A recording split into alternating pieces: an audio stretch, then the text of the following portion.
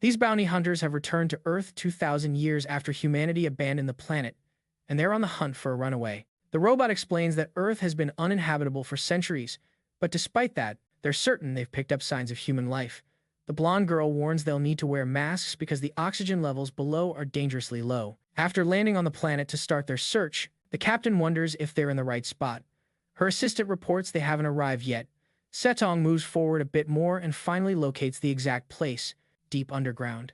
Channeling energy through her device, she creates a huge hole in the ground, revealing a surprisingly deep tunnel beneath.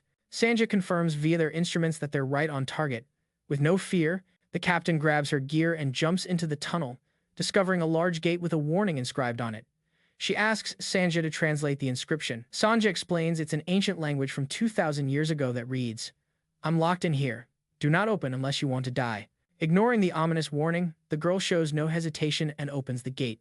As she steps inside, they're all stunned to see Carib, a leafy Pokemon, sitting atop a structure. Curious, she approaches for a closer look and pokes him right on the tip of his nose. The moment she touches him, she feels a strange sensation. Then suddenly, he wakes from his long slumber, releasing a massive surge of energy. She tries to contain the power, but her strength isn't enough. The energy explodes with such force, it fills the entire cave and spreads outward, reaching all the way to their ship orbiting in space. The blast is so intense, it almost destroys their vessel. The captain is thrown backward by the shockwave, unsure if her partner Robert is okay. The leafy man stands up and approaches her, demanding to know who dared wake him, but she remains silent. He declares his intent to kill them all.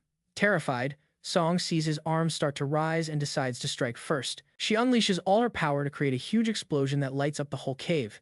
Her energy is completely drained after that effort, but unfortunately for her, the man steps through the smoke with no scratch on him. He tells her it's his turn and starts to float, surrounded by an incredible purple aura. It's clear she's about to find out what dying feels like. Shaking with fear, she falls backward, only to be stunned when the man suddenly collapses and faints.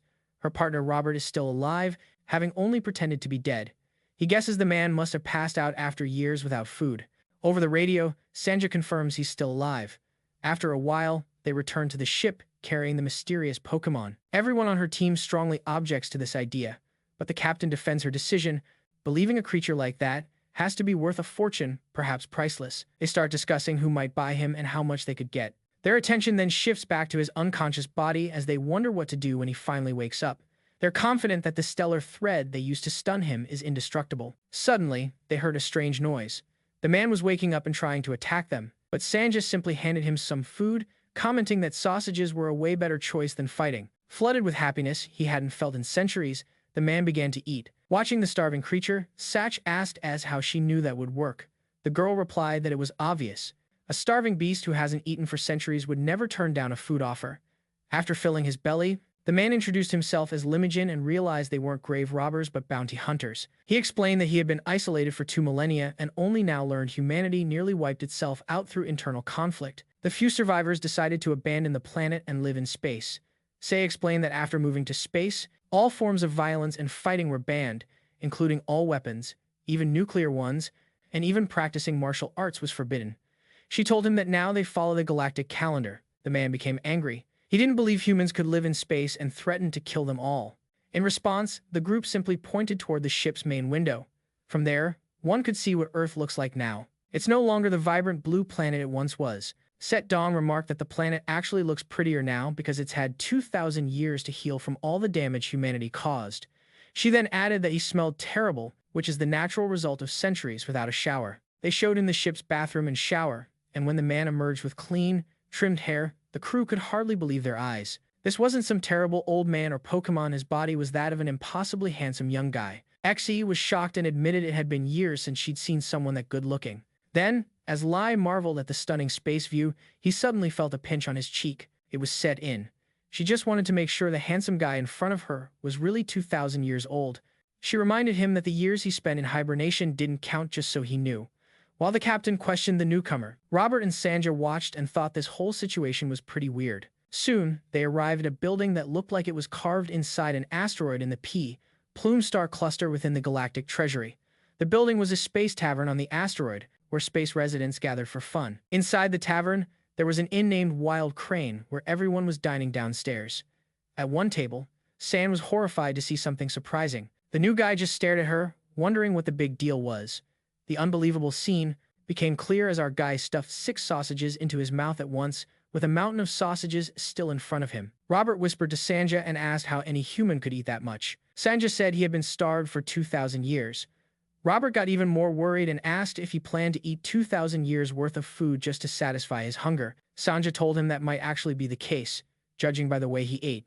A little later, our guy polished off his plate and kept staring at the bounty hunters, probably hoping they'd order more. Meanwhile, the innkeeper at Crane Wild King 18 was chatting with Sax Trong, clearly intrigued by her request. He asked her to confirm if she was really looking for a broker. Sax Trong affirmed, adding that this broker needed to be wealthy and tough since what she was selling was extremely expensive and valuable. The innkeeper joked, asking just how pricey that item must be to make someone as calm as the fiery demoness go absolutely bonkers. Sax Trong replied, asking what the full set of 2,000-year-old martial arts manuscripts would be worth if they were all originals and rank S. Her words made Wang Jingjiao alert. He squinted, paused his smoking, and listened intently to what she was saying. He inhaled again, exhaled a cloud of smoke, all while considering the question she posed. After a while, Wang sat alone once the captain left the meeting. One nearby guard asked Wang if what she said could possibly be true, mentioning that original, rank S manuscripts from 2,000 years ago had to be priceless. Wang just kept puffing on his cigarette, telling him all those manuscripts were worth an infinite credit. The guard double-checked, making sure he heard correctly since he was certain such manuscripts could fetch a fortune. The innkeeper reiterated, telling him again that all those manuscripts were priceless beyond credit. He explained that if something like that existed, a single book alone could buy an entire planet. Moreover, he wondered how a mid-tier bounty hunter like the fiery demoness could claim she'd found a whole stash, meaning they must be fake. He told the guard to forget his wild dreams and shooed them away. Meanwhile, Sax Trong returned to the table and asked where Sanja had disappeared to all of a sudden. Robert told her she went to grab some extra supplies and asked how her talk with the innkeeper went. Sax Trong's eyes brightened as she said their conversation went really well, adding that Wang Shu would reach out as soon as he found a buyer. Her attention was quickly drawn to something right in front of them. A guy was lounging back in a chair with a dozen empty plates scattered around, looking like he'd devoured all the food. The captain asked Robert if it was possible he ate all that, hoping her eyes were deceiving her. Robert just said they were lucky he had just stopped eating. The captain put her hands to her head, regretting not acting differently if it weren't for the money they could make from this. Suddenly, the tavern door burst open. The noise grabbed everyone's attention in the tavern. They turned around to see who the new guests were. A few well-dressed men walked in, looking like troublemakers. Sang was on guard because she seemed to recognize them. She identified these stern men as members of a group called the Heavenly Demon Sect. How odd. Demon and Heavenly in the same name. The captain of the squad who just entered started scanning the tavern, clearly searching for someone. He examined the profiles of the people inside through a futuristic lens. Meanwhile, Sax Trong confirmed that the man scanning the place was none other than the captain of the Crimson Wolf squad from the Heavenly Demon Sect, named Sanjin Wei. Robert confirms it and mentions that the Red Wolf squad is the Mafia's inspection team. He asks why they're here, and Suri tells him they're specialized in surveillance, so they're probably chasing someone. She whispers to him not to look into their eyes to avoid provoking them. Our guy overhears their talk and asks if they just mentioned the Mafia. Sri turns back toward him, puzzled why he's interested in this sect. The newcomer, with crumbs still around his mouth, asks if they're talking about the Heavenly Demon Sect and seems to recognize them. The squad leader questions how he could know about the Heavenly Demon Sect after sleeping for thousands of years. She realizes that the Heavenly Demon Sect also existed in his timeline. Our guy looks at her in surprise and asks why everyone doesn't run away when the Heavenly Demon Sect shows up. He tells them that if they really are part of the sect, everyone should be freaking out and running away. After thinking it over, he asks why they wouldn't. She explains the Heavenly Demon Sect has its own quirks, but they're proud to be the legitimate sect and the top faith cultivators in the universe because they truly are the best. The newcomer looks at her in amazement. He wonders how the words mafia and legitimate can be used in the same sentence. Suddenly, he thinks his dream, which always felt empty and distant, seems like it's actually coming true. Meanwhile, Sanji notices someone unusual as he scans the crowd and stops to double-check. A couple sitting near him turns around, wondering why he's staring at them. But his real target is another man quietly sitting alone with his head down on the table. Sanjin approaches the man and orders him to lift his head so he can see his face. When the man looks up, the system reads his internal energy at 52.7 degrees Celsius. It also shows the martial arts he knows and indicates he's wanted for robbery and second-degree assault. Sanjin tells the man today's his lucky day because he's not their target.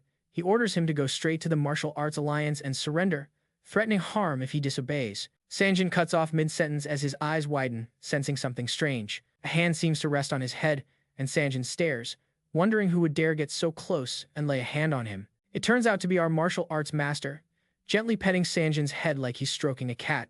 Our guy comments that he looks impressive, still patting him like he's a kid. The master tells Sanjin that his once unbelievable dream now seems to be coming true. Meanwhile, everyone at the tavern goes silent and stares at him because no one has ever had the guts to approach a mafia member like that. A few card players also pause, realizing that nothing but trouble could come from an encounter like this.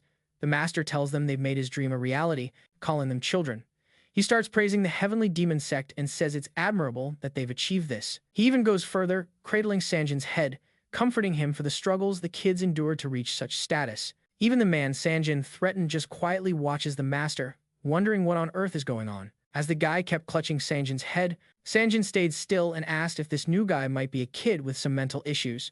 Robert tried to calm Sanjin down, explaining that technically, their friend wasn't crazy, just totally lacking social skills. Sanjin called the martial artist a kid and told him he should be grateful. Today was his lucky day while trying to pry his hand off his head. He warned him that if he sensed even the slightest martial energy from his body, he'd tear him to shreds. Sanjin tried tugging the guy's hand off him but realized it was tougher than expected and started struggling. He was shocked that no matter how much strength he used, he just couldn't get that kid's hand off. Robert wondered why the leader of the Crimson Wolf squad looked like he was about to roar and asked if something was up, but she said she wasn't sure. Sanjin pushed harder to remove the new guy's hand, unleashing more strength from his martial arts techniques, but still couldn't succeed. So, he started cursing. Deciding to use his internal energy, the system triggered something called Blood Wolf technique at full power. Sanjin's eyes turned pure white as he fully shifted into another state. He unleashed a massive burst of power, flinging the new guy away and yelling at him to stop causing trouble. The energy he released was so intense it engulfed the entire inn, knocking over several tables. Onlookers watched in horror, realizing something big was about to go down. Many kept observing, eager to see what would happen next. Some of his henchmen stood behind him, mouths wide open. The martial artist quickly regrouped with his friends, creating about a 1-meter gap between himself and Sanjin, the guy who almost wrecked the whole building. Sanjin started calming down, noticing his enemy was unharmed and realizing just how much damage he'd caused to the inn. Say told Robert it seemed like the Crimson Wolf squad leader hadn't been in good shape lately, which could explain why he couldn't pry off the new guy's hand. Meanwhile, our guy just stood there, staring blankly at Sanjin. The Crimson Wolf leader began scanning the new guy and asked who he was. He wondered how this guy wasn't affected at all by such a massive energy release when he planned to kill him instantly. Further scanning revealed no records of any internal energy or martial arts from the new guy, and they discovered he wasn't in any database. Sanjin wondered how a purely natural person with zero internal energy could still be alive. While he was pondering, our guy cut in, telling Sanjin that the Blood Wolf demon technique he just used was actually one of the lower-tier body cultivation arts of the Heavenly Demon School, but he praised the sect for managing to pass it down. He told the Crimson Wolf leader that the only problem was his internal energy and chi weren't in harmony, suggesting there might be a flaw in his training method. Our guy decided to reassure him by saying today was his lucky day because he met him and could help fix it. It was a once-in-a-thousand-year opportunity. Sanjin got even more frustrated at this and called him crazy. He summoned a liquid like fire and tried to kill the martial artist right on the spot. Sanjin only grew more irritated by the guy's words and called him crazy. He summoned a stream of flame that looked like liquid fire and tried to take out the martial artist on the spot. He called forth a blazing hand, naming it the first awakening of the Red Dragon Demon Claw. Quickly, he attacked our guy with the Demon Claw, but the guy just leaned back, dodging it without moving from his spot. Behind the martial artist, a firestorm erupted, destroying the inn and causing everyone to panic and scatter. Sanjin's rage kept building as he unleashed another power called Red Wolf Explosion. But our guy dodged that move too, hands still casually tucked in his pockets. The Red Wolf team captain's frustration hit a new level as he started summoning multiple powers at once, activating both the third Red Wolf Shock and Red Wolf Demon Claw simultaneously. Yet the martial artist dodged them all like a child playing tag. Veins bulged on Sanjin's forehead as he gathered all his strength and cunning to try and take down this newcomer. He even transformed one hand into devilish claws, wrapping himself in a whirl of demonic flames, determined to end this guy. Meanwhile, our guy just kept watching Sanjin's fiery display with cool detachment. He judged that Sanjin had plenty of internal energy and precise techniques, observing every furious move as the guy tried to kill him. After a while, he decided something was off about how Sanjin was fighting. Giving it his all, Sanjin's eyes turned bloodshot as he unleashed every attack he knew. Suddenly, our guy got mad and slammed his hand down on Sanjin's head, telling him that was enough. The impact pressed Sanjin's head like a gummy candy, apparently distorting his brain and skull. When Sanjin crashed through the floor, Our guy remarked how crude his martial skills were. A massive crater formed where Sanjin's head hit, looking like a meteor had smashed into the stone floor, cracking it apart. The rest of the team stood in shock, mouths wide open as their leader lay crushed. The ins onlookers were even more amazed, eyes wide in disbelief at the strange turn of events. Seong and Robert were equally stunned. This was the first time they'd seen such high-ranking Tiamat sect members get taken down. Sanjin lay motionless, his head resting comfortably in the crater he'd made with the impact. Our guy stood before him, hands still in his pockets, telling him that he learned those skills like a parrot, just mindless imitation. He explained true martial arts aren't about copying moves but transforming and making them your own. After the lesson, he told Sanjin to get up and try fighting him again if he truly understood. Sanjin stayed silent in the hole, probably needing brain surgery, and the furious martial arts master ordered him to stand.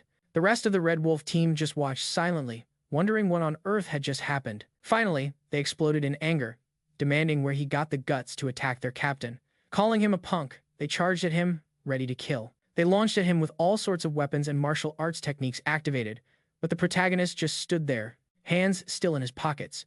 After a while, we arrived at the Tiamat sect's 32nd district. Every member of the demon sect who was at the bar ended up injured and still lingered inside the tavern, each bearing a handprint pressed firmly into their skulls. The regional commander watched the screen in disbelief, as if he couldn't believe his own eyes. Meanwhile, a limping robot named Sanjin appeared unconscious, struggling to open his eyes to confirm if he was still alive. He seemed to be bleeding from his nose and mouth and had lost several teeth. Sanjin and the others were lifted onto stretchers, while other members of the Celestial Demon sect patrolled nearby to keep onlookers away from the crime scene. Commander Dung Rot continued to monitor the baffling situation, commenting that it was truly unbelievable. A senior elder from Jo Chun district told him it was lucky they only suffered serious bruises and their lives weren't in danger. He wondered what the elder meant by lucky when all he saw were men beaten so badly they looked like they needed surgery. He mentioned the worst part was that they were attacked by an unknown stranger as he glanced at the photo of the newcomer. The guy looked pretty innocent in the picture, but they had no idea he carried the knowledge and power of 2,000 years. Jiang asked Do if their Scarlet Wolf squad really got beaten that badly by a stranger. He asked if this stranger was truly not registered in the Martial Arts Alliance database. Do said no, but his accomplices were. Joe explained they were a group of bounty hunters known as the YRS Demons. He said they mainly clean up B-level and lower material criminals. He told Jiang their leader was someone named Song, the Blazing Fire Demoness. Meanwhile, on the YRS Demon's spaceship, the newcomer humbly sat at a table wearing a napkin around his neck, knife and fork in hand, waiting for his food. He sat across from Sa Yong and Robert, who only stared at him, trying to decide what to say or ask. At the Celestial Demon base, they wanted to know more about Sa Yong, the Blazing Fire Demoness. Jay told him she was a fairly famous bounty hunter operating between the righteous and the dark worlds. He said they had left the Wild Crane Inn after the incident, but mentioned they could track them down. He asked the commander if they should send a team to pursue them. Commander An told him not to bother and said he would personally handle the situation. Joe looked at him blankly, wondering what he meant. The commander bowed and withdrew, leaving him to ponder what his next move would be. The commander pressed a nearby button and decided to call an ally. The system began initiating a call to someone on a large screen after the button was pressed. The commander patiently waited for the call to connect. Soon, a man who looked like a monk named Kim Seum Bom, leader of a group called Greenwood Corporation, appeared on the screen, smiling at him. Kim greeted him, saying it had been a while since they last met. He asked the commander if he had any requests. The commander frowned but said nothing for a moment. Meanwhile, Sachin gazed at the stars through the spaceship window, trying to clear his mind. At the Celestial Demon's 32nd district, the commander seemed to have finished relaying the message to Kim. He asked if the commander wanted Greenwood Corporation to handle the matter. Elsewhere in space, the YRS Demon's spaceship sped through the cosmos. Inside, our guy started feeling tired from waiting for food that didn't seem to be coming. In front of him, Song and Robert just stared without saying a word. They kept watching as S grilled the sausage, still not speaking. Robert whispered to the captain, asking if she was as scared as he was right now. Setong looked at him with a frustrated expression and asked what he was talking about. He reminded her that she had seen it with her own eyes. He told her that Sanjin and the Red Wolf squad were all A-rank fighters, and he had taken them down with just one punch. Clearly, his single punch had landed on all of Sanjin's subordinates, sending them flying backward. Teeth went flying everywhere. Robert recalled seeing them fly away like bugs, and remembered one guy crashing into a pillar. Se-song just stared at him silently. Then she said she could take those guys down too if she really fought seriously, since they were the lowest rank in their class, even though they were A rank. Robert admitted that on the other hand, he'd only be able to give them a good fight if he risked his life. The audio content was produced by VN. He reminded her that the martial arts master had just brushed them off like flies, seeming to have no trouble at all. After tiring of listening to him, she walked over to our guy. She slammed her hand on the table, and he just stared at her blankly, wondering what was wrong now. She softly told him they needed to talk. He kept staring at her without saying a word. Then, he broke the silence and told her he had to eat before they could talk. Sei sat down across from him, crossed her arms, insisting they talk first. She spoke sharply to him, asking what his name was. Robert quickly interrupted and suggested she use polite forms to address him, but she just asked if he was deaf and repeated, "What is your name?" Sanja then came in with a big plate of freshly grilled sausages, catching our guy's attention. The captain told him not to think about eating until they finished talking and asked him to tell her his name. He just glared at her without saying a word. Robert tried to ease the tension and whispered to the captain that people usually say not to disturb a dog while it's eating, so he suggested they let him eat first, but the captain didn't seem to agree. He told them his name was Lee Mokazin. The captain asked him about his identity and past job to understand how he managed to do everything he did. He just looked at her blankly, say nothing, still holding his fork and knife. She kept staring at him, waiting for an answer, and it seemed like they had started a staring contest. Finally, he broke the silence and told her he was a celestial demon. Not just a celestial demon, but the supreme celestial demon. The captain repeated what he had just said and wondered if he really had just called himself the supreme celestial demon. She wondered what nonsense Lai was talking about and asked if they had fed him bad sausage that made him hear crazy things. Suddenly, the spaceship's alarm bells started blaring and the warning lights flashed on. Everyone became alert, wondering what was going on. Nearby, another spaceship announced it had detected its target. Sanja quickly went to the system and explained that someone nearby was aiming at them. Sei stood up to check, saying she knew the celestial demon sect would chase them and wouldn't leave them alone after Lai defeated the Red Wolf squad. She shouted in frustration, realizing they were in big trouble. Sanja continued monitoring everything on the system and told her it wasn't the celestial demon sect. A massive ship with a skull painted across its side appears, and Sanja tells them the group targeting them as Greenwood. Meanwhile, outside the ship, several Greenwood vessels are seen surrounding the S-Devil's ship. From inside one of those ships, Kim is informed that the S-Devil's ship has been verified as their target, the one they were paid to handle. Kim, leader of the Galaxy sector within Greenwood's 72 strongholds, also known as Black Tiger New Moon, watches silently without saying a word. Greenwood's military captain asks if they should proceed with firing EMP restraint rounds. Kim asks the captain if they've confirmed these people are bounty hunters. The captain replies affirmatively, explaining that they've uncovered that the group mainly operates on the outskirts of the galaxy, led by someone called the Blazing Demoness Buckin. The Black Tiger contemplates why the Heavenly Demon sect would bother with such a small group and senses something shady is going on. He recalls a conversation with Y where Y offered him the job to handle this problem. He fondly remembers accepting the bounty, asking Y about the terms for completion and what to do after capturing the targets. Unlike what he expected, Yang told him not to capture them but to erase them completely. Kim's eyes widen in horror, and he clarifies by asking if Yang really wanted them dead. At this moment, Black Tiger notes this situation feels off and suspects something's up. He points out that the Heavenly Demon sect is far more efficient at killing than they are, and he believes there must be a reason they were specifically assigned this mission. The captain listens intently to his reasoning, visibly surprised as well. Kim hesitates briefly, pondering what to do next. He says there's definitely a trap set for them inside the S-Devil's ship. Inside the S-Devil's ship, Buckin looks outside and sees the fleet surrounding them. She says Greenwood's group are just thieves, probably here to rob them. But Robert tells her he doubts that. He explains there's no way the group brought a whole fleet just to rob poor slobs like them. They wouldn't get much profit out of it. Buckin frowns as he calls them poor slobs and says she gets it, but it all sounds weird. She tells Robert it doesn't matter anyway and calls Greenwood's group a bunch of dirty thieves.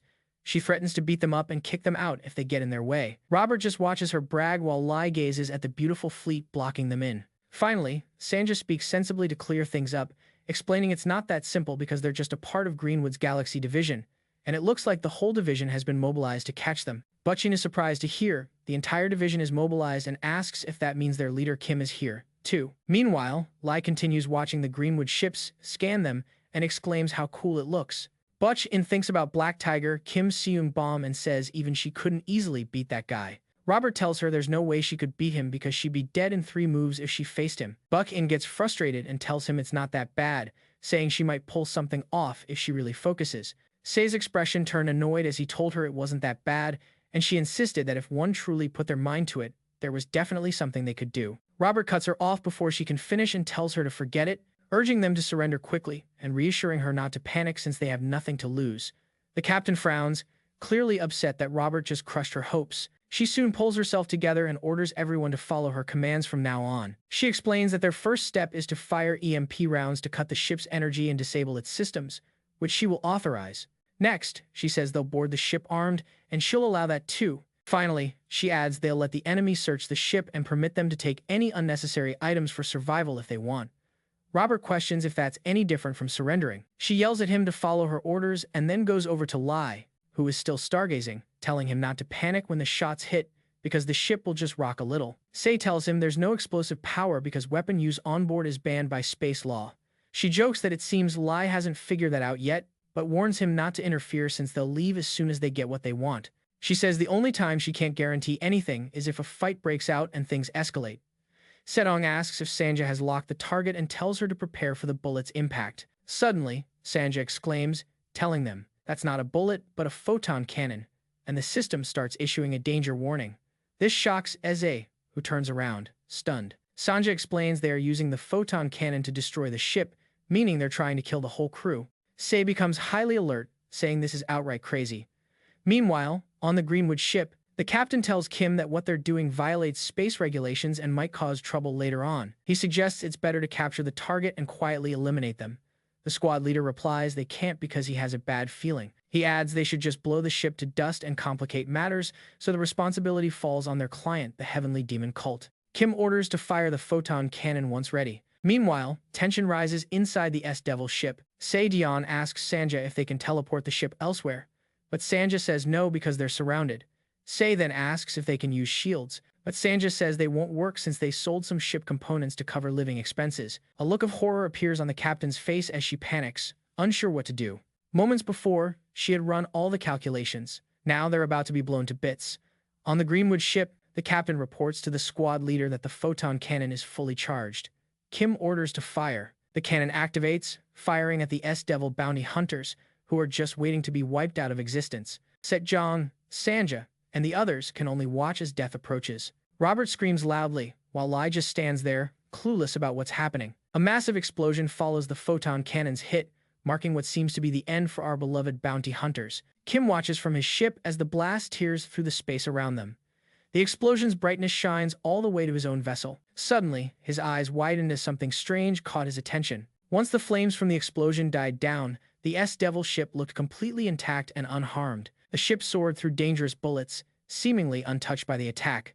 Ahead of the SD ship, a larger circular vessel appeared, seemingly hit by the photon cannon's blast.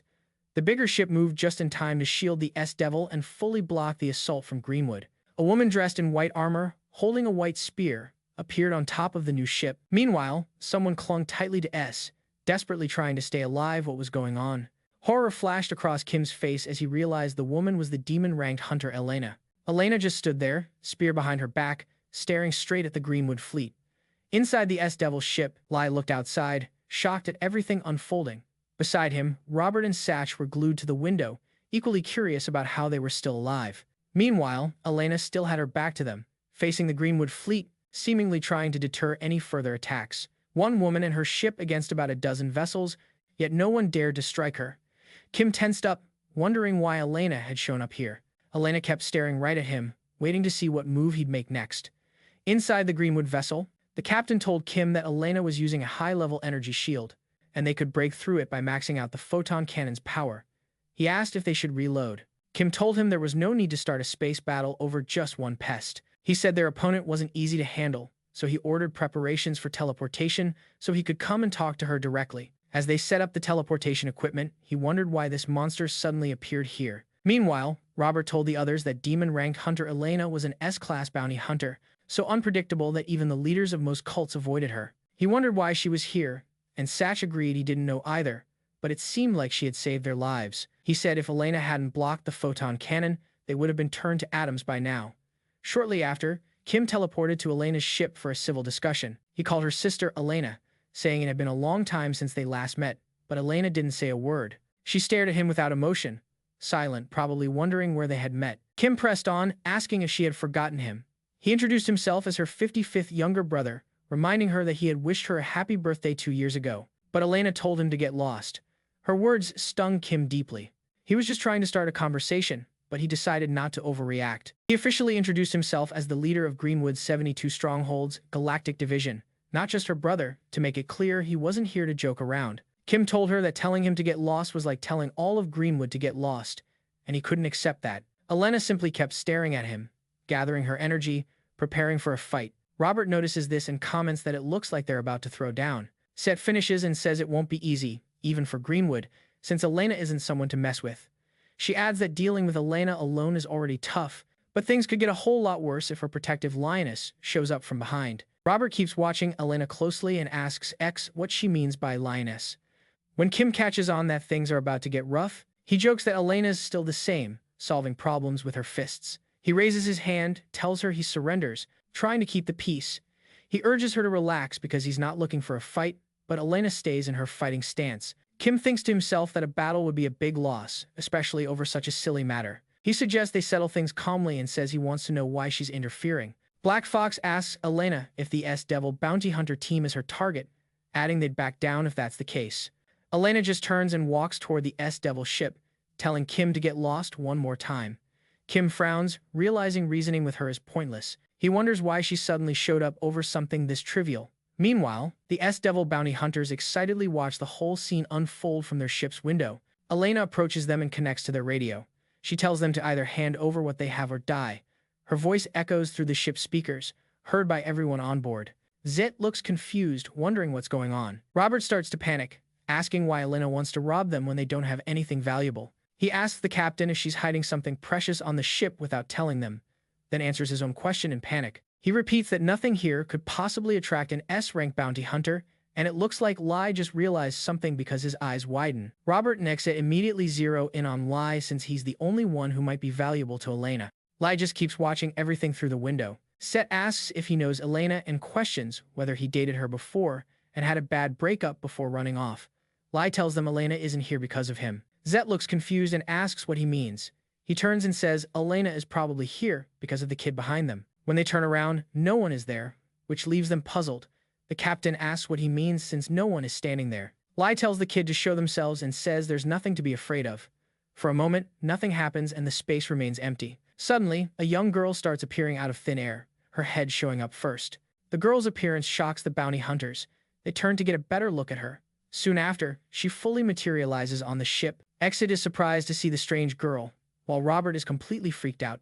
The girl just stares at them without saying a word. Set becomes cautious and grabs Lai, asking him what's going on with the girl and where she came from. Lai tells them the girl started following them from the inn.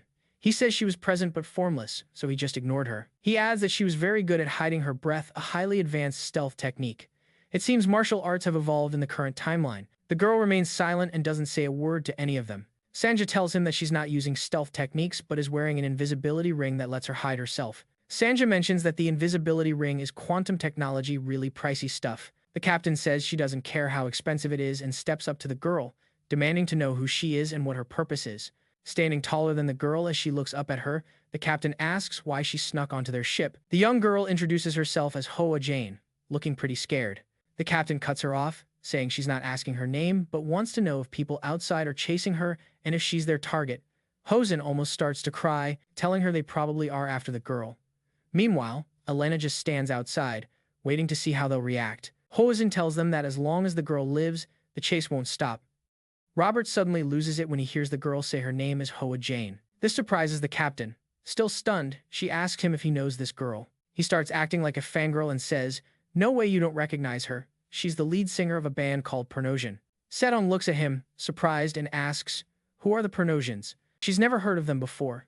Turns out, they're not as famous as Robert thought. He exclaims that Pernosian is the hottest rookie idol duo in the galaxy and tries to remind her of a song called Dynamite Dudato. The song sounds weird, so it's no surprise the captain doesn't know it. Robert explains she's the lead singer of the idol group that made that hit song famous. He reminds the captain he plays that song all the time and she always dances along. Quickly Googling her to confirm, he sees that she really is his idol and comments that she's even more beautiful in person. I wonder if there's some kind of space law to lock Robert up right now. He looks at a beautiful photo of Hoa Jane on his phone and says, "She's from a place called Flower Mountain, which is where I'm from too." He starts listing her profile like a quirky fan. She's 1.66 meters tall, weighs 47.4 kilograms, has blood type AB, EFSP, and is allergic to cats. Elena gets impatient and tells them over the radio that this is the final warning. They have 10 minutes to hand over the person with them. Elena repeats that they can either turn her in or she'll kill them all. Her voice grabs everyone's attention. They drop everything, realizing they literally have guns pointed at them. Robert asks the girl, Ho Jane, what he should call her. He wonders why these people are after her, and looks like he might cry because they're about to take away his idol. Setong goes silent, realizing the tough decision they face. She tells Robert it doesn't matter because they'll have to hand the girl over anyway. Setong says to the girl that she should know she's an uninvited guest, with nothing to do with them since she snuck onto their ship. The captain hesitates but tells her she needs to leave to avoid causing trouble. Robert blurts out against what the captain says, clearly disagreeing with handing the girl over. Setong turns her back to him and firmly states she's made the decision as the ship's captain. Hoa Jane quietly watches her, realizing she's about to be handed over to captors. As they lock Hoa Jane in the launch bay, Robert tells the captain that he doesn't think what they're doing is right, especially since this girl is Pernotion's lead singer. Seitrong tells him they can't protect the girl because they're barely handling Greenwood as it is, not to mention fighting against an 8-foot demon, Elena. She tells him that even if they hold their ground, the girl's fate won't change, but their own fate definitely will, since all of them are going to die. Reluctantly but firmly, she presses the red button to open the ship's door. She admits to Robert that she's just as heartbroken about this decision but sees no other choice. Hosen just stands there, waiting for her fate, while the system announces the door is unlocked and starts opening the gate. Hosen braces herself mentally for what's coming next. Suddenly, a hand lands on her shoulder out of nowhere. Surprised, she turns to her right and sees Lai standing beside her. As usual, he has that weird look on his face like he's seen something totally crazy. He glances at her and reminds her that he told her not to worry. She just stares at him in shock, amazed that he'd follow her outside, especially with a monster waiting out there. Seitrong looks through the window and sees Lai along with Hoa Jane, and she freaks out, wondering how and when he got in.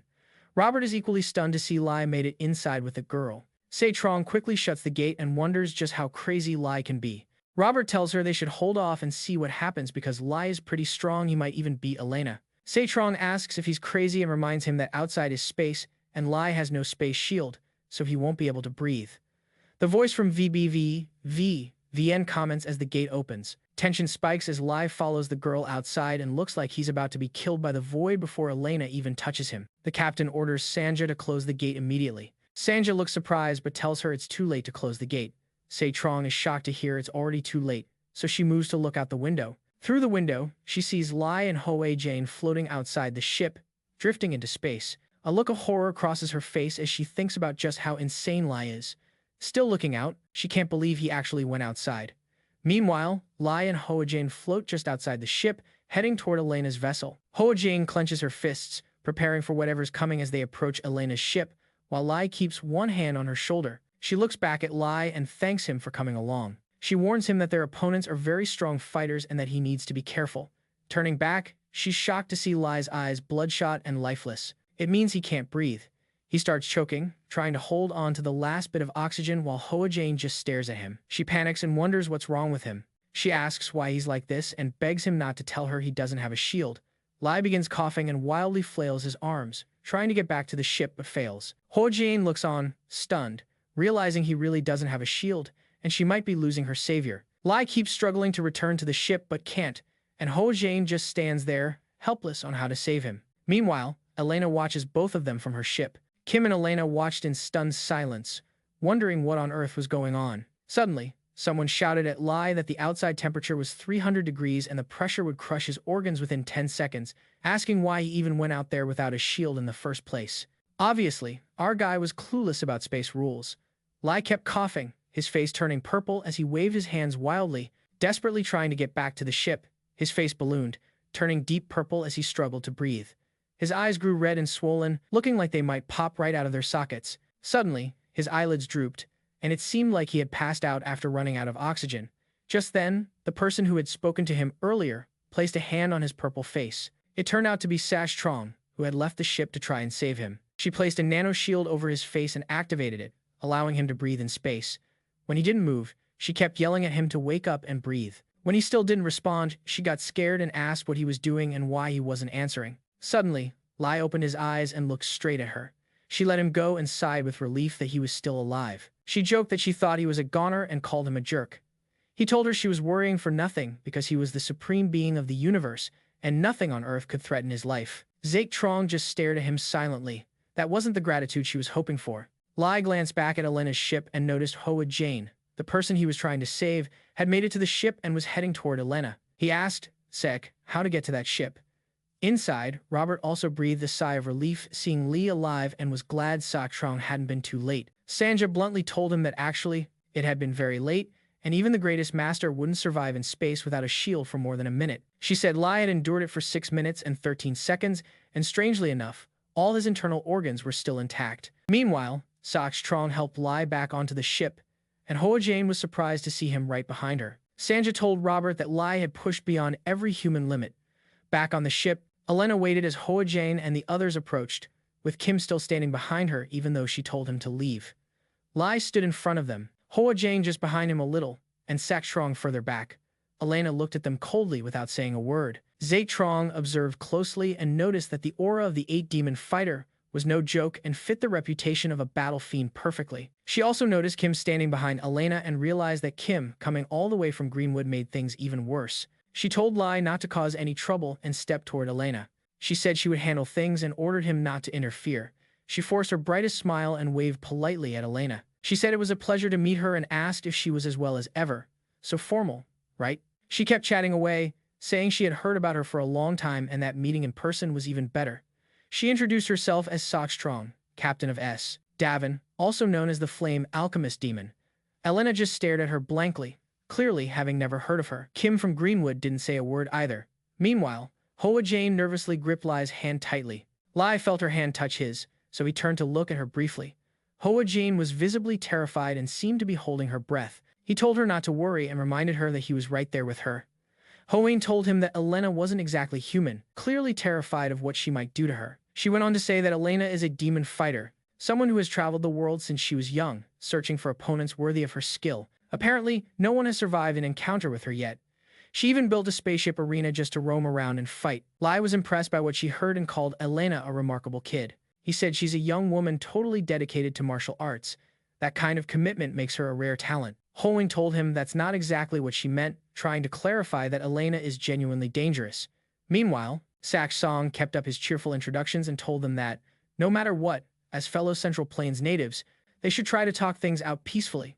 Suddenly, Elena unleashed a deadly blast toward her, saying she speaks through her sword. The force was so powerful it swept across Sak Song's position all the way to the back of the ship, causing a massive explosion. Elena seemed to have thrown her spear at Sak Song to knock her out of the way, because she had no time for idle chatter. Her eyes glowed bright blue as she waited for the smoke to clear, looking for Sak Song's lifeless body. She held her stance, still waiting for the thick smoke from the huge blast to fade. The smoke didn't clear for a full minute because that move wasn't just a threat, it was designed to kill whoever it hit. Suddenly, Sak Song landed on the ground, apparently fast and smart enough to avoid blocking the energy blast. Hoin wondered what she was thinking, especially after she invited them to talk things over. She asked why Elena would recklessly swing her weapon like that. Kim observed everything from behind, quietly thinking that Sak Song wasn't bad herself, because even though the attack wasn't full power, it was still not an easy move to dodge. Sak Song just glared at her, waiting for an explanation.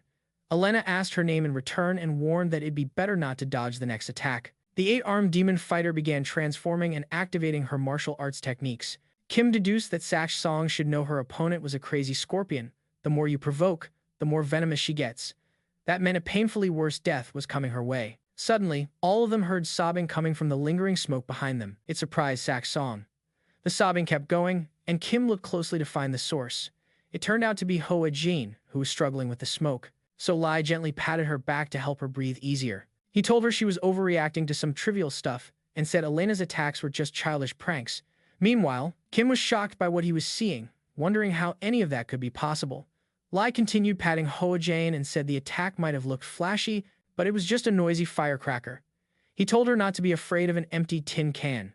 Kim figured Lai must have been blocking the attack considering his position and wondered how he was completely fine. While Elena kept boosting her power, Lai just helped Hoa Jane regulate her breathing and totally ignored the battle going on right in front of him. Elena stared daggers at them, continuing to ramp up her internal energy. She suddenly leveled up, and dazzling pink lightning bolts started crackling from her body. Our hero just ignored her and focused on helping Hoa Jin stop hiccuping.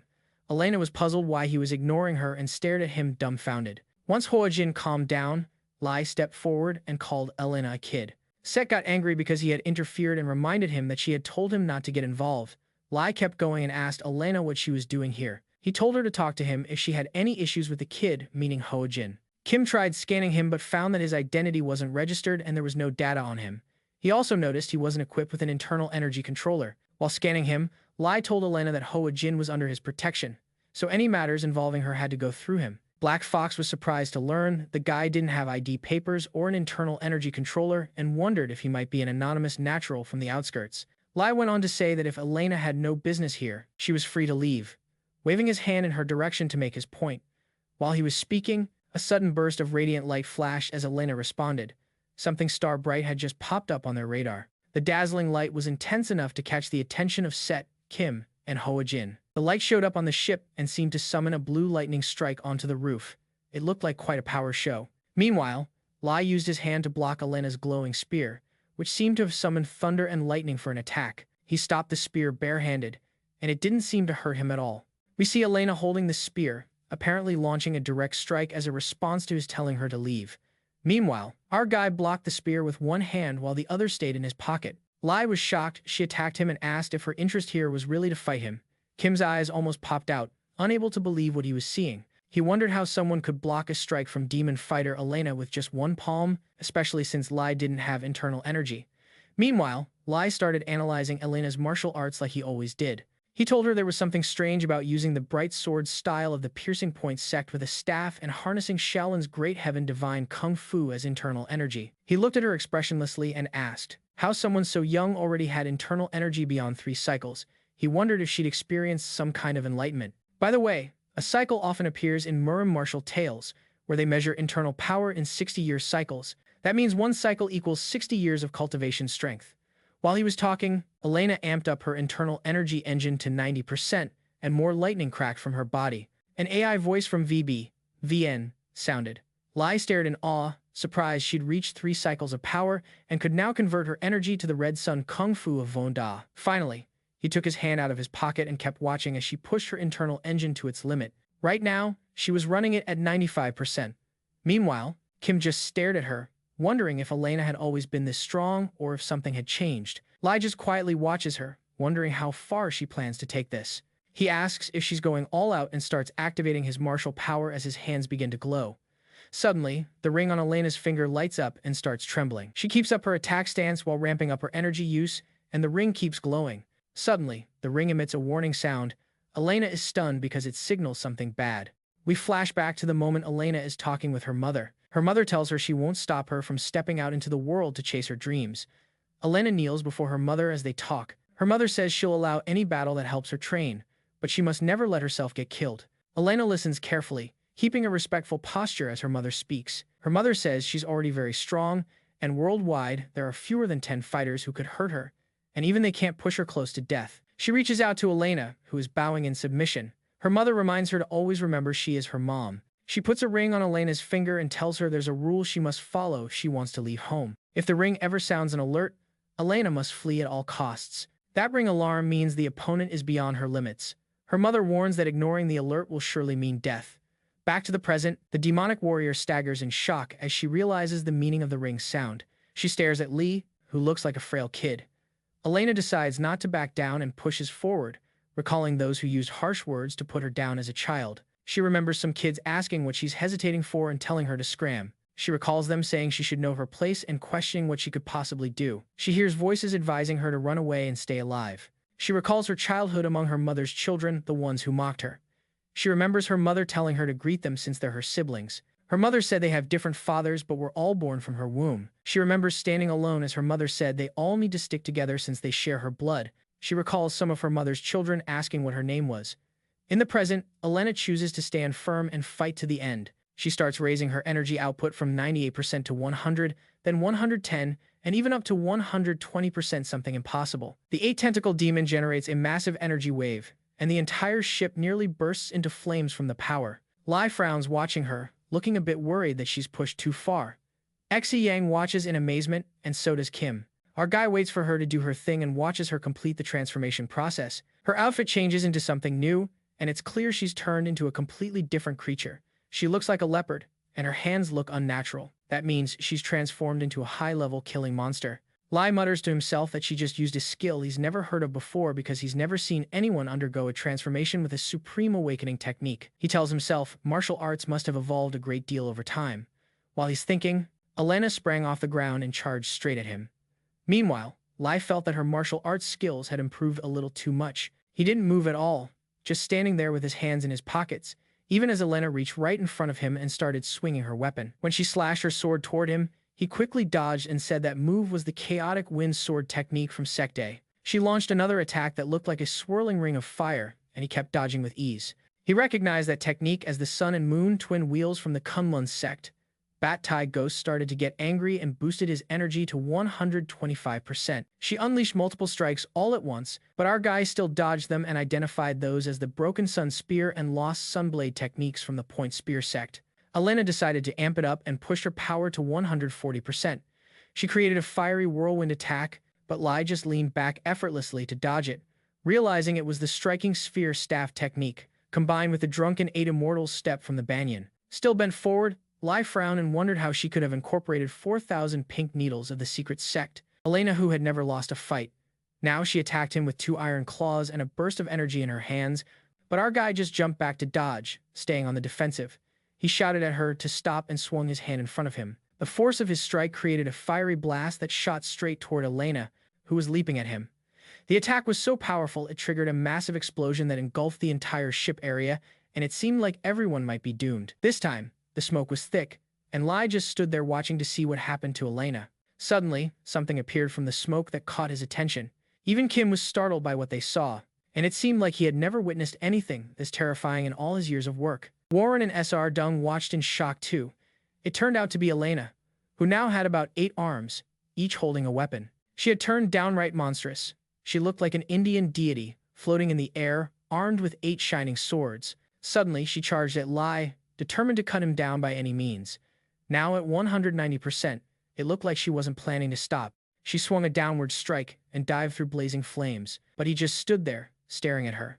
She charged forward with fierce determination, her metal armor covering almost her entire body, making her look less and less human. Lai glanced up and frowned, thinking she'd gone way too far. Hoping she would stop, Elena did the opposite and kept rushing at him full speed. He thought her talent was admirable, but she had crossed the boundaries of righteousness. As she kept charging at him, Lai reasoned that her awakening had revealed her wounds and desires. That meant she was being consumed by herself. He continued watching her approach, believing she carried a heavy burden within. Suddenly, Lai generated an explosive energy in his hand and thought that if she went any further, he would have no choice but to kill her to stop her. Meanwhile, Ho Jane stood behind him, watching Elena advance toward them. From our guy's hand, a strange heavenly sword appeared, and he reminded himself that he had promised to protect Hoang. Si Dung and Kim were stunned when they realized Lai was using something called a spirit sword.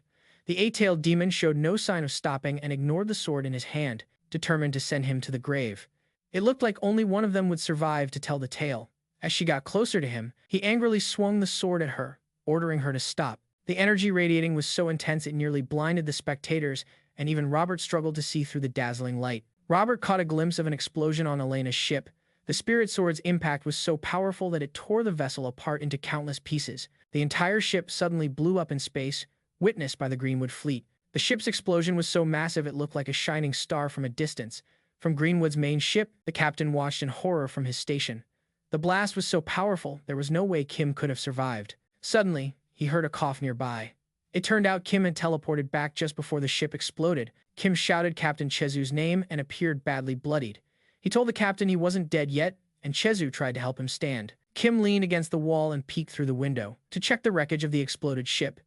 He told Siyu that if he had teleported even 1 second slower, he would have been torn apart. Flames from the ship's explosion were still visible throughout space, with debris scattered all around. Standing on a large piece of Elena's ship, the scholar anxiously asked Lai if he was crazy for risking their lives like that. She asked if anyone would set their own ship on fire out in the middle of the ocean just out of anger and told him he should show some restraint. Lai, mouth bleeding, struggled to say that restraint was not an option. Si Dung quickly rushed over, asking if he was injured after seeing the blood. Kim just looked up and told her he had faced a far greater power than expected. Seo Dong followed his gaze and saw what he was looking at. Floating in space among all the ship debris was Elena's naked body and shattered weapon. The captain asked if she was dead since she was just floating there without moving. Still staring at Elena's drifting body, Kim told her she wasn't dead yet. Suddenly, a mysterious woman appeared and carried Elena's unconscious body away. Lai told her the spirit sword's power couldn't kill the eight-tailed demon because a stronger force had protected her. The stranger looked at Elena with sympathy and covered her naked body. She had an angelic beauty and continued to gaze sorrowfully at Elena's body. Suddenly, a beam of light from a large ship above shone down on them, and the woman lifted the eight-tailed demon up. Sirium instantly recognized the woman as the Western Sky Sword Mother, and Kim realized she was his mother. Apparently, she was the same mother who had given Elena the ring she had refused to notice. The Western Sky Sword Mother carried the body into her ship without saying a word to anyone watching. Lai looked at her in surprise, still holding the spirit sword. Inside the Western Sky Sword Mother's ship, we see a green chemical tank. Inside this liquid, Elena's unconscious body floated, and it seemed like the fluid was helping her wounds heal. Her mother stood in front of the containment tube, staring at her, hoping she would wake up soon. Her mother looked devastated as she kept gazing at Elena inside the containment tube. Soon after, Kim, Seo Dong, Ho, Jane, and Lai appeared behind her, and it seemed like she was ready to listen.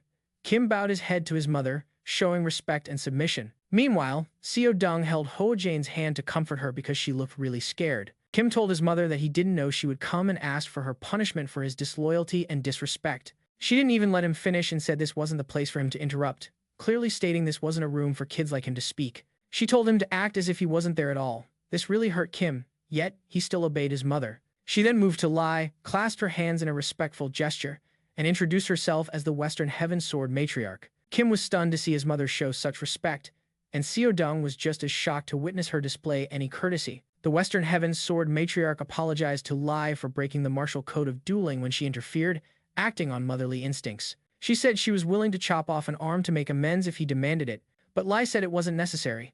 He asked if Elena was her daughter and noticed Elena was inside his senior tube. Dong stepped closer to Lai and whispered that he was speaking very disrespectfully. The Western Heaven Sword Matriarch replied that Elena was indeed her daughter. Lai responded, "Then everything is settled because family matters more than dual codes." Meanwhile, in the room, there were several other containment tubes like Elena's but empty. After checking, he whispered to Li, pleading with him to speak politely with the woman since she was one of the top 5 masters. Then he continued, warning that the Western Heaven Sword Matriarch's temper was so fierce she could snap him in half with just a glare. As she was speaking, something shocking happened and she fell silent. Suddenly, the Western Heaven Sword Matriarch knelt and bowed to Lai, which truly shocked everyone. Outside the ship, several ships from the 72 fortresses of Greenwood waited for Kim. Then, the Western Heaven Sword Matriarch had a private talk with our guy on the roof of her ship. She told him her daughter's consciousness hadn't recovered, so she didn't know the exact reason why the girl attacked their ship or Hoa Jane. She mentioned she only confirmed that Elena had passed through Hoa Mountain before arriving here. So, it was very likely the girl had been commissioned by a client to search for Hoa Jane while at Hoa Mountain. Lai gazed blankly into the space around them without saying a word. She told him she recognized the martial art he just demonstrated, the Demon Mind Tula sword technique, and called him a respected grandmaster. She asked if he had any connection with the Heavenly Demon sect. Lai didn't answer directly, saying he didn't know. He explained that in the past there had been a deep connection, but time had passed, and it was uncertain now. He went on to say that time erodes even the strongest bonds, as if they were made of iron. Meanwhile, Hoa Jane and SR waited nearby in another area of the ship. Our guy continued to say that time also dissolves bonds even more precious than life itself, and Kim was eavesdropping inside the ship. The Western Heaven Sword Matron gazed at him blankly, unsure what to make of him. She thought to herself that he was indeed an extraordinary figure. His energy, internal power, and martial skills were all perfected without a hint of fakery. She wondered how this could be, as such a state could only be achieved at the peak of martial prowess.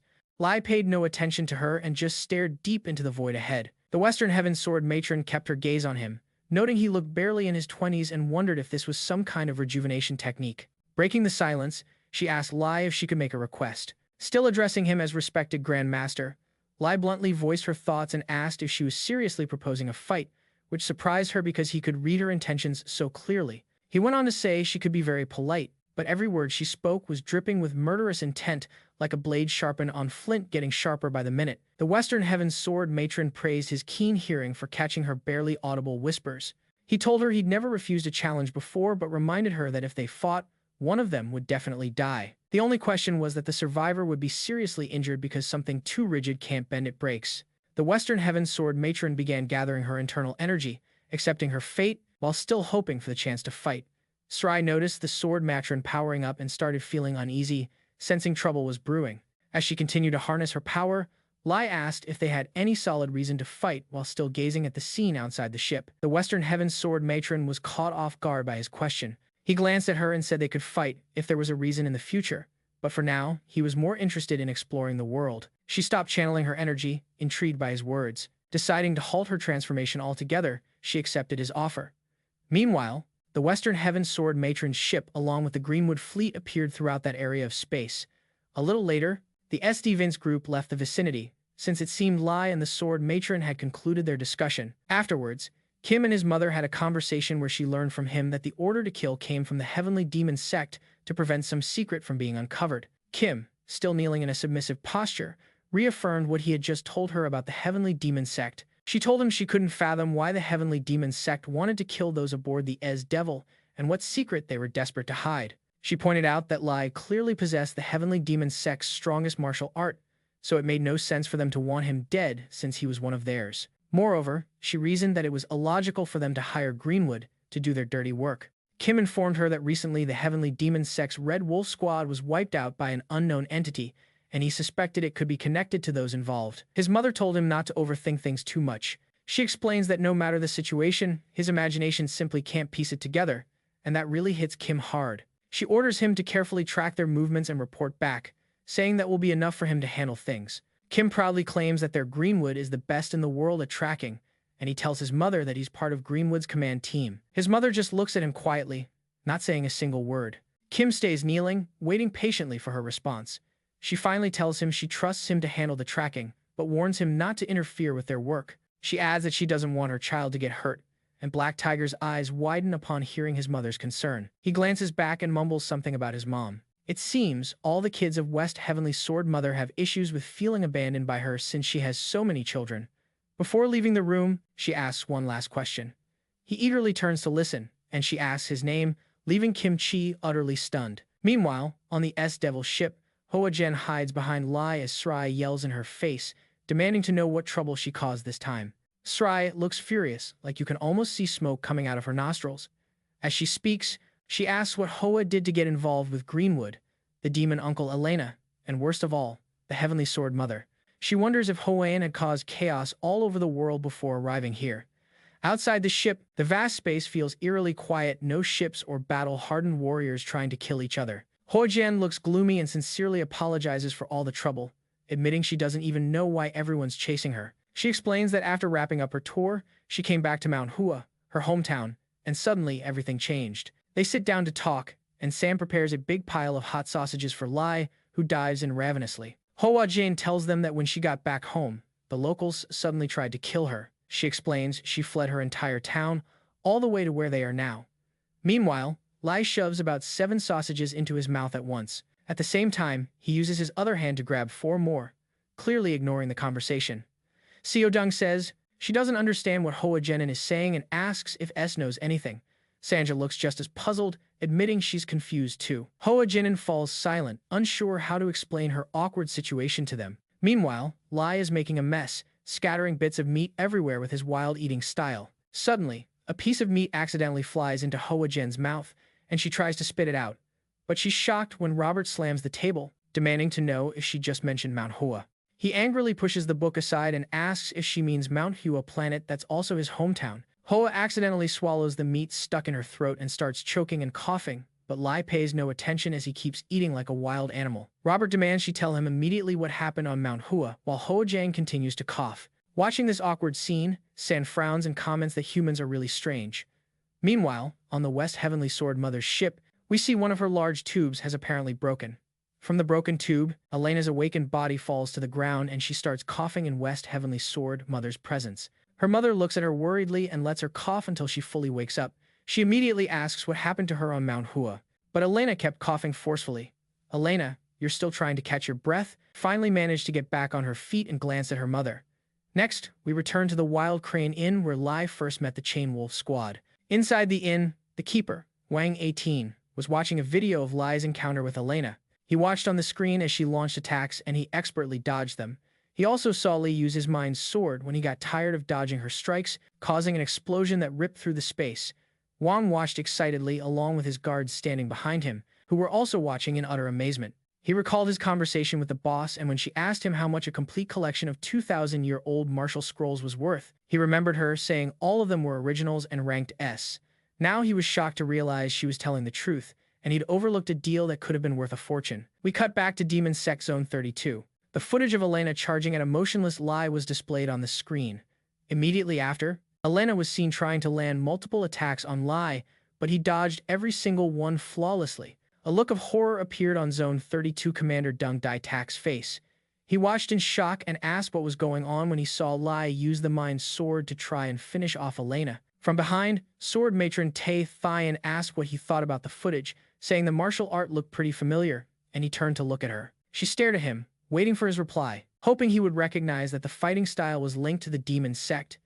Deng admitted that it was a level of martial art he had never seen or heard of before, but he told her he didn't understand what she meant by it being familiar. The sword matron gave him a blank look, wondering if he really had no clue about the newcomer now in their sights. Deng also stared back at her, firmly convinced that the martial art was not familiar at all. The sword matron thought to herself that it seemed he truly did not know the martial art Lai used had ties to their demon sect. She asked him why he decided to hunt down their people, and why he dragged Green into it. The commander told her that it was an internal matter of their sect, and that it wasn't something she should be concerned with, even though she was the sword matron ruling the Tae Thian cosmic region. He frowned seriously and stood by his position, but suddenly, the left side of his neck was sliced.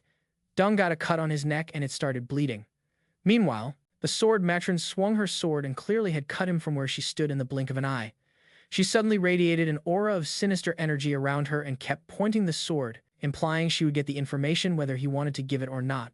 On the other hand, Deng only had a cut through the fabric around his neck and was otherwise unharmed. That meant she could have cut deeper if she wanted to, but chose to spare his life.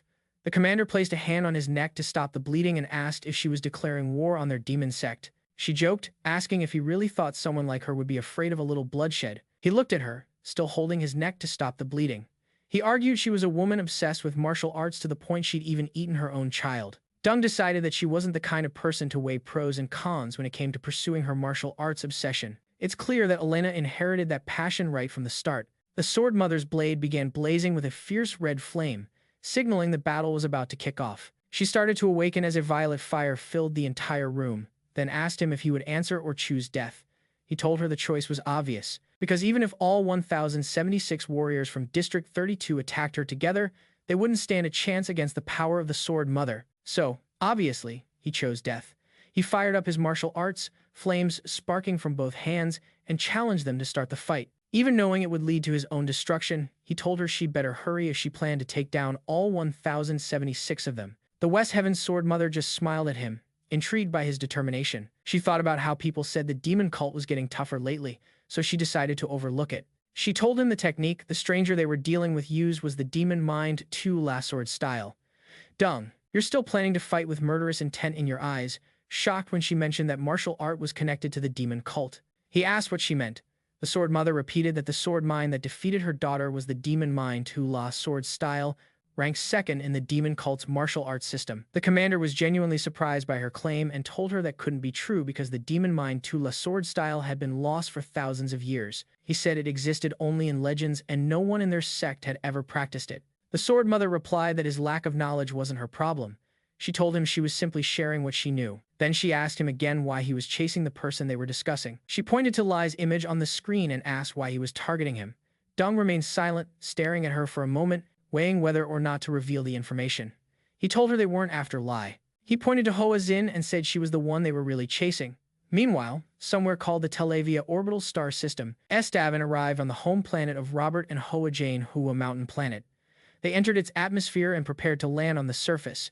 They reached Hoa Jane's district named Hua District, which looked like ancient Japan and seemed quite tranquil. The district appeared almost deserted since all the shops were abandoned and there wasn't a single person in sight. Everywhere they looked, lights were on and houses were spotless, yet absolutely no one was around. Upon entering the planet, they asked Hoa Jane what was going on and why this land was completely empty. She wondered aloud why no one was there, guessing maybe it was some kind of holiday. Robert looked around in horror and said, I don't think so because all the shops are open. They soon landed and checked the cameras. Seeing all the shops open with plenty of abandoned tools left outside, Sanja told them the town had more than 10,000 residents, but she seemed unable to detect any signs of life. Robert became even more frantic and started shaking the captain. He insisted something must have happened, telling them they needed to get down there quickly. He said for sure something terrible occurred and everyone either died or fled. Setong tries to calm him down and asks why he suddenly got so worked up. He tells her that Mount Hoa's sun is his homeland and shouts that they have to save it. After that, Setong struggles to break free from his grip and starts coughing. She tells him to let go because she can't breathe. While she's trying to get him to release her clothes, tears fall from Hoa Jane's eyes as she looks out over her deserted homeland. Hoa Jane breaks down crying while Lai just stares silently at the planet's scenery. He asks her what's going on and tells her to speak up if she knows why the place is so deserted. She hesitates, then starts to speak, clearly knowing quite a bit about it. Before she can say more, SJ interrupts, saying she's detected a life signal. SJ's words catch their attention, and they quickly turn back to listen to what she has to say. The robot tells them the life signal is coming from the Tu-Ha Pavilion inside Mount Hoa's sun's headquarters, based on its location. Robert pauses and talks to the captain as he recognizes the Tu-Ha Pavilion, mentioning it's where the head of the Hoa Sun sect lives. Sanja confirms his words but warns that the life signal is strong yet seems to be coming from just one person. Hoa Jane stays silent, and it looks like she knows who that person might be. They arrive at the old mansion at night. The building looks grand but eerie, covered in smoke. They all stand at the entrance, wondering what could possibly be inside such a strange place. Si-Dung turns around after hearing a loud noise, only to find Robert suiting up in armor that looks like Iron Man's. She asks what he's doing. He tells her that anyone inside the mansion is part of the group who harmed his homeland, and he has no intention of forgiving any of them. Senior Yang asks if his combat armor still works. She mentions she thought he'd stored it away when he retired and maybe even sold it. Robert insists that once a Special Forces soldier, always a Special Forces soldier, proudly saying he cleans and polishes his armor every day. As they approach a tunnel in front of the building, the captain radios S, checking if he's still there. She asks if he's still detecting that life signal to make sure they're not chasing something pointless. Sanja replies the life signal is getting stronger and warns them to be careful, because it doesn't seem human. Dong notes the info and suggests they send a drone ahead to scout and figure out exactly what they're dealing with before going inside. Nearby, Robert shouts after hearing they might not be chasing humans. Before the captain can even finish speaking, Robert rushes into the tunnel, screaming that he'll kill whatever it is, and threatens the monster to come out because the special forces have arrived. Senior Dong and Lai just look at him in surprise, at a loss for words. The captain comments how strange it is that he's making such a fuss just because they're on his homeland. She decides there's no need to send the drone anymore, since Mr. Patriot probably alerted the target with all his noise. So, they move toward the tunnel, and she tells the others to stay alert. Just as they're about to step inside, a blast of fire shoots out from the tunnel straight toward them. Senior Dong sees the blinding light and is shocked, wondering what it could be. The fire sprays out, scorching everything in its path. Fingers crossed they don't end up facing a dragon. The flames were so fierce, they burned through the tunnel long ago and spread to the houses built just ahead. Then, just as suddenly, the fire drew back into the tunnel, and everything went quiet again. Syrian stood rooted, stunned by what just happened, speechless. Hosen was just as shocked that such a massive blaze passed right by them and yet they were still alive. Honestly, how they survived is the real punchline here. The two girls were squished close together, trying to dodge the flames in what was kind of an awkward pose. Turns out, Lai had quickly scooped them both up and created a shield to block the fire and keep them safe. Lai didn't even notice their awkward position. He kept his eyes fixed deeper into the tunnel, wondering where the fire had come from. Srai snapped to attention and asked where those flames had suddenly appeared from. Our guy suggested they move forward and set Sra and Hoa Jane down. Srai fell backward with a pained groan. As they advanced, they ran into Robert, whose armor looked badly burned. They wondered if he was still alive or not. Sru stepped closer and urged him to say something if he was still breathing, but he just stood there, frozen like he'd been roasted. The captain signaled Sanja over the radio, asking her to scan Robert to see if he was still alive. Sanja ran the scan and reassured everyone that he was okay. Luckily, his battle armor had done its job. Si Yang wondered why Robert didn't say a word if he was alive, and Sanja told her he was probably just scared out of his mind. The captain shouted when he realized what was going on and gave Robert more time to wake up. Meanwhile, Lai checked the tunnel again, still wondering where that fire had come from out of nowhere. Then he spotted a streak of pink lightning that caught his eye. Looking closer, he noticed something blooming at the tunnel's end. It turned out to be tiny pink flower petals, glowing and leaving trails of light. The petals landed on our guy's hair and shattered, delicate as they were. That left him pretty confused. Suddenly, the whole tunnel filled with thousands of petals appearing out of nowhere. Moving forward, they saw the petals radiating from a man who seemed to be sitting on a throne. The man, it turned out, was the headmaster of the Hoason sect, and he simply sat on that throne with his eyes closed, surrounded by a powerful energy, seemingly unaware of their presence. Lai frowned as he watched him, still wondering what in the world was going on. Sei saw the man, too, and asked Sanja if he was the source of the life signal they detected.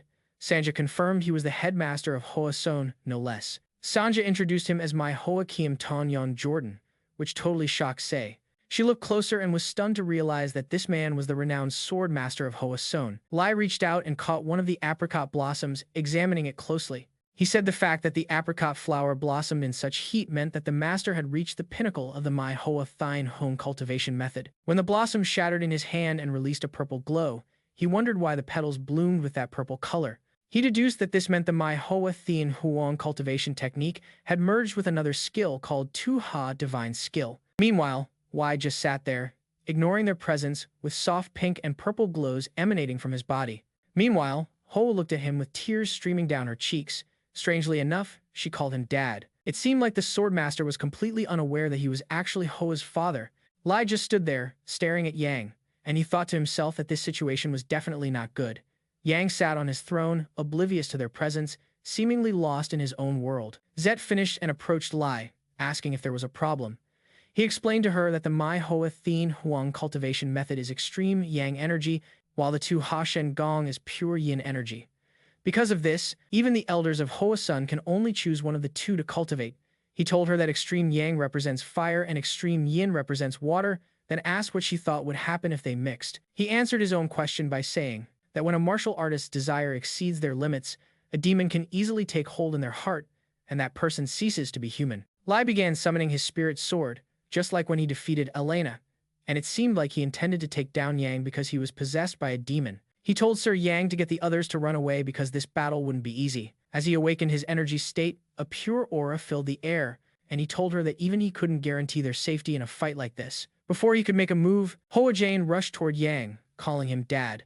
Sir Yang shouted for her to stay away from that man, but Hoa Jane completely ignored the warnings. Meanwhile, Lai readied his attack, realizing it was too late to get them to safety. Sanja looked on in surprise, wondering what would happen to the girl. The clock showed only 2 seconds until 6 p.m., and she realized the girl and everyone there was in danger. Meanwhile, Hoa Jane ignored all warnings and simply reached out to hug her father. He was still releasing crackling lightning bolts from his body. The clock on the screen in front of San showed only 1 second left until 6 p.m.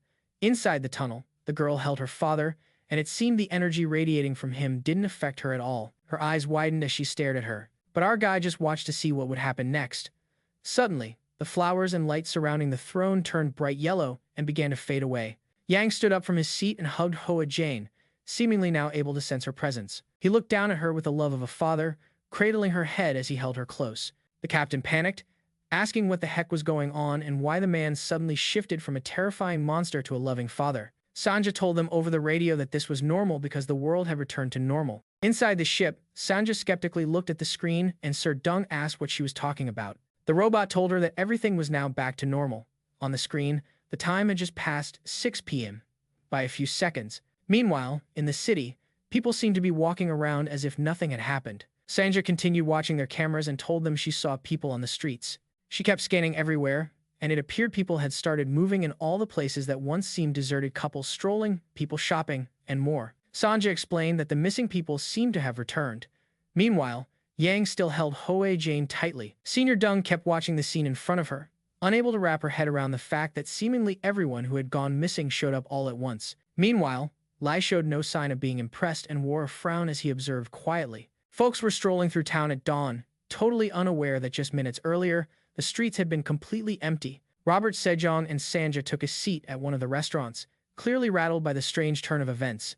Sarai asked Sanja why she hadn't detected any life signs and wondered if the bioscanner might have malfunctioned. Sanja, sipping water, explained they had checked together and confirmed the scanner was functioning perfectly. The android reconnected to the scanner and verified it was still working fine even during their conversation.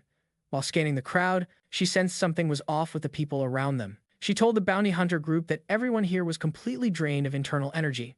Both adults and kids appeared to have 0 energy levels. Robert shrugged it off, saying it wasn't a big deal since people still seemed fine, but Sanja felt pretty uneasy about it. He told them not to sweat it since they had once thought these folks were dead, but now knew they were alive. Glancing behind him, he mentioned he was hungry and decided to order some food.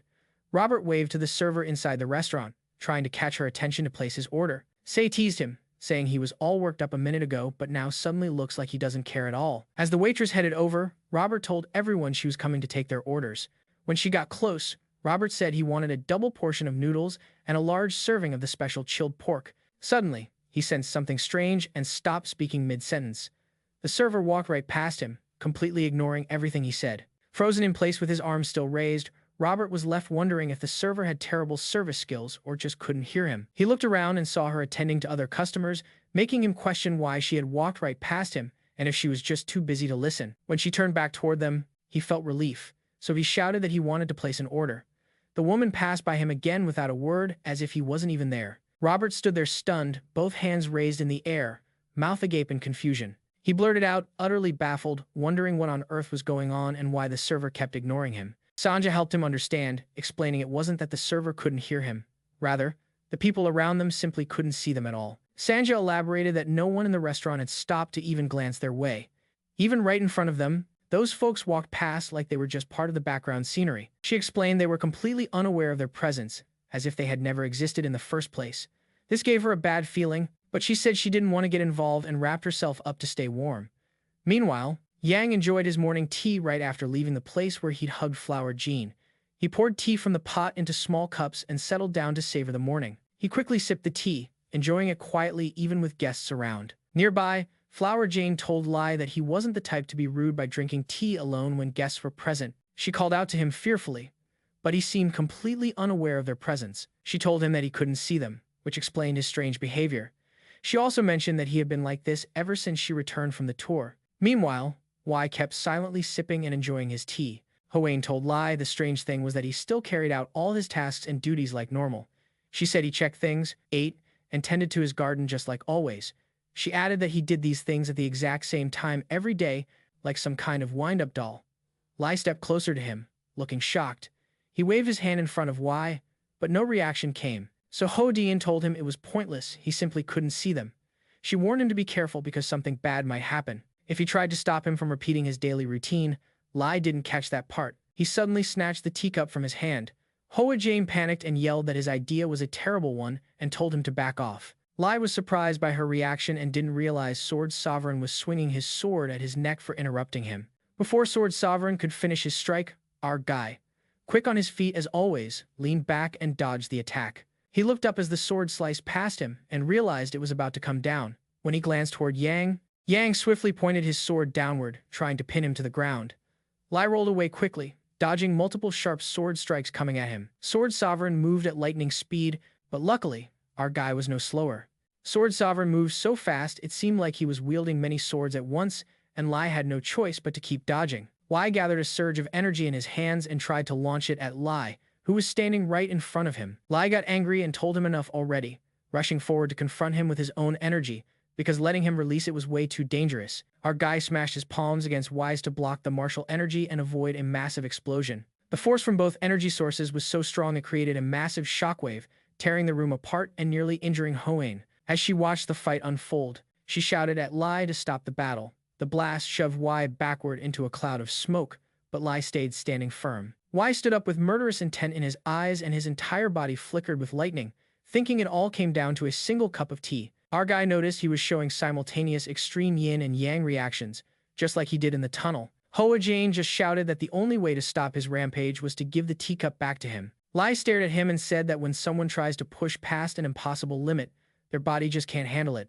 The principle is that they'll fall into a demonic state, their body will burst like a balloon, and shatter into pieces. As he watched the energy surge coming toward him, Lai wondered if what he was witnessing was a forbidden realm he shouldn't have entered and that he should have died already. Y kept advancing with flames around him, glowing purple and pink. Suddenly, a large plum blossom appeared out of nowhere. The pink petals of the flower suddenly tinted purple as it moved right in front of Y, who was heading his way surrounded by a swirling whirlwind. Lai wondered if this guy looked human, but somehow wasn't quite human at all. He also questioned why the guy's situation seemed so strange and what story lay behind it all. Hoa Jane shouted at him to hurry up because waiting too long could be dangerous.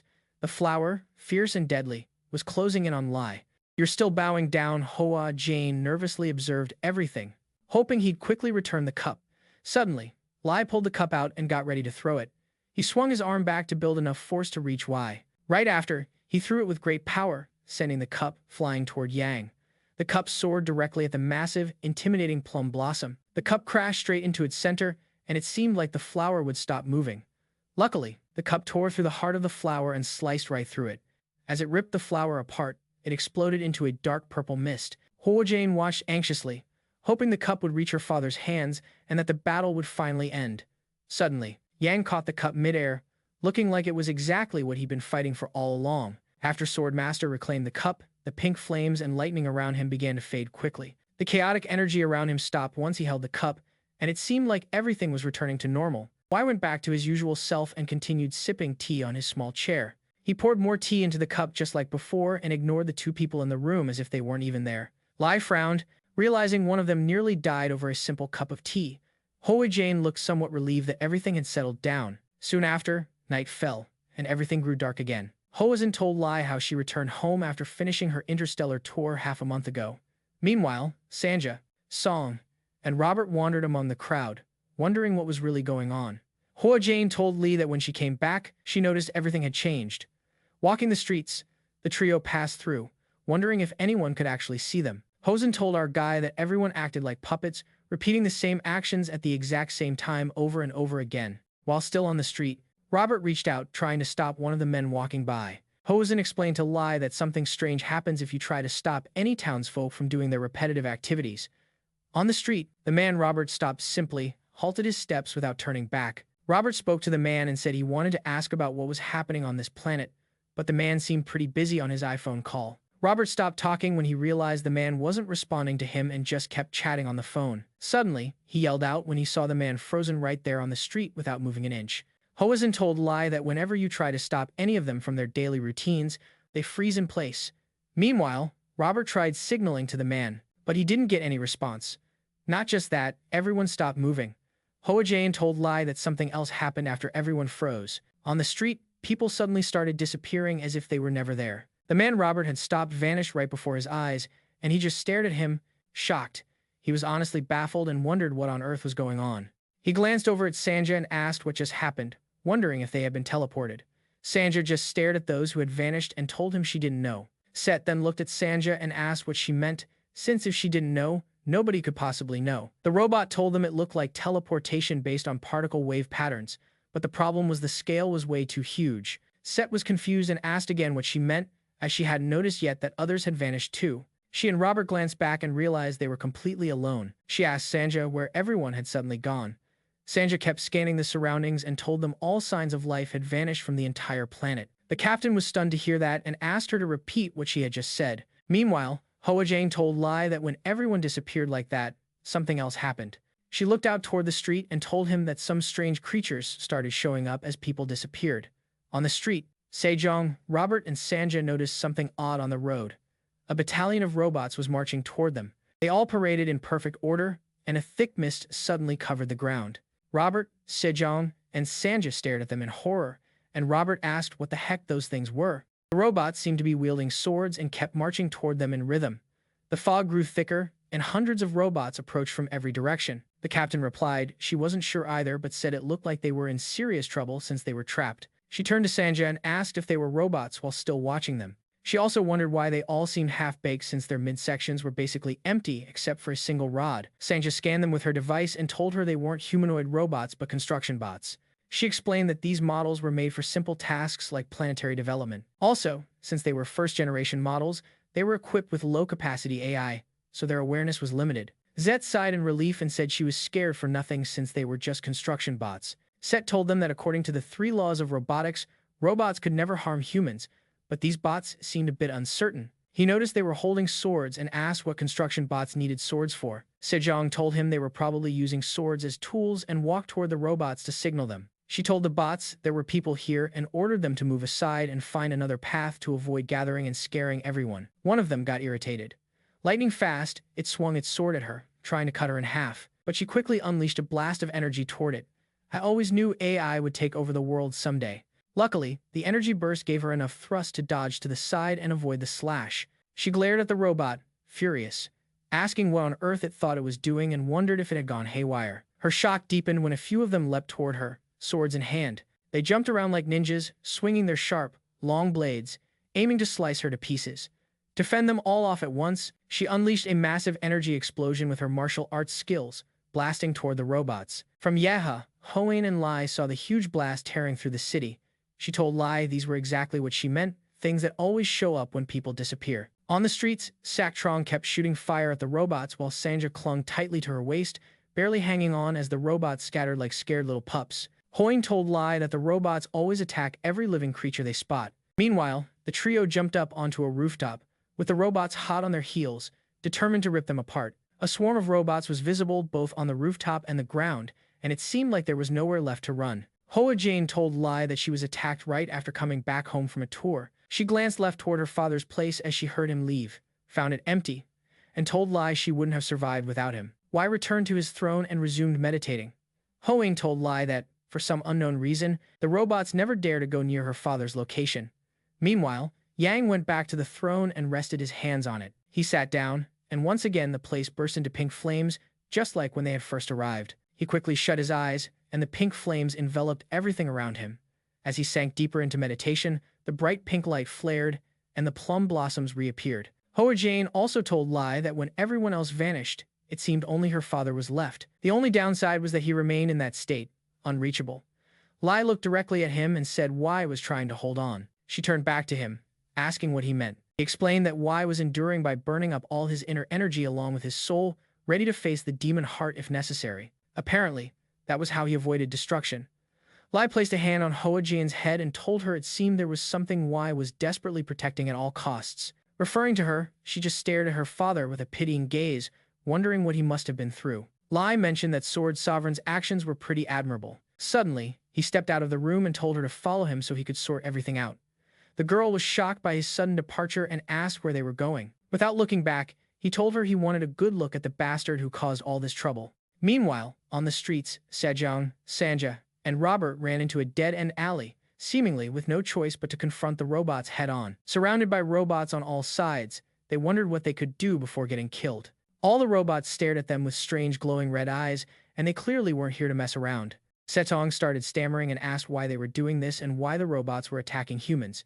She asked Sanja if robots attacking humans was normal. Hiding behind her, Sanja said that was impossible since the robot's intelligence system still couldn't break the 3 robot laws. Sanja went on to say that attacking humans isn't even an option for them, but it sure looks that way. The captain asked her why these robots would act like that and wondered if they were malfunctioning or just couldn't recognize that they're humans. Robert started figuring things out using his special forces experience and guessed that since the robots can't attack humans, these might be the combat androids he'd heard rumors about. Suddenly, the robots lunged at them, stabbing from every angle because they'd grown tired of the chatter, and everyone braced for impact. After sizing up the situation, he drew his sword and told Sanja to hold on tight and hide well to avoid getting stabbed. Suddenly, bright flashes struck the robots flying right in midair. The blasts hit so hard they shattered some robots into pieces and ripped off their weapons.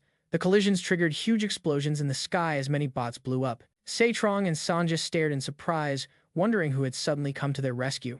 Right behind them, Robert reappeared in his combat gear, charging in with gunfire blazing. He suddenly declared they weren't robots. He told them about something called Xiang zombies. P.S. Xiang zombies are reanimated corpses or zombies.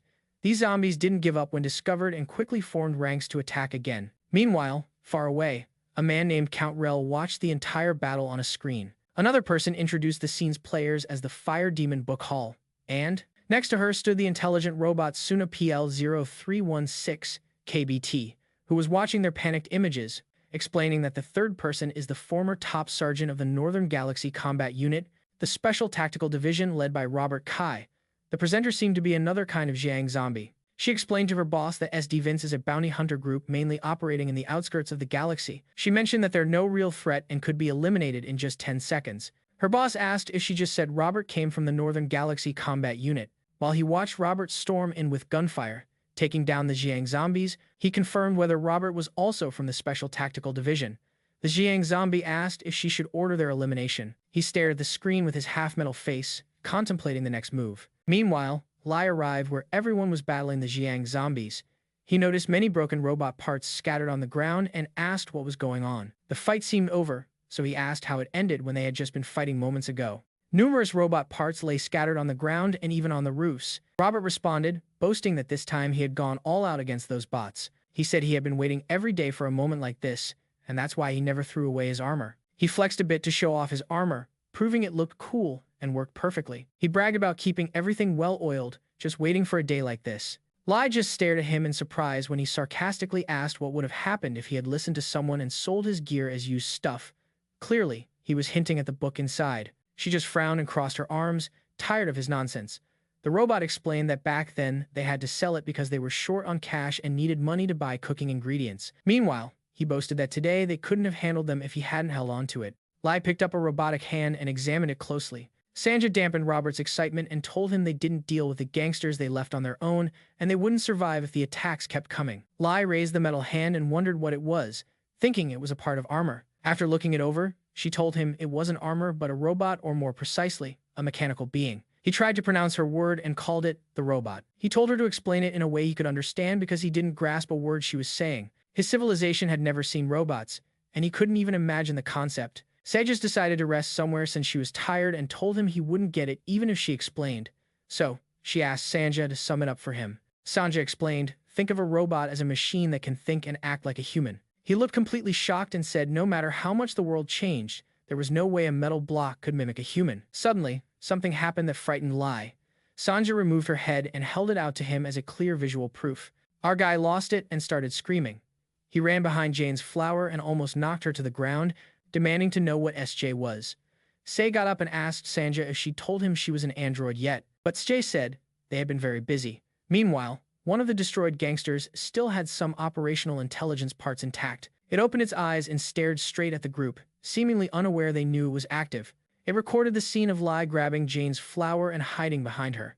Meanwhile, Gang was explaining to Count R, connecting to the live feed and informing him that our guy wasn't registered in the database. At the secret base, they watched the video on screen, and that gangster added that Lai didn't seem to have any energy cores inside, indicating he was a pure human. Count Victor stood up, ready to leave, telling them that judging by the guy's foolish actions, he wasn't a threat. He told them the real concern was Robert. He said Robert must be an elite soldier if he came from the Special Tactical Division of the Galaxy Ops Unit. The Count also believed Robert was the best of the best if he held the rank of First Sergeant. He told himself that someone like Robert wouldn't end up here by chance without a clear purpose. So, he ordered them to be on high alert and investigate him thoroughly. Meanwhile, somewhere else in the vast galaxy, a bright star appeared. It turned out not to be a star but a cargo ship moving through space. Its location seemed to be none other than District 32 of the Demon Sect. Inside the district, the commander of Jiang District and Elder Do were waiting for their special guest to arrive. After a while, the guest's transport ship entered their district, and the door opened for him to step out. He walked out wearing a pair of flip-flops, looking pretty relaxed. He headed toward the commander and the elder. They bowed respectfully to welcome him, acknowledging his higher rank. The commander thanked him for making the long journey and addressed him as an officer. He yawned tiredly and agreed that it was quite a long trip. The officer seemed like a young boss and told them that his long trip better be worth the effort. He was Jian, a first-class officer of the Central Committee's Disaster Safety Headquarters of the Demon Sect. They got straight to the point and asked to inspect the red bone mark on Jiang's head, where Lai had slapped him. Jiang was sitting in a wheelchair, clearly still recovering from the physical and mental shock of that encounter. The commander asked the officer if he noticed anything unusual. The officer looked startled as he studied the strange handprint on Jiang's head closely. Standing on a chair since he wasn't very tall, he kept staring at the mark silently. Finally, he placed his hand on the mark and asked Jiang if it hurt. Jiang replied the pain had lessened greatly, but mentioned that his head still felt a lingering warmth. The officer asked him to repeat what he said for clarity and wondered how there could still be heat without pain. Jiang looked down, still feeling a bit down after the ordeal, and confirmed that's exactly how it was. Suddenly, Jiang experienced a sharp pain as something happened. The officer pressed on his head again, mimicking the same move Lai had done, causing Jiang to groan in pain. Having been hit once, the captain's scream echoed through the medical room. On the larger mark Lai left behind, the officer's smaller handprint created a smaller mark, but Jiang couldn't complain since this guy was his superior. After the officer withdrew his hand, smoke rose from where he had touched. Just like after Lai's move, he propped his chin on his hand and continued pondering the situation. The commander caught on to his point. So, he told him that the first mark was quite different because the original scar was swollen, but the second one was sunken. So, It didn't seem like the same martial arts technique. The officer ignored him, but said they were similar. He explained that the first scar was from the 9-yin palm technique. The commander looked shocked by this, as it confirmed the words of the Western Heavenly Sword Maiden that this unidentified person had some connection to the demon sect. Then the commander tried to explain that the 9-yin palm was the lowest level martial art taught to any disciple entering their sect, and that this new technique was far more advanced. While they were talking, Elder Do went to fetch some food for their guest, guessing he must be hungry. The commander continued, saying he had also mastered the 9-yin palm technique by the age of 7. Meanwhile, the elder set the table. Jiang told him that the scar from the 9-yin palm looked quite different from the original scar. The officer agreed and said the essence of the 9-yin palm lies in cold energy, but this one left heat energy, so naturally, the scars would be different. The officer told them that anyone who could do this had reached a level where he could perfectly control the basic cold energy of the 9-yin palm, leaving only the warmth of the impact. The officer explained that this was a considerate move the person made to avoid injuring their enemy. The commander was genuinely shocked and stammered, asking if it could be reversed. The fundamental nature of martial arts being like creating fire from ice, he was told that theoretically it was possible. While waiting for his food to cool down from hunger, he told the commander to pause the discussion, asked if they could eat first, and invited him to try some lantern soybean noodles. The commander frowned, looking at him, wondering how he could think about food at such a critical moment. Finally, he agreed. Thinking too much on an empty stomach doesn't help. Meanwhile, on Hoishin planet, the team returned to the SD Vin's ship, and Robert told everyone that the things they fought were called armor zombies. Sanja placed another mountain of hot sausages in front of Lai and Sach and glared at him. This guy's eating speed was alarming. She joined in and asked Robert to explain what armor zombies were. Robert told them it was a rumor he heard back when he was in service.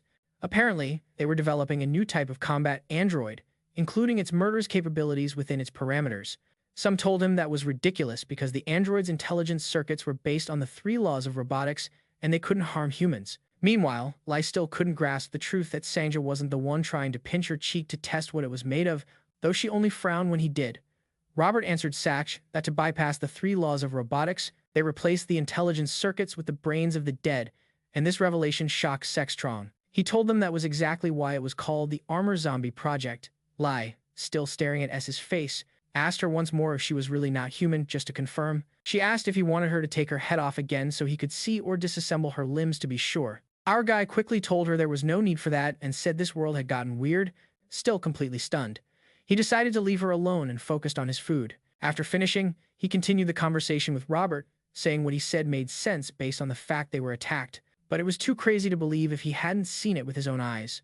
Meanwhile, Lai froze when she realized her plate was empty and the other 2 had eaten all the sausages while he was inspecting Sanja. After finishing, he noticed Lai glancing at him. She looked at him and said it was crazy for someone to use a dead person's brain. She got a cold stare back from Lai, who stared in horror, realizing there was no food left. The captain didn't get why he was looking at her like that, so she asked what was wrong and why he had that expression. When she looked down and saw the empty tray, she screamed and understood.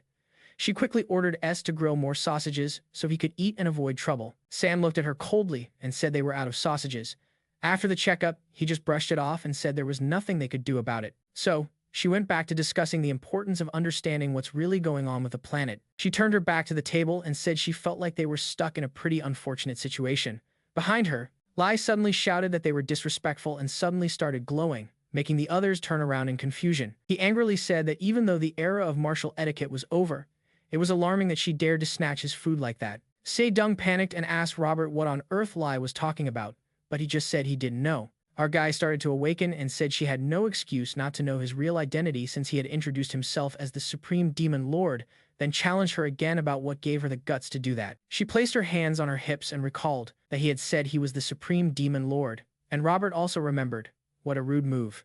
She pondered it and couldn't quite understand what it meant. The captain just ignored him and turned back, saying it was confusing. But they would deal with that later because right now, they had bigger priorities. Meanwhile, Lai was still fuming mad. Robert felt uncomfortable sitting at the table with him and motioned for Sanja to come along so they could leave together. Sanja quickly rushed off the ship, trying to avoid any trouble from Lai. Eventually, Lai was left all alone, with no other choice but to hold back his anger. His awakening soon faded since there was no one left to be mad at. He glanced again at the tray and saw the oil used for grilling sausages and a few leftover sausage pieces on it. He took a closer look at the little bits of sausage left on the tray and got an idea. Finally, he reached out and grabbed them because that was all that was available. No way was he going to starve after all, he was the supreme demon lord. He popped them into his mouth with a still arrogant expression, but it seemed like he was coming to terms with living among lowly mortals like them. Meanwhile, parts from the zombie-like creatures were still scattered outside. Sanja stepped forward to pick up a robot head for a closer look, hoping to find some clues. Sriang just stood there, staring at the mess, wondering where to even begin. Their ship was still in the sky in case they needed to escape quickly, and the whole place looked like a mechanical lab dedicated to salvaging robot parts. Robot picked up a robot arm and noticed the joints were too weak. He wondered why they were so poorly made and why the alloy was so fragile. Sangja examined the head she was holding and told him it was poorly made because it wasn't a finished product, these were just prototypes. She closely inspected the head and scanned it with her eye scanner. Sanja kept scanning for a while but then paused whatever she was saying. Srai noticed her focus and asked if she was trying to see something inside the robot head. Sanja replied affirmatively, saying the robot's neural network was quite simple and started trying to open up the head.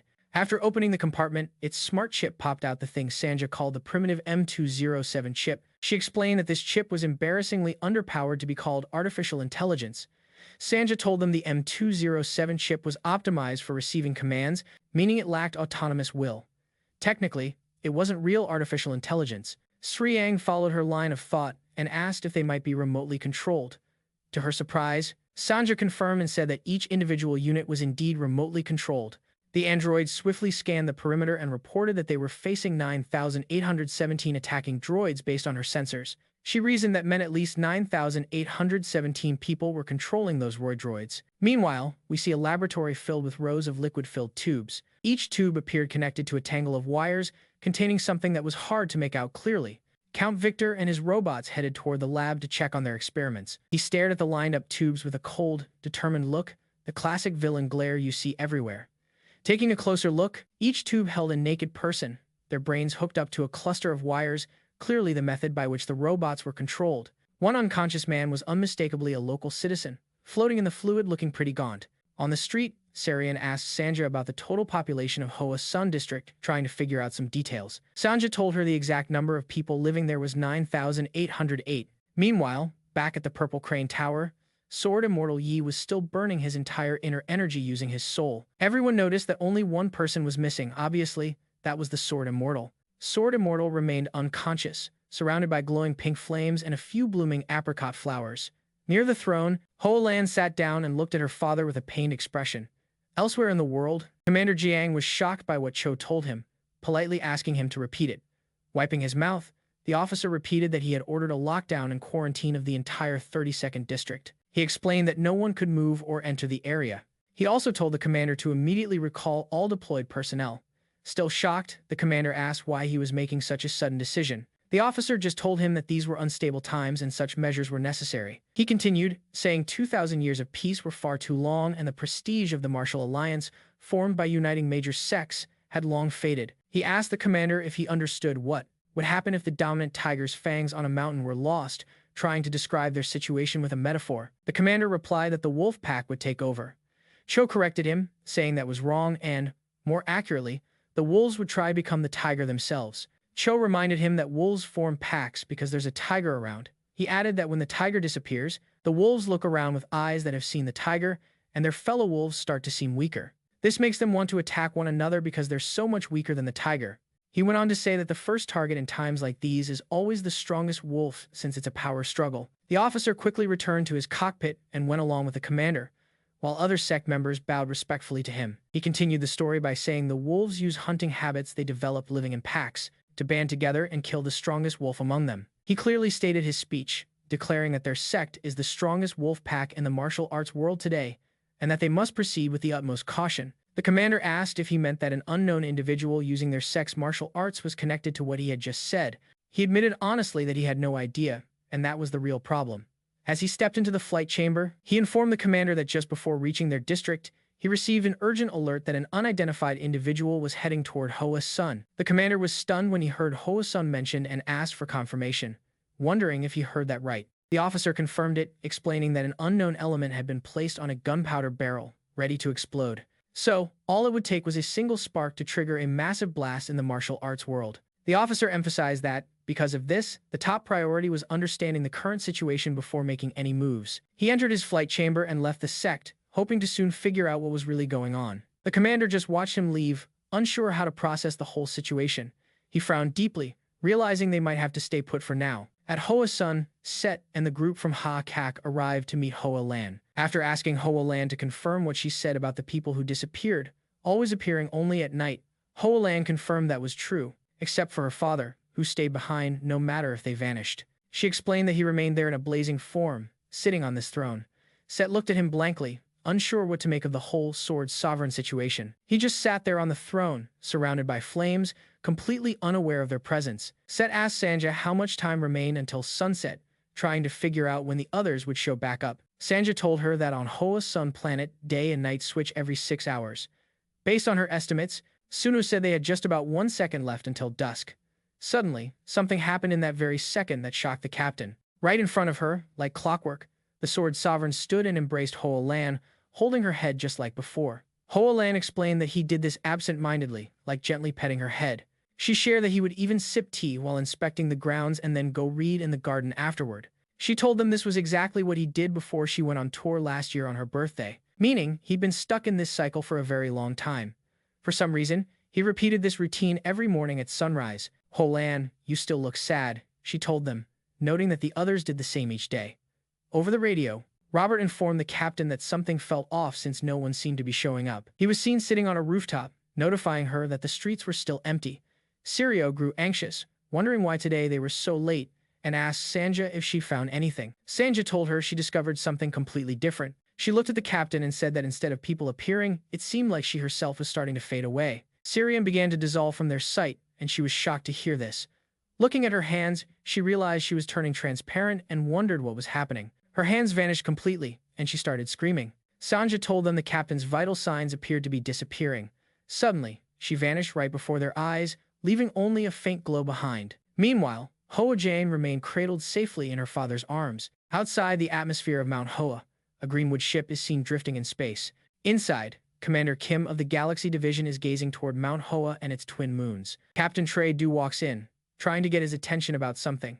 He explains that a teleportation event was detected from Mount Hoa's core a short while ago. The captain tells him that their analysis confirms the entity moving is the fire demoness Sarian. Kim asks where the teleportation destination is. The captain says she was teleported to Mount Hoa's second moon, Genta.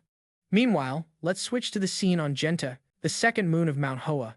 Somewhere on the moon's surface lies a deep, dark crater. Inside that pitch-black crater, a terrifying scream echoes out. Suddenly, the remaining light after a lightning flash reappears inside. She keeps screaming that her body is disappearing, yet she can't be seen anywhere. Her body starts to reappear inside the crater, and she cries out, wondering why her body is vanishing. Her body begins to form without legs, and Sarian panics, wondering if she's died and turned into a ghost. She starts talking to an unknown being she believes to be God, begging to be brought back to life because she still has so much to do. As she clasps her hands in prayer, she notices her hands have fully materialized. So she stops screaming and wonders what's going on. She's amazed by becoming tangible and keeps asking what on earth is happening. Suddenly, her gaze is drawn to the people in front of her, and she realizes she might not be in the afterlife after all. Right before her, Count Ro is sitting on a sofa with an android assistant by his side. Count Ro doesn't say a word, just watching her patiently, waiting for her to calm down. She looks directly at him, wondering who he is. He remains silent, merely frowning with a sly look in his eyes. A heavy silence falls over this strange room as neither speaks a word. Meanwhile, on the Greenwood ship, the captain tells Kim that the teleportation they observe seems a bit unusual. He explains that no consent trace was detected from the entity during the teleportation process. The captain points out that if that's true, this might be an unauthorized force transfer, a type of unilateral teleportation forbidden by Galaxy Division law. He suggests to the leader that this might be serious and that it's best to report it up the chain of command. Kim doesn't respond directly and just asks if there's anyone above him. Obviously, this is a rhetorical question.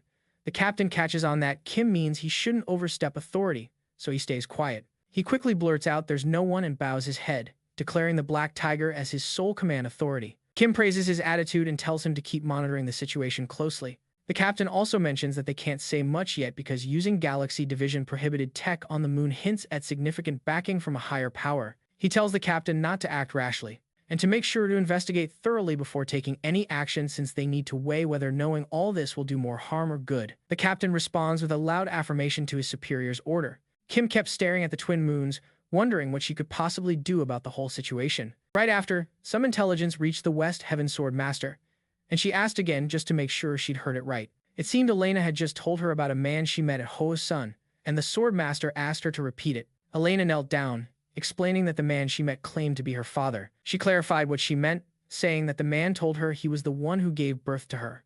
She went on to share how she lost to him in a one-on-one duel. That surprised the sword master, since any fighter would struggle to beat Elena. She thought about Hoa-sun, wondering if the man who defeated her daughter and called himself her father was currently there. Meanwhile, at Hoa-sun, Robert slammed his hand on the table for emphasis. He shouted that they had to save the captain, reacting a bit dramatically as usual. He angrily cursed the jerk who dared kidnap their captain, and Lai just silently listened. When he started cursing more, Lai didn't understand a word he said, so he asked Sanja what Robert was talking about. Sanja told him she preferred not to translate since it was mostly swear words and focused on her work instead. Hoa-jane mentioned that the kidnapping of the book in their hands might be linked to incidents on this planet. She guessed others might have been taken in similar ways. She told them it was a possibility, but they didn't have any proof yet. Sanja interrupted, saying they actually did have evidence. She explained that the phenomenon of people vanishing from Hoa-sun was similar. It's called forced teleportation, taking someone without their consent. She added that such unilateral teleportation is forbidden by the galactic law. Robert shouted again that this meant everyone could be stuck somewhere, telling them they couldn't just sit around, they had to rescue them. This time, he grabbed Lai's shirt. Lai looked at Sanja and asked what was wrong with Robert, but she just walked off, ignoring them. She told Lai that it seemed Robert was suffering from PTSD from his military days, meaning it's hard for him to control his anger under stress. Meanwhile, Robert kept swearing and yelling at Lai while still grabbing his shirt. Lai looked at him and told him to let go. Sanja told him it was useless because once he starts, he won't listen to anyone. Our guy started to calm him down with his martial arts tone. That caught Sanja's attention since it might actually work. Robert quickly apologized and released Ly. Sanja just stared at them blankly and reasoned that Robert might join an anger management contest so the captain could be relocated if she was unilaterally teleported. She said technically, she couldn't be teleported far away, so they could rule out the idea that she was taken to another planet. That left them with three options. The captain was either still on Hoa-sun or on one of the two moons. Lai went to the window with her and looked up at the moons. He asked if she could tell which moon the captain was on. The android told him she scanned Hoa-sun and didn't detect any signs of life except for the sword master, so we can rule out that option. Clearly, they only have two moons left, Genta and Sis. She went on to say there are signs of life on both moons.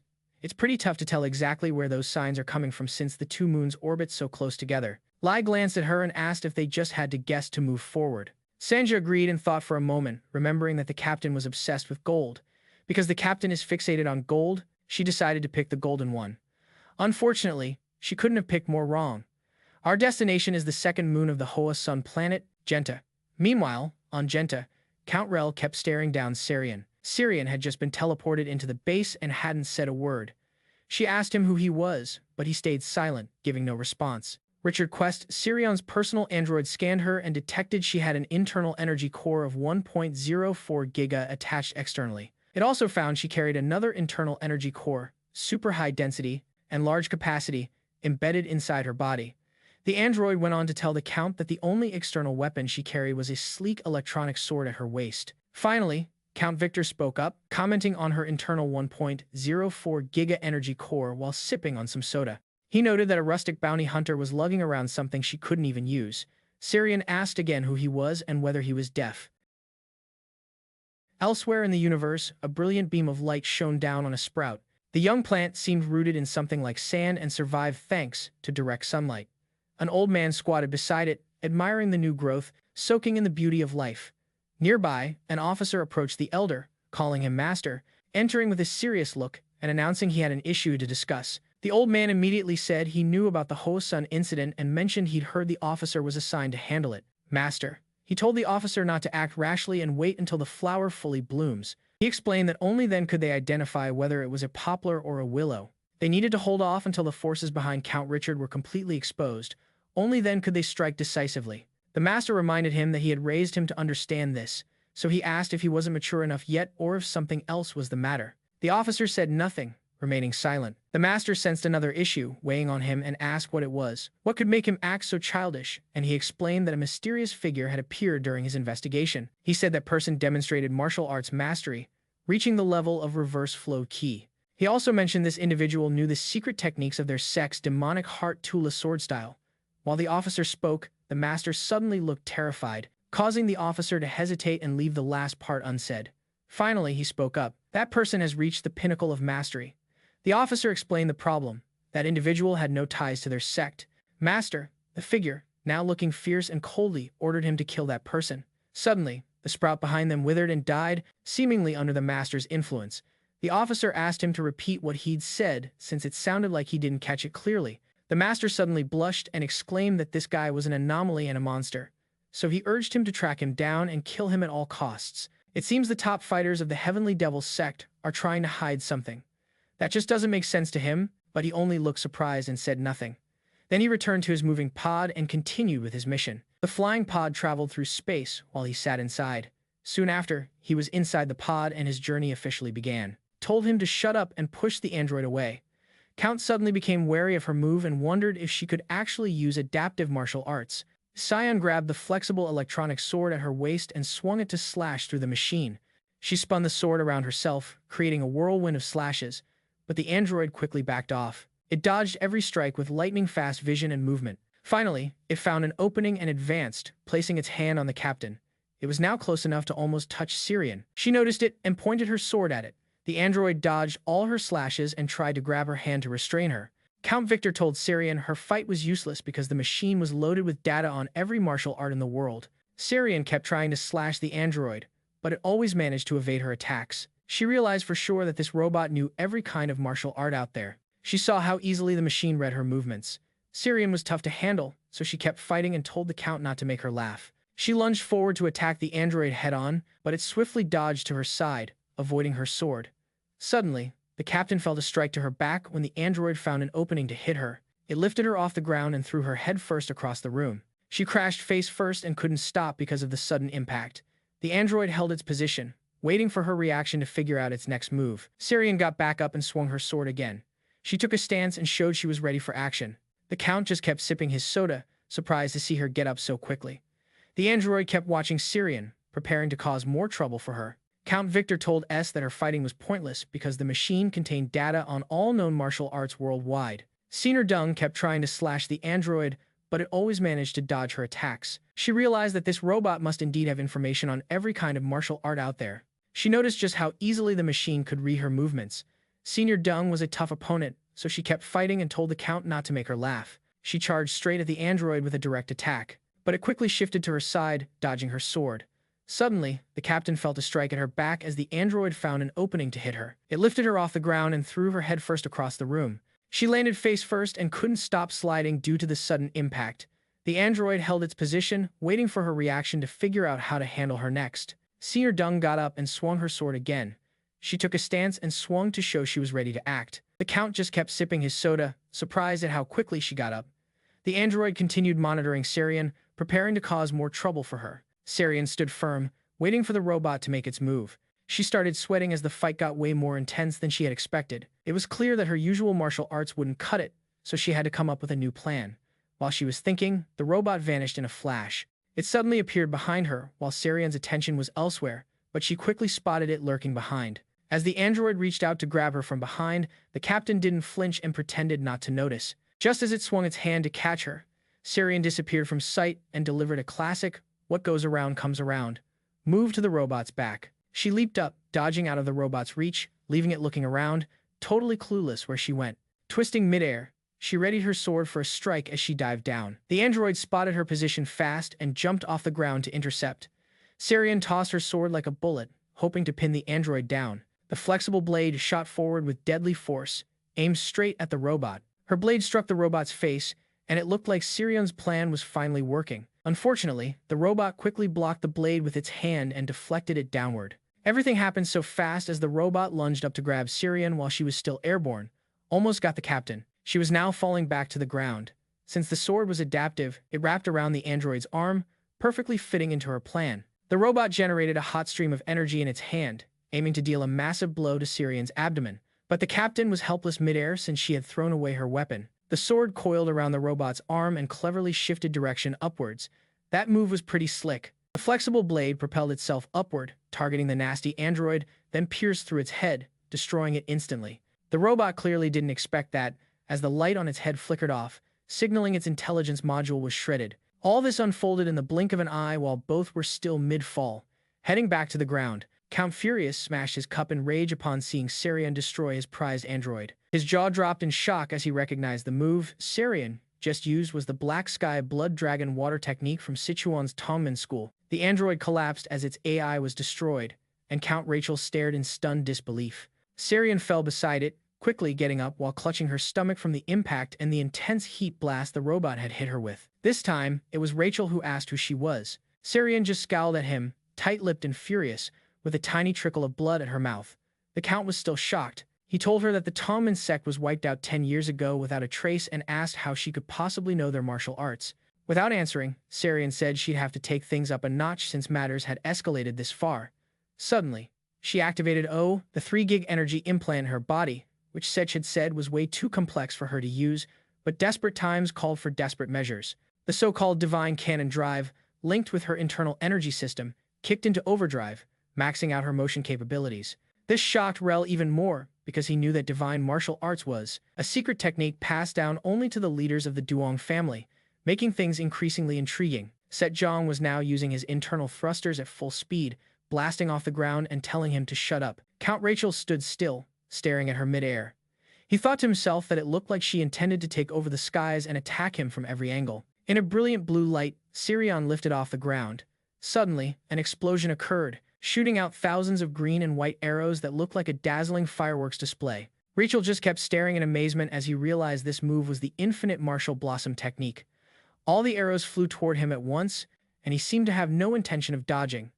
Nearby, a massive explosion shook the facility from the immense power that the book had unleashed. We returned to the West Heaven sword ship. Inside the ship, Elena continued, telling her mother how strange the circumstances were when she met the mysterious man she was talking about. She told her she went to Mount Hoa Sun to claim a bounty. She recalled that upon arrival, she suddenly lost consciousness, and then surprisingly woke up right in front of him. As usual, Countess Ro just sat quietly on the sofa, silently observing her with a superior expression. Elena recounted the event, saying she still didn't understand why she had to meet him in that way. She remembered just staring at him, and he did the same for a brief moment without a word exchanged. Her words caught Swordship's attention, and she realized what Elena was describing was unilateral, instantaneous teleportation. In the flashback, Count Rick told Elena not to be surprised. He said he called her here to grant her wish. Elena looked at him in surprise, unsure of what he was talking about. He asked her if she wanted to get stronger and see the world from above. He told her that this dream was exactly why. After earning the infamous title of Demon Chain Bass, she even turned her spaceship into an arena just to chase after battles. He explained that the closer she got, the farther the path seemed to stretch, pushing her into despair and causing her to sob silently night after night in hopelessness. He told her he called her here to give her power, the kind of power that lets you look down on the world. Elena admitted that the man seemed to know way too much about her. In the flashback, she asked him who he was and what the heck he was talking about. She mentioned that his precise understanding was annoyingly creepy. Rachel simply stood up and told her it seemed she'd only get it if they fought. Back to the present, Elena told her mother they decided to fight, but there was just one problem. Meanwhile, Count Rachel had seemingly overwhelmed Sariang despite her dramatic entrance and was now choking her. Elena told her mom that no matter what she did, it was useless against him. In the now, Count Rachel was choking Sariang, his clothes scorched by Sariang's blue flames, but his entire body looked like it was made of metal, similar to androids. Sariang was gasping under his grip and started bleeding from her mouth. Likewise, Count Rachel strangled Elena after defeating her. In the flashback, he told her he'd make her strong, just like him. He said he would do this because she is his daughter, but Elena looked quite skeptical about that claim. Right now, Count Ro ordered the weakened Sariang to answer his question. He promised to make her frail body stronger if she answered him. He mentioned the only price was that she would have to give up her useless mind. At this moment, Kimo was genuinely shocked to hear Elena's story. Elena told her that he gave her something, and suddenly her body started glowing with a radiant blue light, which stunned Kimo.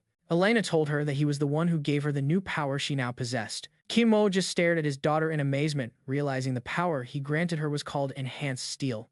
Meanwhile, he glanced at Lai sitting nearby, completely ignoring the other bounty hunters. Lai didn't even notice him because he was busy using a knife and fork on a piece of sausage. Poor guy. He probably should have been eating with his hands to avoid that stare. Sanja checked the radar again and noticed something suddenly appeared on the scanner. A red dot on the screen indicated someone was approaching and very close to them. Zundu halted the journey to Cirrus Moon after spotting the new ship. Right in front of them, a small spaceship that looked like it belonged to a member of the Heavenly Demon Sect appeared. Both ships stopped midair, neither side stepping out or trying to communicate. On the Devil ship, Robert asked Sons what the heck was in front of them and demanded she tell them to move so he wouldn't crash. Sundo told him she couldn't, and he asked why. She explained that the ship was a Stellar-class battleship, even though it looked small, and their ship couldn't compare. She added that the worst part was it belonged to the Heavenly Demon sect. Robert was shocked hearing that and wondered what the sect wanted from them. After a while, the officer teleported onto their ship, shocking Robert and Sundu. He looked over at Lai, who was seated, completely ignoring the other bounty hunters. Lai didn't even notice him because he was busy using a knife and fork to eat a sausage. Poor guy, he really should have just used his hands so he'd look cooler. Though it was hard to call it a real stare since his eyes were tiny, he immediately recognized Lai as the person he'd seen on the district screen. Robert approached the officer and politely asked what brought a member of the Heavenly Demon sect onto their ship. Cho didn't answer him but continued walking toward where Lai was sitting. He told our guy that he was a first-class officer of the Central Committee's Disaster Security Headquarters of the Heavenly Demon sect and then took a seat. He encouraged Lai to feel free to talk to him, but Lai just kept eating without saying a word. Robert was amazed by the whole situation and wondered how a kid could hold such a high-ranking position, a posture that was extremely important in the Heavenly Demon sect. The officer cheerfully told Lai he had an urgent request and came to speak with him about it. The officer then asked Robert not to get involved and let the conversation continue with Lai. Cho told him that the mastermind behind this incident was someone named Rachel Achamoner. He explained that Rachel was once a top scientist who directed the development of military weapons for a defense contractor under the human government. This project was called Steel City. This explains why those iron zombies attacked them while they were up on the mountain. The officer told them that due to Rachel's ruthless development process, he was expelled and then disappeared. He added that Richard is currently hiding here and conducting experiments on a much larger scale. While he was talking, Lai didn't even glance at him and just kept eating his sausage. Cho went on to say that, in other words, Richard wasn't just expelled like they thought, he actually got more funding to keep secretly working on his projects. The officer told him they suspected that Richard's backers were factions within the human government's military. After finishing his sausage, Lai asked San for some water, completely ignoring everything he just heard. The officer stared at him, surprised that Lai showed no reaction at all after hearing all that info. He wondered, who exactly is Lai? Robert asked if he just mentioned military factions and if he was saying this was the work of the human government's military. Cho confirmed it and warned him not to get involved because this was beyond what civilians could handle. Meanwhile, Sanja handed our guy some water, and he still didn't say a word. Robert asked Cho about their captain and said their captain was just cornered. Cho told him there was nothing they could do and all they could do was pray for her. Robert got furious and slammed his hand on the table. He asked what kind of nonsense this was and told Cho to shut up and get lost because they were going to rescue their captain. He told Cho he didn't care who he was and they wouldn't stand for anyone trying to stop them. Finally, Lai spoke up for the first time and told them to listen to him. He said he wasn't trying to interfere, but he also wouldn't follow what they're being told to do in this situation. Lai told him he'd been thinking it over and wondered why he gave them such valuable information in such detail. Our guy said the only reason could be that he wanted to use them as pawns to dodge responsibility for solving the problem. Lai huffed and said, "Some kid's still wet behind the ears trying to pull a stunt, and all you can do is ask who you are and call you a benefactor." Lai didn't answer but asked if that was really why he came here. The officer also stayed silent, offering no reply. Lai suddenly left the table and told him that if that wasn't why he came, then they had nothing to do with each other and never would. Finally, Cho brought up the main question and asked if he had any ties to the Heavenly Demon cult. Lai replied emptily that he had no connection to them. The officer said he would believe him for now, but asked again to confirm he had no ties to the Heavenly Demon cult. Cho told him if that's true, then his actions from now on aren't connected to their cult, and they will declare as much. Lai didn't even look back and said it didn't matter, so he asked him to leave because he was busy. Right after Cho returned to his ship and went on his way, Lai watched him leave, seemingly intrigued by the officer, despite being so blunt earlier. He kept observing and thought to himself how relieving it was to know there were still talents within the demon cult. Meanwhile, let's keep going on this interdimensional journey to figure out what's really going on. Lai thinks Cho might actually have some real talent, but he's still pretty inexperienced. They switch back to rescuing the captain, and Robert says it's time to handle this matter properly. Sanja agrees with him but tells him the coordinates have changed. She explains that instead of heading to the Saris moon like they planned earlier, the destination is now the Genta moon, which seems connected to them, receiving the new coordinates. Meanwhile, we're back on the second moon of the Hua Sun planet, Genta. On the planet's surface, there's a deep pit that Richard drilled through to build his base. Inside the base, we see Sei Trong lying weakly on the ground after being defeated. Count Richard drags her into his private laboratory. Inside, there's something that looks like a large operating table. Richard pulls her towards the lab entrance, where there's an operating table outfitted with restraints to hold someone down. He drags Se Trong into the room and starts to tie her down to the table. Se Trong asks what he intends to do, and he looks back at her. He asks if she has finally woken up yet. She just frowns at him. He tells her he can't believe she's come to, and mentions there's something special about her noble lineage, calling her the young lady of the Sichuan Tang sect. Se Trong asks where they are and what he plans to do with her. Richard says not to worry because he intends to free her from suffering. He adds that he's going to erase her memories, even the darkest parts of her past. It seems he plans to add her to his collection of people kept in test tubes. He tells her he'll turn her into a type of Jiangshi, a reanimated corpse. This will give her a simple, useful life where she won't know anything except obedience. Hearing this, Se Trong groans, clenching her fists to summon some kind of energy, but nothing happens. Richard tells her it's useless because he's blocked all her meridians and paralyzed her nervous system. He prepares the table by unlocking the restraints and says her body won't respond to her anymore because he's disabled her brain and spinal cord, which are the parts responsible for processing and integrating information. Se Trong tries her best to move, but it's no use. He says there's no point in getting worked up over it. Then, something incredible happens. Suddenly, Se Trong stands up, even though he's locked down her central nervous system. She tells him not to get his hopes up and adds that while he might be able to kill someone from the Sichuan Tang sect, he'll never break them. She activates a strange martial skill that turns her eyes bright red and causes blood to trickle down from her eyes and mouth. Before he can react, Richard feels her hand pressed against his chest and notices a strange odor. Around her palm appears a bright yellow substance that burns his steel body and lets her push her hand right through him. Suddenly, he realizes it's some kind of poison. Count Vic just stands there as she pushes deeper into his chest. She tells him it's called pigeon blood poison and explains that everyone born into the Tang sect is given a deadly poison seed in their heart as a hidden parting gift. She says it's meant to be used when they die. As she spoke, her eyes turned bloodshot and started to bleed. The poison's effects began to take hold of the Count, and he struggled to pull his arm away. She warned him that trying to move her was pointless because her heart only burned hotter, and the poison grew stronger, even powerful enough to melt metal. Just as she said, the poison carved a bigger hole in Richard's chest. She called him a hideous monster and said she had something to tell him. He looked on in horror, wondering what it could be. She continued to smile through the blood dripping down her face and invited him to die with her. Suddenly, a sharp object appeared between them, slicing Syrian's hand. It turned out to be Rachel's destroyed android, but apparently, it wasn't completely wrecked. Rachel grabbed her hand and tried to chop it off from the rest of her body. Exhausted and near death after the struggle, he glanced down and recognized the android, realizing it had ruined her plan to kill Victor. Blood sprayed out from the severed hand, splattering everywhere. An alarm blared suddenly throughout the facility, signaling trouble. Richard scowled and quickly looked up, irritated as he wondered what triggered the alarm.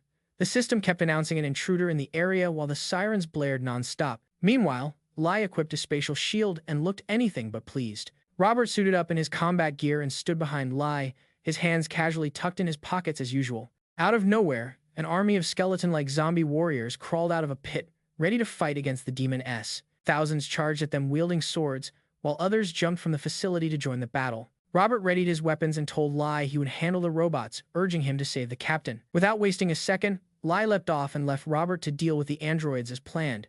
He soared into the sky, flying over the advancing robot army before diving straight into the underground facility. Robert was stunned at how fast he took off without waiting. Lai flew right into the pit, leading to the subterranean base and faced the incoming robot reinforcements. Suddenly, Lai awakened his true form, emitting a dazzling light from where he stood. Our hero triggered a massive explosion as he passed through the pit, obliterating every robot that was emerging and even damaging the pit itself. The robots stared in disbelief. Right before them, large rocks hurled by the blast fell onto some robots, crushing them instantly. But many more remained to fight. Robert remarked that Li Leijia might be able to lend a hand before leaving, though he didn't quite take it literally. A large mob of skeleton-like zombies charged at Robert, swords raised and ready to attack. He started swearing under his breath, realizing he was on his own.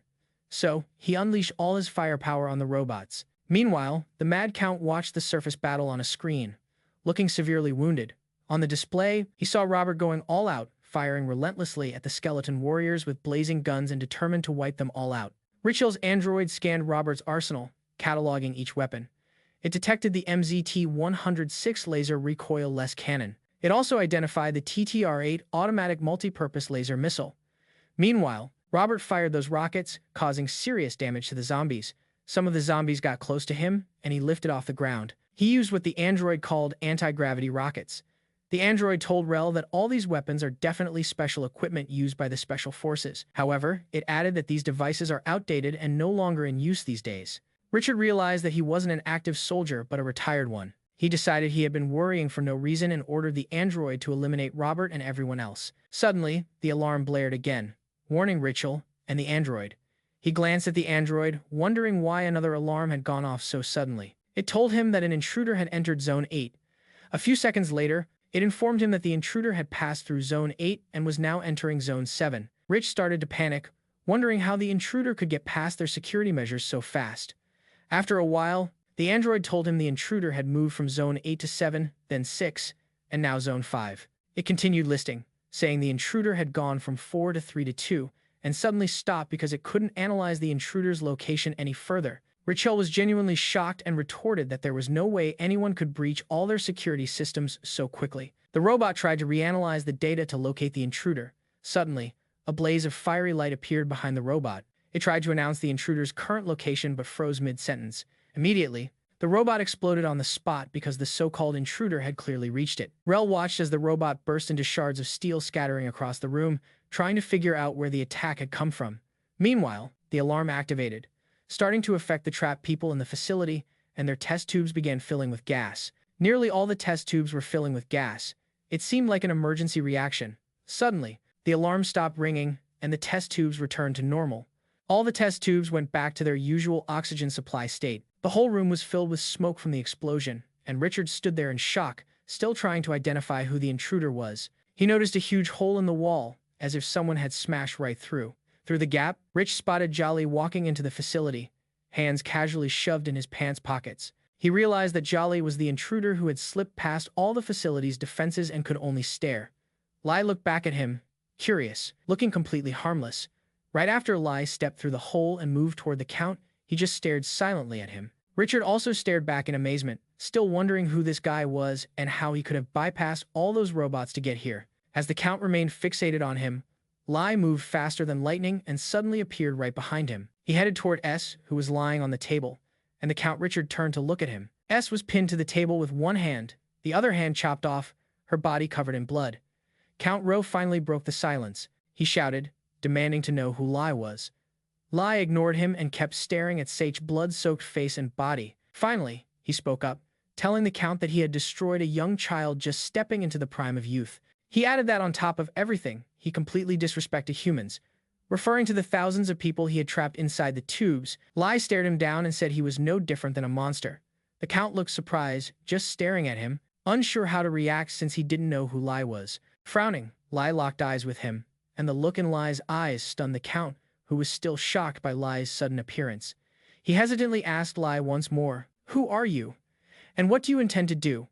Lai simply reached out his hand and activated one of his martial arts techniques. The slender sword in Zek's grip on the floor suddenly responded to Lai and slammed down onto the ground. The sword lifted itself off the floor and started moving forward. Lai told Count Richard he refused to talk to anything that wasn't human, continuing to summon the sword. It shot up from the floor, charging toward Richard and Lai. Instead of stabbing through Richard's head, Lai controlled the sword to glide right past his ear, probably to show off his skills. The sword flew back to Lai, and he caught it. The Count was shocked to see him use such a martial arts technique and immediately recognized it as the art called air control. He quickly scanned Lai, but realized Lai didn't have any internal energy system activated. This puzzled him even more, and he grew anxious because his opponent lacked any internal energy setup. He wondered how Lai could possibly use a skill like air control, something only those who reach an enlightened state can master. He kept scanning with the eye-mounted sensor. Speechless, he wondered if Lai was using some kind of ancient martial art. Lai stood firm, but the Count knew he was at a disadvantage and questioned why this new opponent had appeared at such a critical moment. The Count looked down at his shaky body, hurt badly by Sarian's attack, and started wishing he hadn't gotten injured by a crazy woman. Lai stepped closer, still staring him down. He pointed the sword toward Richard's neck, and the Count looked stunned. Lai told him that he was not only not human, but also not a true martial artist. Lai asked how he could even consider such pointless thoughts during a fight. His words irritated Richard, who angrily told him to shut up and charged to attack. The Count rushed forward, aiming for a critical strike. Suddenly, Richard noticed blood pouring from his hand.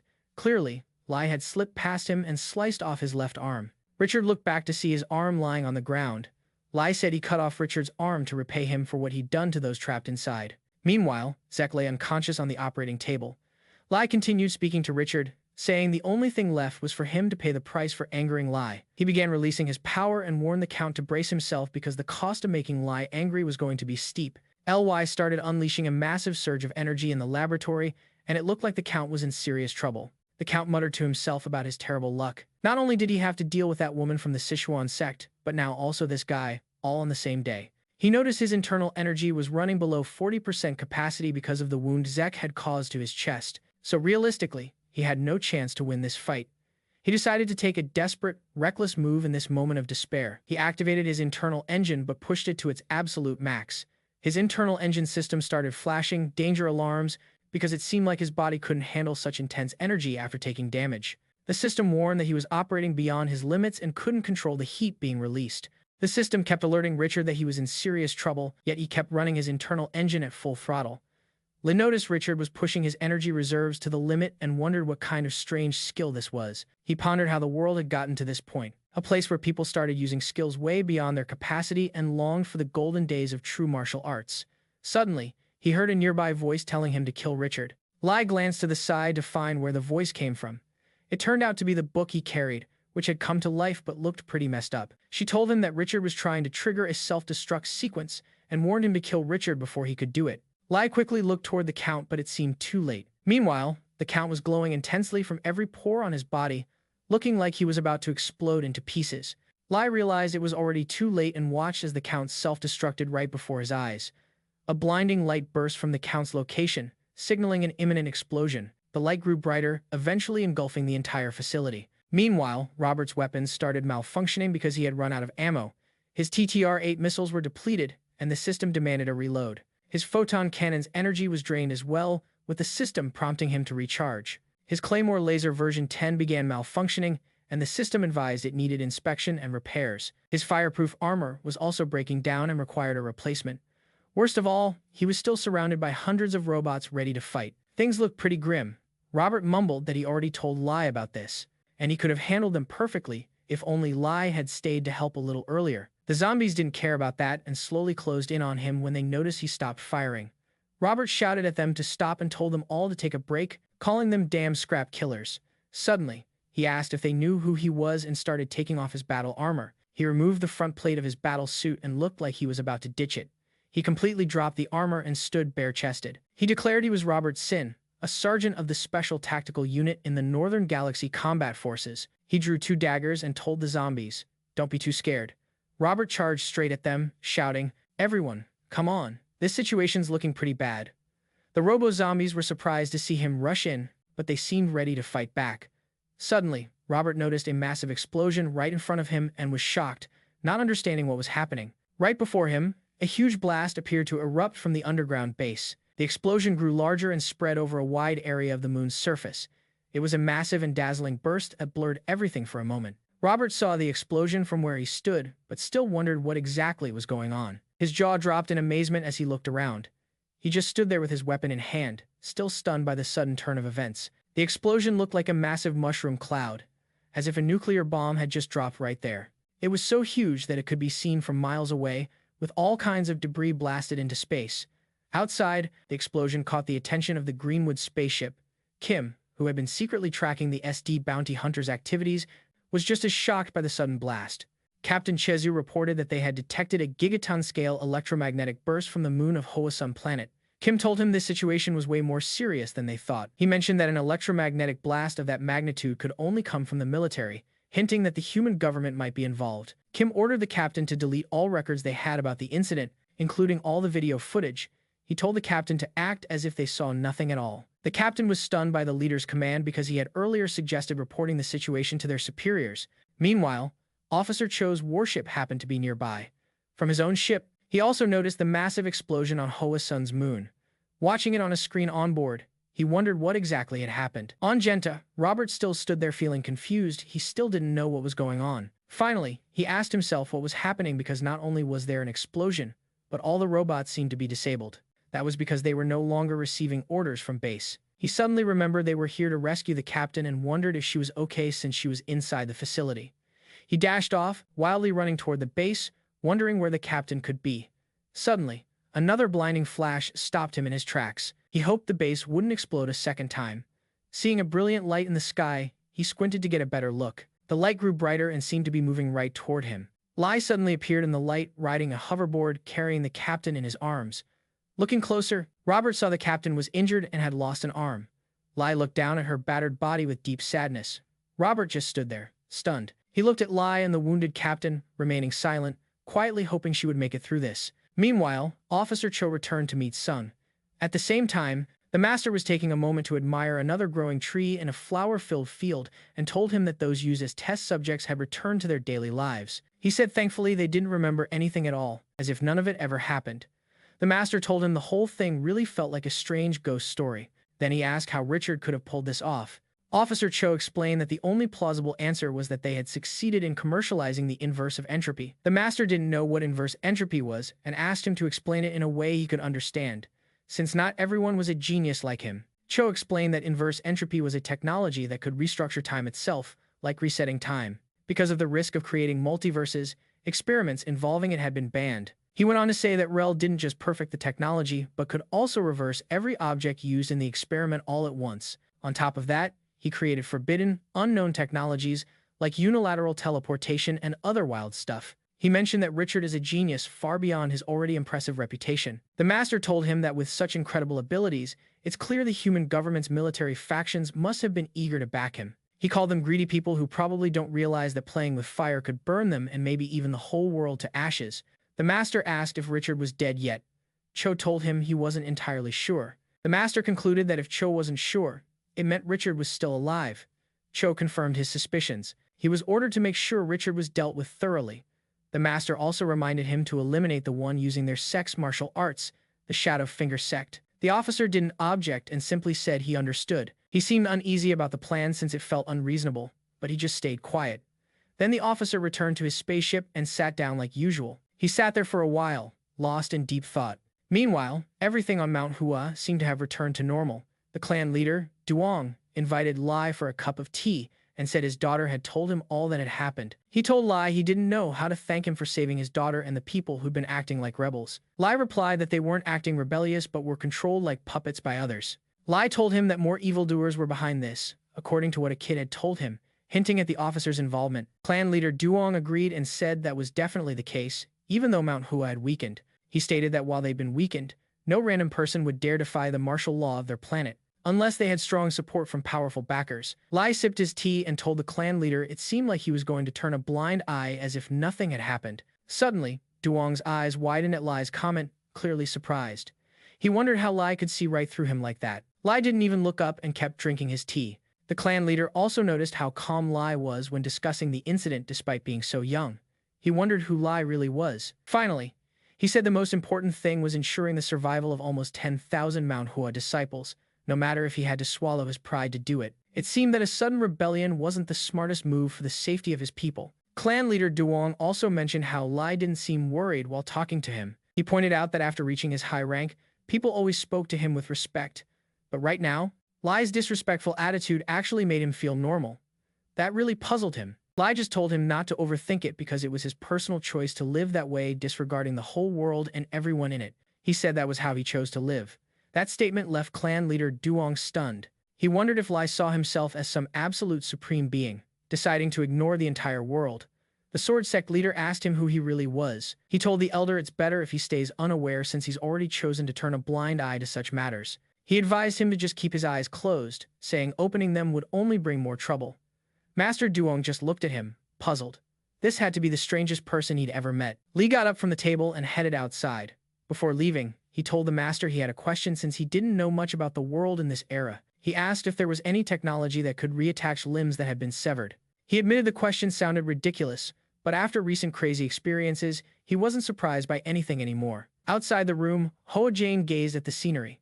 The S-Devil spaceship was seen leaving Mount Hoa's planet and was now floating in space. Inside the ship, a naked Sok was lying unconscious. She was connected to a life support system that helped her breathe and stayed alive. Sanja stood nearby, watching her vital signs on the monitors. She kept checking, and it was clear things weren't looking good. Sanja stepped out of the medical bay and headed to another part of the ship, but Robert stopped her. He immediately asked for an update on the captain's condition. She bluntly told him the captain was not doing well. Robert asked why and said she only lost an arm, which could be quickly sewn back on. The poison came from her own body. The worst part was, it was a unique toxin with no antidote. Sanja explained she had tried to neutralize the poison as much as possible, but it kept spreading into her internal organs. Robert started freaking out and picked her up without hesitation. He said that meant they needed a big hospital and asked why they hadn't left yet. Sanja reminded him again there was no antidote. Plus, traveling to a major hospital like Kina or Nebula was a long haul, and she wasn't sure the captain would survive the trip. Robert put her down and seriously asked what he could do. Sanja just walked off, telling him to prepare for goodbyes. She reminded him the captain always said to strap a shield on her and launch her into space after she died because she wanted to explore the universe forever. She added they'd save up some money to buy top-quality armor for that send-off. Robert just stood there, stunned as the meaning dawned on him. The usually lively ship now felt dark and lonely. Sanja went to get some water but just stared at the cup, unable to drink. She poured the water over herself, letting it run down her head and into her eyes. It seemed to be the only way she could cry. Suddenly, her eyes widened at something unusual. Outside the ship, she spotted a large vessel belonging to the West Heaven Sword Sect. Panic rose because she didn't understand why Sword Sect wanted to meet them again. On board, Sword Sect's leader watched the S-Devil ship with a worried expression, clearly aware of recent events. She continued watching, seeming eager to speak with the bounty hunters. Back on Mount Ho's planet, Sect Master Y noticed something strange in the sky. The West Heaven Sword Sect ship abruptly entered their planet's atmosphere with unclear intentions. The Sword Sect Master didn't look pleased about what he was seeing, as this was an unexpected visit. Security officers from Hoa's son Mansanjin reported the ship belonged to West Heaven Sword Sect. The Sword Sect leader recognized that the Western Heaven Sword Mistress was none other than Kim Manhwa. Sanjin told him that they had tried contacting her multiple times but received no response from her ship. Master Y told him it seemed she wasn't here to see him, so he said to just leave her be. Sanjin grew very frustrated and told the master that this was their sect's territory. He added that the status of the Western Heaven Sword Mistress didn't give her the right to look down on or disrespect their faction. Master Y simply smiled at him and told him to stay calm. He explained that the Huashan sect was currently in a phase of rebuilding and growth, so they needed to avoid conflicts with other sects for now. It seemed Sanjin was unaware of the massive disaster that had just befallen their sect. He tried to argue, but the Sword Sect leader told him that patience was the greatest strength their sect could wield at this moment. As he walked away, the master said they had to endure, at least until the sect was strong enough to fight back. Sanjin just stood there confused, but he had no choice but to obey the master's orders. He looked puzzled by the leader's words, unsure what he meant by saying they were rebuilding. Meanwhile, the Western Heaven Sword Mistress's ship stayed on the planet, and she ignored the planet's security organization. Inside the ship, the Sword Mistress told Lai that she came to discuss an issue with him, respectfully calling him a Grand Master. She mentioned that it seemed she could offer him some unexpected help. Inside the ship, it appeared she had brought the unconscious body of the girl from the SD ship. She told Lai that she could heal the girl traveling with him, if he requested it, referring to the girl with the bandaged eye.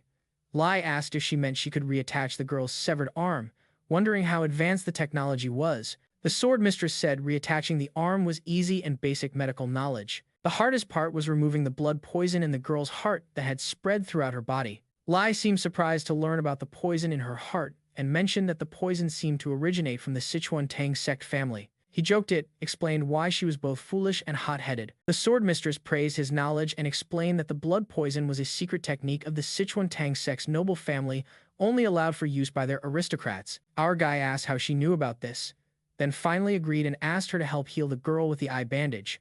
The Sword Mistress said nothing, just waited for him to respond to her previous comment. He added that since he had accepted her request, she was free to state whatever conditions she had. He straight up asked what she wanted from him. The Sword Mistress said there was someone she wanted to meet, and she was sure he could clear the way for her. Lai noticed her voice was full of murderous intent and she sounded very angry. He mentioned that for some reason, he felt like she was talking about someone he had met before. Referring to Richarel, he said he recently met a man who made him want to beat him to death. He told her that if that was the person she was looking for, she was too late because he was already dead. The Sword Mistress seriously told him Richard was still alive. She said the problem was he had hidden himself much deeper away. Apparently, he was hiding in a place called the Galactic Nebula in the Vista Union system, specifically on the moon 184H. She added that this was exactly why she needed his help. Meanwhile, on the moon at 108 degrees, 2 minutes, and 4 seconds, there's a military robot disposal site run by the Southern Galaxy Corporation under the human government. A strange woman approached a cocoon standing alone in the middle of the yard. She carried a cloth, planning to cover whoever was inside the cocoon. The woman patiently waited for the occupant to emerge. The cocoon slowly started to open, emitting a blinding light. The cocoon continued to open, revealing whoever was inside. As it expanded further, the liquid inside spilled out. It looked like something straight out of Richard's lab. The liquid dripped down to the ground, trickling past the woman's bare feet. The cocoon emptied completely, but it was impossible to see who or what was inside due to the dazzling light. As she stepped closer, she saw a naked man squatting inside the cocoon. The man tried to cover himself, appearing to have been experimented on.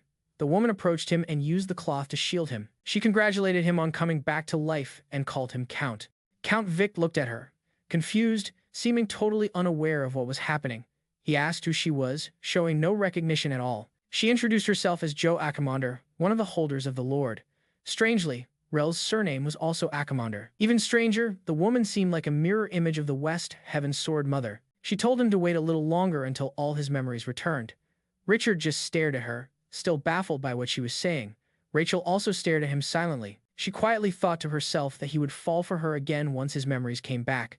Meanwhile, the Sword Mother showed Lai the moon where Richard was hiding. She told him this is where the army processes their robots, and surely this is where he was hiding. She explained the problem was this place was run by the human government, so it's under the watchful eye of the Planetary Defense Forces. Lai asked her if the human government was an official agency. He also mentioned a kid once told him something similar, likely referring to a scam. The Sword Mother joked that the term official agency is something no one's heard in thousands of years. She noted that he definitely knows how to spark curiosity in others. She agreed the human government is an official entity with a distant but not hostile relationship with the martial world. Lai observed that means they're neither too close nor too distant. He said it seems the elite's habit of holding onto power hasn't changed at all. The Sword Mother glanced at him and wondered why he talked like he came from 1,000 years ago. She wondered who exactly he was. He told her to get straight to the point and ask what she wanted him to do. Meanwhile, the Planetary Defense Force commander, Major Bernardo, looked out the window of his office. The Sword Mother told Lai she needed his help to distract the Planetary Defense Forces so she could reach Richard. Outside the office, Major Bernardo observed some work happening at a facility. He spoke to someone behind him, saying he just got a report that the laboratory had been completely destroyed. Behind him, Rachel sat down while Joe stood behind him. Rachel told the commander they had encountered an unexpected problem. Behind him, Rachel sat down while Joe stood behind him. He told the commander they had hit an unexpected problem. Richard tells him he needs to erase the evidence because keeping the project secret is the top priority. The commander jokes that it seems his tongue isn't injured since he can speak pretty smoothly. He asks if his tongue works just as well when he's in front of the project investors. He adds that even a whole net wouldn't be enough to calm their fury when they find out he destroyed the lab. Richard tells him the project isn't a complete failure yet. He says the Steel City project was just one part of a bigger plan. Richard says they've gathered enough data from the experiments to say the project was actually a success. Rachel adds that now they will move on to the main project, the Iron Zombie project, then leave. Before leaving, Lieutenant Bernardo stops him to ask a favor. He wonders if Richard can make another copy of what he's carrying, a reference to the power cord. Richard seems a bit offended by the request but doesn't turn back to show his displeasure. The commander adds that he's been stuck in this godforsaken place for way too long and is getting bored. He says if creating something new is too hard, Richard can lend him his for a few days. Richard says he'll consider it as they head out together. He looks annoyed by the ask but decides not to stir up trouble.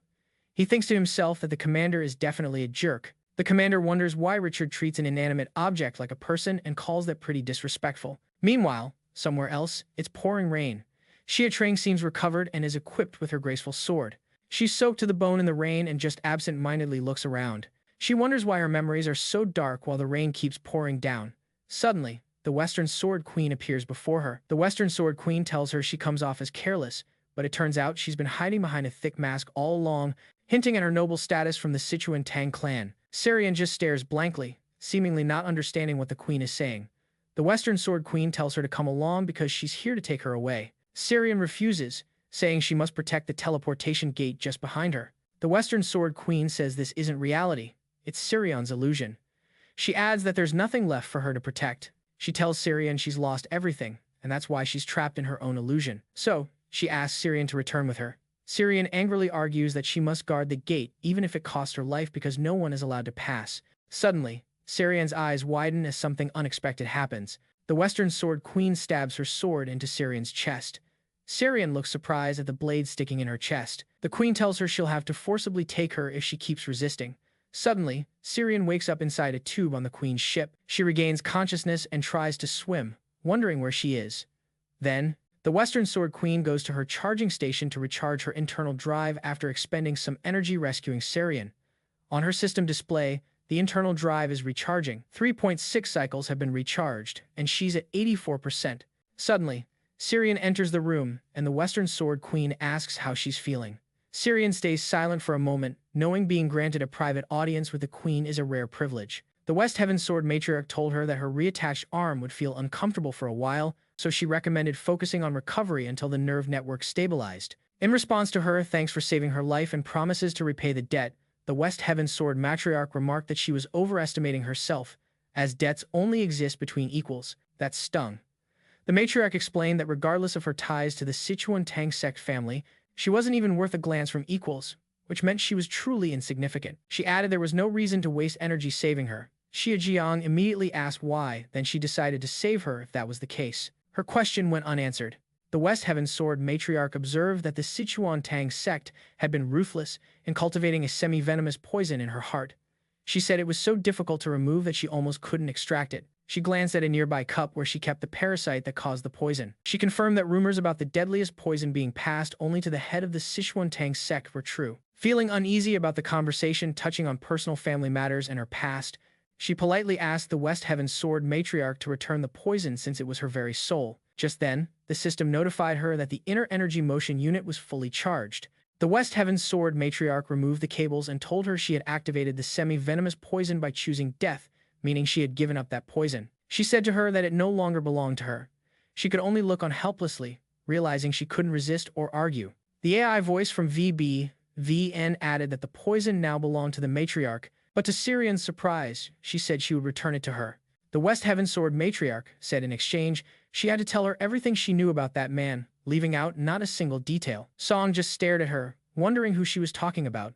Her eyes suddenly widened when she realized the matriarch meant Lai. Meanwhile, Lai returned to Mount Hua planet to discuss matters with sect leader Y. The sword sect master said he wanted to meet Lai again to repay the kindness they had received, calling him the great revered master. Lai told him to forget it because he did it out of his own will. He insisted that a cup of tea was enough. The sword sect master said he understood that, but reminded him the roles of debtor and creditor were different. He added that the Mount Hua sect was not used to owing debts. Sect leader Y said he would repay the debt with sincere advice. He warned him to stay away from the West Heaven Sword Matriarch. He described her as a poisonous spider living deep in a dark abyss. Meanwhile, Syrian left the room where she had talked with the matriarch and stepped outside. Along the way, she noticed a mysterious figure standing beside her. Glancing over, she realized it was Elena looking sad. The sword sect master told Lai that the West Heaven Sword Matriarch infected everything she approached with darkness. Meanwhile, Song completely ignored Elena and walked past her, avoiding any trouble. Suddenly, Elena said to her, "Don't be too glad you survived, because she's going to kill you." This confirmed the sword sect master's point that the sword matriarch corrupted everything she touched, even her own flesh and blood. On the ship, the book questions Elena about why she is threatening her. She asks if there's some kind of debt to settle and says she doesn't remember anything like that. Elena only tells her that the reason she hasn't come to settle the grudge is because her mother saved her. The two girls just stare at each other silently. Syrian finally walks away, saying that she and her mother really are alike. Elena angrily tells her not to ignore her and reminds her that she will die by her hands. Syrian keeps ignoring her and says she can say whatever she wants. Before leaving, the captain turns back to ask her a question. She turns and faces Elena, who is listening intently to her question. Syrian demands to know why she keeps talking nonsense to her and asks how old she is. Meanwhile, on the planet Hoa-sun, Lai thanks the sword sect for his advice, but says he will handle things his own way. Sect leader Y adds that he doesn't know the request she made to him, but he knows her true intention must be something else. He says maybe she's targeting someone important to her. He tells Lai there's a legend in the underworld that any man who meets the Western Heavenly Sword Mother will never escape her grasp. That's because of the perfect status she pursues.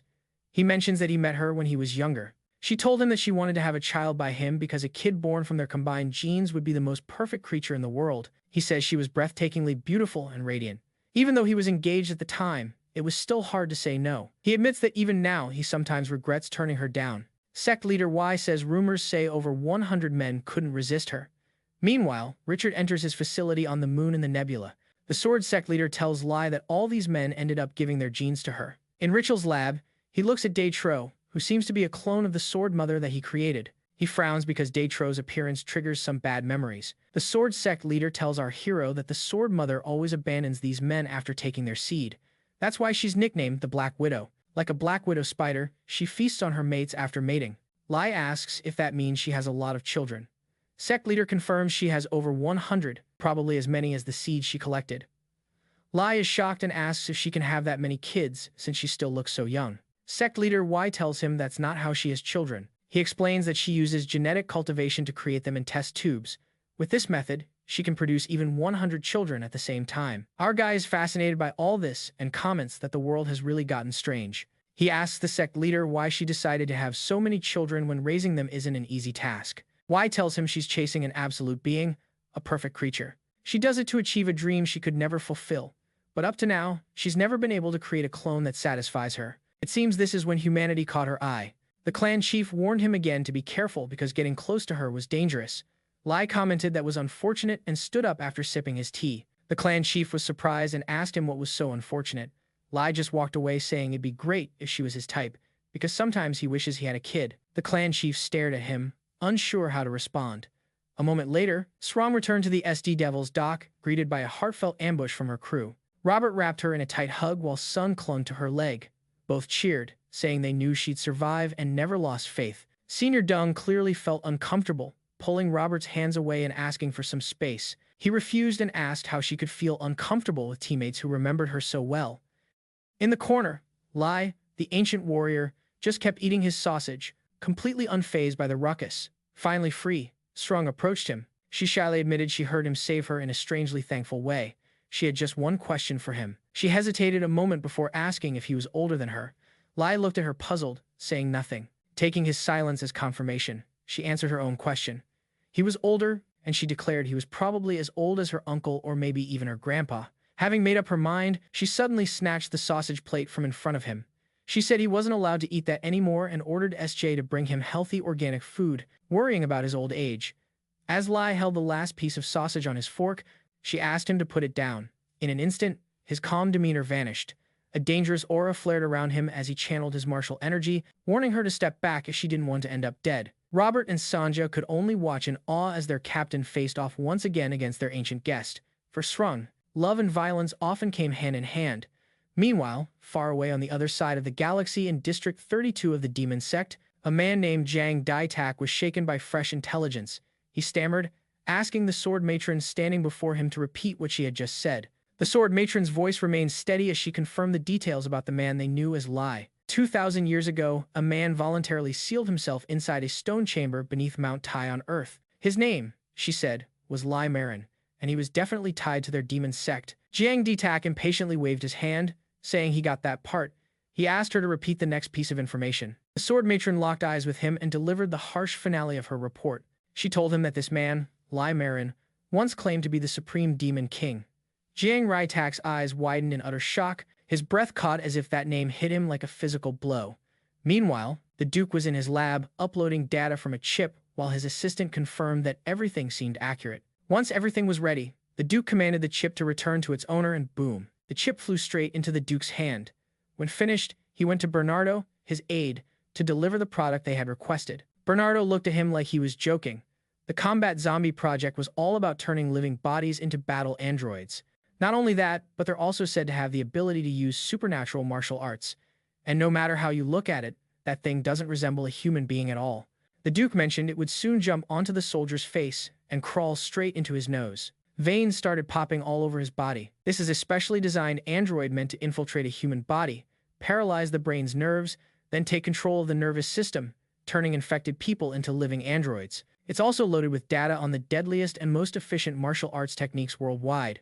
In short, it's a killing machine. But why does it look like that? Well, that's because it's different from the experimental models, which is why it's deformed. The chip popped out, and the guy just collapsed on the floor. The Duke told them to get ready for tomorrow's show, because, now that the prototype is ready, they need to demonstrate it to the investors so they'll stop complaining. Bernardo said they've been waiting 10 years for this moment. How could he claim that his investment of $500 million created a monster like that? But the Duke reassured him, saying, don't worry, the thing hasn't met its true owner yet, and once it finds that person, it will function perfectly. He told him to go and become its real master, perfect project, just like a zombie. On our hero's ship, Sanja mentions they've reached the limit of how far they can go. If they get any closer, they'll breach the security line. SRY hesitated a bit, so Robert said if they mess up, they'll officially be fugitives from humanity's government. They'll never be able to eat or rest in peace again. When they asked about the Queen's ship, they noticed it was roughly the same distance from them but in the opposite direction. So, Sachs told them to prepare the landing bay. If anything happens, just pretend you don't know each other. She went over to Lai to inform him this is his stopping point, but from here on out, it would be just the two of them. Lai told her not to follow him and stay put. He would go alone. Seeing Dong call him Sir Lai, mentioning she needed to operate the landing bay, Robert shouted, asking why she didn't just use autopilot, especially since she didn't even know how to properly pilot the ship. Senior Dong admitted she still had some unfinished business with that guy. Lai asked her to stay. He said he still had a much bigger debt to repay, and if that's any comfort, she'd better consider it the past. Because if she keeps clinging to the past, she'll never move forward. The more you focus on the past, the farther you drift from your current life. Suddenly, Bernardo started hearing alarms about an intruder crossing the boundary. The heavenly demon had finally landed. Meanwhile, a voice asked the previous leader who he was. The voice belonged to Warren, who said the man had mistaken him for some kind of bug, asking where he came from, leaving the Duke in disbelief. Was he losing his mind? Because that man was here, and Bernardo saw him too. He was pure and natural, with no internal units or weapons. Yet, at first glance, he looked like a roaming demon in this area. Bad luck for a beggar. Bernardo ordered the guy to be eliminated, and a Royce surfaced from beneath the sand to attack. However, the Duke panicked and rushed over, shouting that this man wasn't someone he could handle. The Duke rushed over, panicked, shouting that this man was not someone he could handle. He ordered the switch to emergency alert mode and to activate every defensive weapon they had. Bernardo reacted like it was just another day. But that droid completely fell apart just because Lai stepped toward it. When the Duke saw the defense field, he immediately ordered a detailed analysis of the martial technique just used, even connecting to government databases if necessary to investigate further. Bernardo got up and asked what the heck he was doing. He was the one in charge here. The other man replied that if the project failed because he didn't follow orders, even he wouldn't be safe. He told Bernardo to use everything at his disposal to stop him if he wanted to survive. As he advanced, multiple defense lines activated to block his path. The Duke called someone, telling them to bring it quickly. They needed to speed up the project no matter what, and now we see the person he mentioned is Ho Jane, who seems to be in a lush, green area. Rachel reported she had arrived and would escort her personally. Suddenly, Lai noticed a whirlwind forming, growing larger until a gigantic Buddha statue materialized from thin air. The heavenly demon asked who it was, but a giant hand crushed him immediately. From afar, the whirlwind was visible. Bernardo thought it wasn't as big a deal as the Duke claimed, but Lai blasted a hole through the giant hand and soared to the top. Bernardo shouted for them to kill him already and get it over with. The whirlwind started turning red. Meanwhile, Lai mentioned that the true energy of Buddha comes from hollow cultivation, so how could it be filled with such dirty, violent energy? He wondered aloud. This was clearly a fake, just using Buddha's image. The heavenly demon wielded his sword to slice a huge hole in the statue's palm and charged full speed to pierce its head. At that moment, Bernardo truly felt real terror. Back on the ground, Lee figured all that ruckus would be enough for her to sneak in. And now, thousands of droid were chasing after him. Meanwhile, the Duke finally identified the martial art. It was the advanced technique of the heavenly demon heart sword. Instantly, he requested a connection to Bernardo, but there was no response. Someone told him it was useless, that he wouldn't be reachable for a while. The Duke recognized the voice. It was the Queen. He called her Yong Hoa, but she seriously told him that if he casually used her name, they must have had some sort of connection before. The Duke looked a little sad and asked if she remembered him. The Queen's expression confirmed that she did. The Duke explained it might have been because of his appearance. He lost half his face in a lab accident, because 25 years ago, that very night, she came to his lab in the old city of Galaxy. Yes, he clearly remembered the first time he saw such a beautiful woman. The Queen told him he was handsome, even beyond the rumors. The greatest scientist in history had such looks. Looks like I'm pretty lucky today, Yang Hoa said. She held his face and suggested they have a child together, because a child from their combined genius would be the perfect being in the world.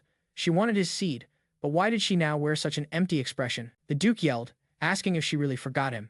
Her reply was, I don't keep memories of failures. She also drew her sword, saying he forced her to remember, and that upset her. Meanwhile, Bernardo is going through an absolutely awful time. The poor guy has no clue what to do next. 73% of the outer forces were wiped out, and in the end, he had to call for backup from headquarters. but it was way too late. Lai just walked past him like he wasn't even there. Bernardo asked, "What the heck are you?" "Limogen was already etched on your tombstone," he said. That was Lai's reply. Then he shot back with a question. "Where is that half-monster guy?" The Duke couldn't understand why she called him a failure. Wasn't a guy like him even worth remembering? "No, you're mistaken. I can grant you your deepest wish, just like Miss Hang's dream, to become the most perfect and absolute being. Even though you can't do it yourself, I'm determined to create someone like that at any cost. I am not a failure." "You're the one who abandoned me," he shouted, saying he had given his whole life, heart, and soul to it. After that, the Duke got pierced by the lady. She remembered him, but the more she thought about him, the more annoyed she became since he talked way too much. When Lai arrived, he only found the Duke's body and noticed the cut was incredibly clean. She really tore his heart out without a second thought. No matter how trivial their connection was, she showed no mercy. But the Duke started talking to him, saying she didn't know his worth yet, but she would soon understand and start seeing him as valuable. Lai told him to forget it. After all, he was already dead. Because forgetting is the greatest gift death gives, the sooner he accepted it, the better. But the Duke disagreed. He refused to die because his creation represented his eternal value. Just then, Hoa Jane walked in carrying the leash. Lai looked completely stunned. Why was that girl here? He immediately asked what she was doing there, but a golden light spread everywhere. Bernardo's alarm blared again, and he wondered what on earth was going on now. The base was warning him to escape on an emergency ship, though he hadn't even issued that command yet. A girl's voice said she gave the order out of old respect, because if he wanted an ending worthy of a soldier, he could stay. That would be a fine ending for him too. Another massive ship appeared, leaving Sak Trong and the others completely shocked since they had never seen anything like it. Sanja said it popped up there just a few seconds ago. Robert said that wasn't the real issue. If they looked closely at the emblem, they'd realize the ship belonged to the human government. Meanwhile, Lai stepped back to observe as Hoa Xin radiated massive energy, while the Duke laughed because he was right. What he just saw was another version of himself containing his true value, and that power level was only the beginning. That girl was an empty vessel that could absorb and hold anything until reaching peak power. The leash told him to shut up and stop talking. She needed urgent healing. The Duke replied he was done, and she knew it because she was another version of him. So, now he granted her free will, telling her to live however she wished. Opening his chest, he pulled out a blue heart she could use to control the girl, telling her to step out into the world and live. With that power, no one would dare look her in the eye. Rachel looked at him. However, just as she was about to take the heart, Lai told her to stop. One crazy life is already enough. And no matter the story behind it, she should let it go and return the girl to her original state. That was a warning because he wouldn't repeat himself a second time. Rachel replied that it wasn't a crazy life. He had simply lived with desperate intensity and passion, but no need to worry about him leaving because his story ends here. From now on, she would live exactly as Miss Hang wished. What she did was approach Warren, hug her, and say she would now grant her freedom too. In exchange, she gave one command. If they ever met again, she asked Warren to hug her tightly. The moment that happened, the wild cords dissolved, and Warren returned to normal, collapsing onto the floor. A Leviathan-class fighter jet was spotted near the atmosphere boundary, belonging to the human government's inspection office. If they brought a ship like that, it could only mean one thing. They were about to launch an orbital bombardment. Robert shouted that they were doomed, then questioned why they hadn't moved yet. Couldn't they see us? Sanja didn't think so. They definitely had. And right then, the girl from before appeared right behind them. What the heck? Where did she come from? They asked. Meanwhile, she looked at them with a gentle smile, having realized Seth called her the last heir of the Tang family in Sichuan. Seth was shocked, but the red-haired girl reassured her not to be afraid. Just pretend she didn't see her, and she'd even erase the report she got on the way here. Since she was a government official, she'd let someone else handle their case, so it was better to act like they never met. Suddenly, she started demanding a plan revision, calling it the 6RT plan, then asked Sanja what was going on down there. Sanja told her all the droids had been shut down and disabled because they were about to conduct an orbital bombardment. This made Robert genuinely worried. With a sweet smile, the red-haired girl ordered them to open fire. A small drill dropped into the desert where the droids began spinning slowly. Meanwhile, the red-haired girl told them officials, like her hated writing reports. She asked why they hadn't moved, warning they needed to leave quickly and be at least half a light year away within 5 minutes to be safe. As she disappeared, she also warned them never to show up in front of her again.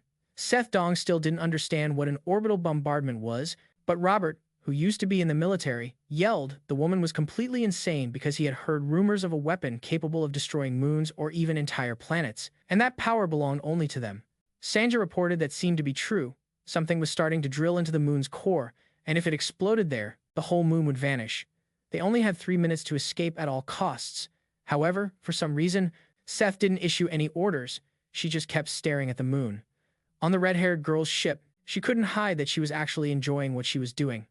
Gradually, the ground began to rise, and there were only 2 minutes left until the explosion. However, her ship could endure the shockwave by activating shields at 100% strength, but she had it set at 80% because, well, that made it more exciting. Confirmed. All redheads are a little crazy. She also spotted Bernardo escaping in the emergency ship. That was pretty clear. But the question was, why hadn't the others run even after being warned ahead? Our main character's ship started moving, but not to make a getaway. Instead, it headed straight for that moon. Robert began yelling that they were about to die with no chance of survival, but Song replied that she wouldn't die because her life path was very long, and she planned to live at least until she was 80. Meanwhile, Sanja had no fate line but still knew her lifespan was 5,000 years. Even though she knew what the boss was doing was wrong, no matter how you look at it, the closer they got, the atmospheric temperature rose steadily to 300 degrees. Robert shouted he didn't want to burn alive. Sanja detected a live signal ahead, but the temperature there was at least 700 degrees. At that moment, they saw Lai hovering outside while holding Warren, even though flames clearly burned around them. Lai said this was seriously bizarre.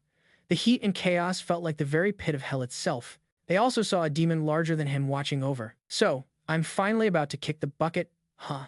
The supreme demon wondered.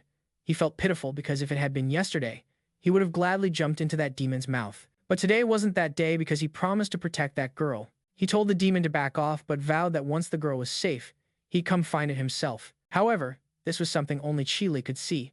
Once done, the boss yelled for him to snap out of the illusion and get on the ship. The ship where the red-haired girl is reporting that the ambient temperature is now 1,500 degrees and a massive explosion will happen in 10 seconds. But there's still a faint sign of life. It seems their warnings were in vain. Once the core explodes fully, the temperature will skyrocket to 6,000 degrees. Even a god wouldn't survive that. Lucky me, that means I won't have to file a report, she thought. However, even inside the airlock, Lee and Warren couldn't enter where the others were because the heat was too intense. If they opened the door, everyone would turn to dust. Honestly, it's fine to say that, since they were about to die anyway, better to go out together.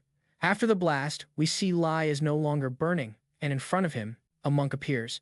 Lai says he never expected to meet him again, and the monk replies that destiny planned their reunion, even if it took 2,000 years. Now in the past, we see him in a very human environment, and the monk asks Lai to ask him that question. When he doesn't answer, the monk tells him not to hold back. Lai is the one who sought him out at the edge of the living world. Thai Ma sits beside a katana, looking pretty worn out. He's walked over countless corpses, but even now his knees and legs feel cold. Thai Ma asks the monk if he knows him, and the monk says no. Still, even without knowing, he can see everything. Before everything started, he was a demon because someone stripped away his choice to live, and he lived a life forced to consume death instead of food. Yet, even all that death couldn't satisfy his hunger. He clearly knows that. He's lost his reason for being. Thai Ma replies that it doesn't matter. He's still incredibly strong. The monk knows this well. In terms of strength, there's nowhere higher for him to climb, and even now, he can kill hundreds of thousands who dare to look up to him. Again, the monk agrees, but no matter how many he kills, his hunger only grew stronger. Because in the end, blood was never the right kind of food for someone like him. The monk said he would now answer his question. Even if he wanted to end this meaningless life, no one in this era could take it away from him. Only his own choice could bring about his end. The thought of willingly choosing death never even crossed his mind, not even by accident, because his life belonged only to himself. If life isn't mine, how could death be mine? He asked. The monk stayed silent. With no answer satisfying him, Lai tried to leave, but the monk stopped him, saying if he couldn't choose to live or die, he would take him somewhere beyond both, warning it might be a dream he'd never wake from. But if luck was on his side and he could wake up, maybe a new choice in life would appear. Great. This is the translation and revision of the next part of the text, following all the rules you set. Now, back to the present. The monk said his demeanor was different from 2,000 years ago. The harsh darkness behind him had vanished, and now his eyes were full of life. So the monk asked if Lai had found a new way to live. Lai replied no. On the contrary, it had disappeared. The heavenly demon sect had been freed from the chains of darkness and was now living in the sunlight. His sole purpose for existing was gone. His life became meaningless again. Then why are you still alive? The monk asked. Isn't this a good chance? If you accept this heat, the kind that could melt you, you'll become dust, dissolving into absolute nothingness. Why desperately cling to life like that? Why stubbornly hold on in this situation? Because of a promise, I promised to protect that girl. The monk replied that was pointless, because death erases everything, even promises themselves. Hadn't he experienced the universe? Hadn't he realized that when facing the universe, he was smaller than a speck of dust? What meaning does a promise have to something as tiny as dust? And that girl he clings to so much, he doesn't even know her real name. Even if he fought, he couldn't protect her. I know we'll die anyway, but don't you think? At least I should try until the very last moment. Even if I have to burn myself to nothing, until not even a speck of dust remains. Shouldn't I try? Does living or dying really matter? If death makes someone's life meaningless, that just proves their life was lived wrong. Now I realize death can never truly end life, as long as that life leaves behind meaningful memories, even if tiny and trivial, smaller than dust, because life surpasses death. Right then, the monk bowed his head and said the boundary between life and death, the realm of eternity, had been reached. Just as everything was supposed to blow apart completely, a massive light burst out from the door where Lai stood, and all that fire vanished in an instant. Sethong watched in utter shock from afar at the figure of a white-haired man, Lai himself. However, their ship was severely damaged, and now they couldn't even move. Sanja told Sex that the repair costs would be huge and they didn't have the money. But Robert and C couldn't take their eyes off Lai. Just then, the red-haired girl appeared again on their ship and asked what the heck they were doing, though they had no clue themselves. So everyone turned to look at Lai, who was devouring a pile of sausages nonstop. The red-haired girl wondered who he was. She had no record of him in any database. The first thing she did was shout, demanding to know who he was and what he had done. But suddenly, she froze. That was because Lai started staring straight into her eyes. Now Lai asked who she was.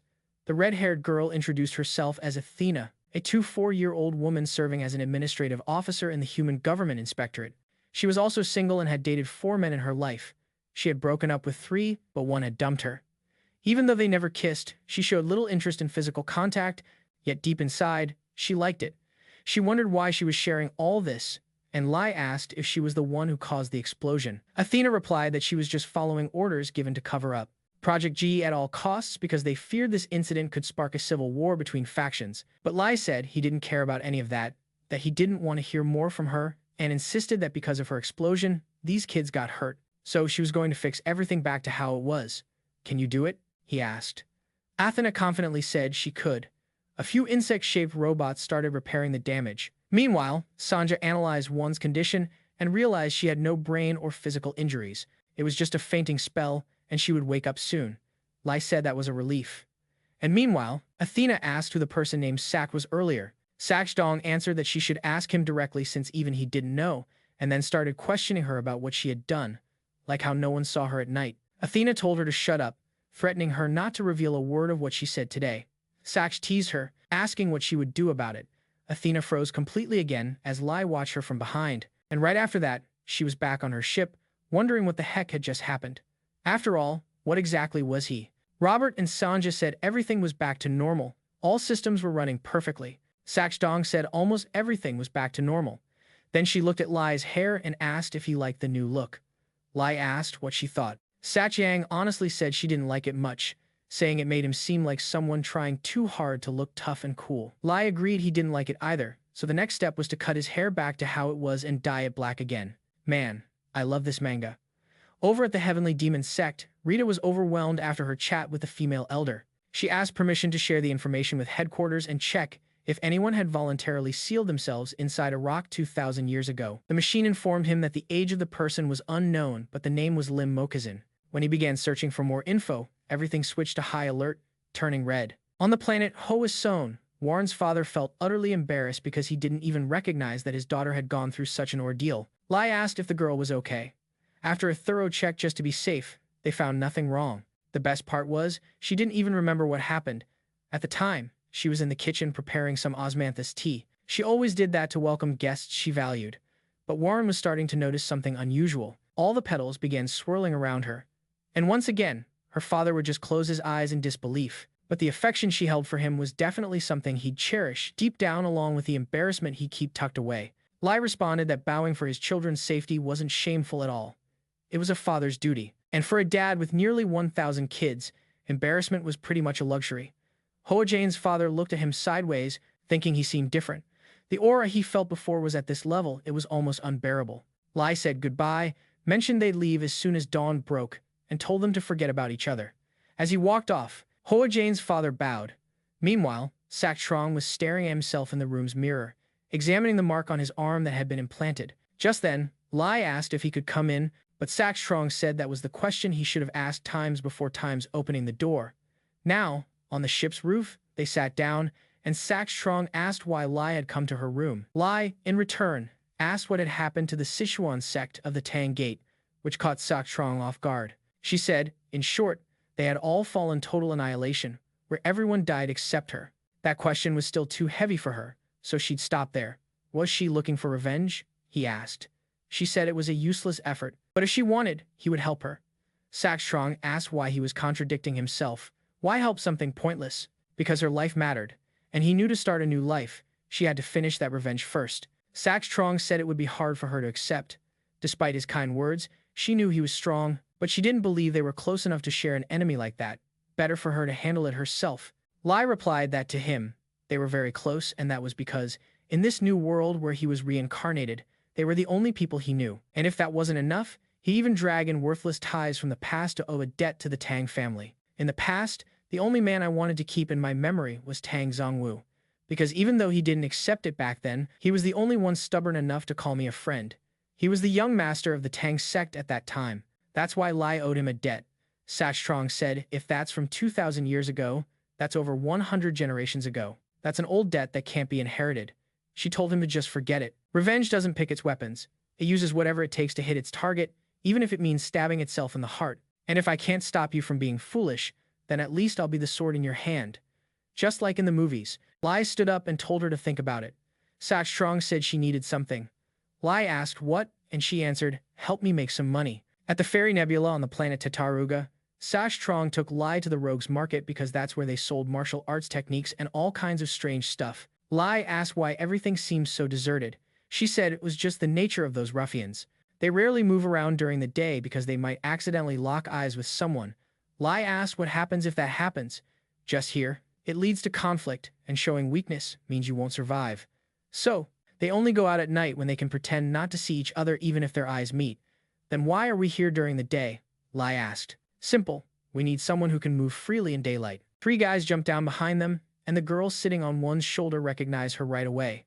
I can't believe you showed up here all alone. It seemed like she had finally had enough of life. She greeted her. Meanwhile, Sakstrong teased because she wasn't any taller. You really seem like you want to die. The other pulled out a red sword, but Sakstrong told her not to lose her cool. It's been 5 years, and the least you could do is say hello. She introduced her to Lai as Bei Sahi, small but the same age as me. She used to be sweet but got annoying when she realized she wouldn't grow any taller, but we were never really close. Seeing that little girl wanting to tear Sakstrong apart, Lai thought they weren't as friendly as she claimed. Sakstrong said she was angry over just a little joke. I only borrowed a martial arts manual from her family, the Devil's Soul Sword technique. But friends, borrowing each other's stuff is normal. And after borrowing it, Sakstrong revealed she sold it. That's why she's nicknamed the Devil and rides that giant ship. Sahai couldn't hold back her anger. How could she sell it? She's completely crazy. But Sakstrong told her to calm down. If she came here, it's to return something way better, something worth tens of times more than the Devil's Soul Sword manual. The other told her to stop talking nonsense. That manual is a top-tier ancient martial arts treasure. How could she possibly have something more valuable? And if she does, she should show it right now. Hidden behind Lai, Sakstrong said, it's this. Me? He wondered, and Sakstrong said, didn't you promise to help me make some money? Then Sahai took Lai and Sakstrong to meet her father, saying she didn't bring her here out of trust, but because she needed her father's permission to kill her. Lai was warned not to believe that she actually cared for her. This place is the headquarters of the Triad, one of the 4 factions controlling Tataruga, and the girl's father is the leader. Lai asked exactly what he needed to do to help her. She said it was simple. He just needed to sell himself for a high price. The leader said it was outrageous to see her again and hoped never to meet her again in this life. And now, no matter what, he couldn't break the Triad's rules. Betraying the organization and stealing treasures, the only punishment is death. Sahai smiled, knowing her fate was sealed. Sakstrong explained she didn't steal it, only borrowed it, and was here to return it. He replied that even bringing the manual back wouldn't be enough. No profit from it. Again, she stood behind Lai and told him not to worry. Sahai told her to stop delaying her death and accept it. She would kill her quickly and painlessly, but her father requested at least to hear her out one last time. Sahai said if he let that girl escape again, he would truly be disappointed in him. But he replied that if she couldn't pay such a high price, her death was inevitable. Feeling relieved, he asked Lai if by any chance he had met an ancient swordsman named Demon Sword Ghost, since she knew they were from the same era. Lai responded that he did not know him. If he's a warrior from my time, then he's probably just a third-rate fighter. If that's the case, show me something then, she requested. He asked, and she explained, anything martial arts related will do. Oh, but it has to be one of his weakest moves to match the price I'm paying. She urged him to hurry up. She wanted to see the weakest and most ordinary martial art move. Lai threw a punch forward, and everyone held their breath waiting. That move was the ultimate fist strike, the very first martial art he mastered when he was just 1 year old. Honestly, he thought the move was too weak. Maybe he could show something a little stronger. Lai said it wasn't weak, just simple and direct, so she asked him to perform it as if he was hitting someone. Lai commented that this place was too cramped. The guild leader told him to try anything he wanted, and right then, a huge hole blasted through everything in that direction. Lai said, I tried to make it as light as possible, but looks like I slipped up since I haven't used it in a while. The guild leader asked how a person could live for over 2,000 years. Boss Dong said she didn't know either, but it was true. She found him locked away in an underground bunker on Earth. The guild leader considered sealing himself off for training, saying, as you can see, these martial arts are incredible and come in many forms. The best part is they're all ancient techniques. You could say Lee is like a living martial arts library. Because he's very close to her, she might ask him to revisit some martial arts they could use in their guild. If they turn them into secret manuals, they'd sell for a fortune far beyond the value of the demon sword's secrets. At night, some thugs watched the huge hole Lai had made, wondering how it suddenly appeared there. Another guy wearing a green hood was cut off by Lai. He asked when the shop would open. Are you talking to me? The man replied. Lai said yes, since no one else was there. The hooded guy then asked if Lai was looking for trouble. Lai told him to relax, calling him a kid, and said there was no need to be afraid of him. So, you're looking for a fight, huh?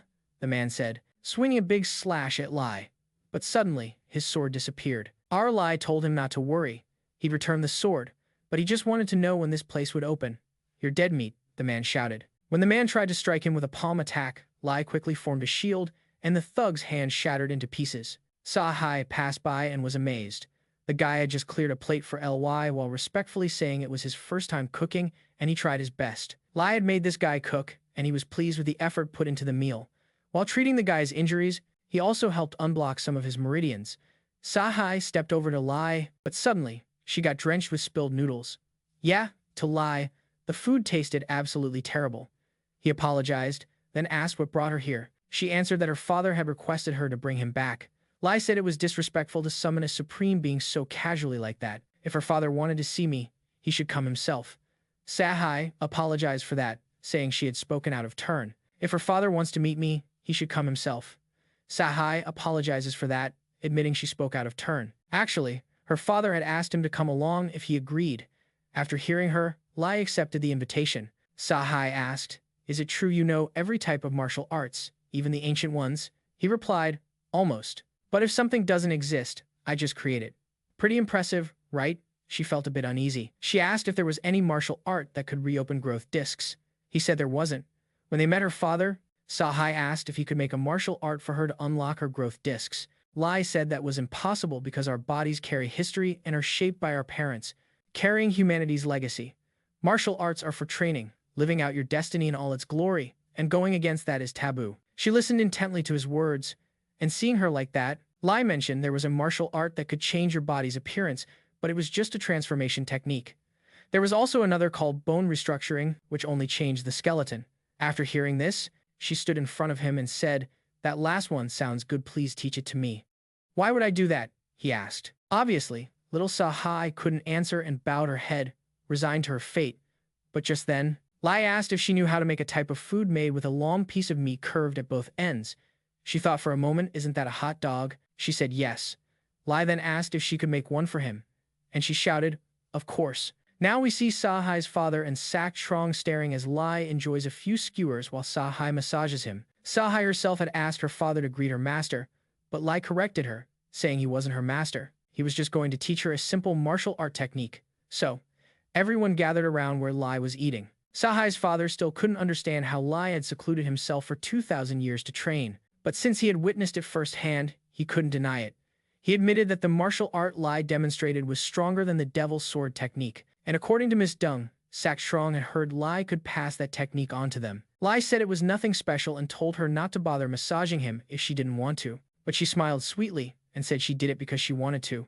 Her father then commented that if Lai wrote a detailed manual about the methods and techniques, he would completely overlook the fact that Sakstrong had stolen and sold the manual. But Sakstrong interrupted, saying that wouldn't be fair. Even with all the added interest, they'd still take a heavy loss. So, he had to make a better offer.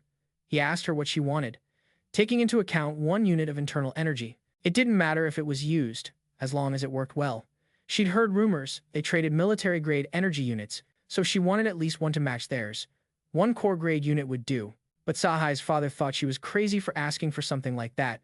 Angry, the sect leader yelled that such a thing was never allowed. Core-grade energy is the treasure of treasures, and no matter how powerful an ancient martial art is, it can't compare to its value. Sakstrong raised his hand, saying not just 1, but 5 ancient martial arts. Of course, she also asked Lai if he could demonstrate 5 techniques of the same level like he did before.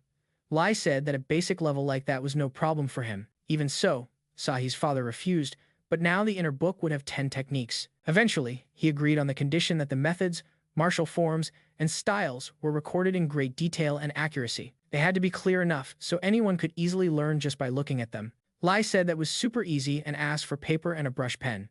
In the end, the inner book and the sect leader stared at Lai's drawings that made the instructions incredibly simple.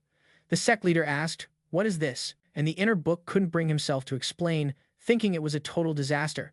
Still, the sect leader called in an elder expert to verify if those techniques were genuine. While Sahi worked as Lai's personal chef, the inner book sat beside him, annoyed since the payment didn't even cover the cost of the paper. They judged the drawings to be more like gymnastics than martial arts. They demanded that he upgrade to secret high-level techniques. Lai pointed out that at the highest level, all martial arts become nearly identical and indistinguishable. However, every technique he provided was easy to learn and led to the same ultimate mastery. That was why his techniques were far superior.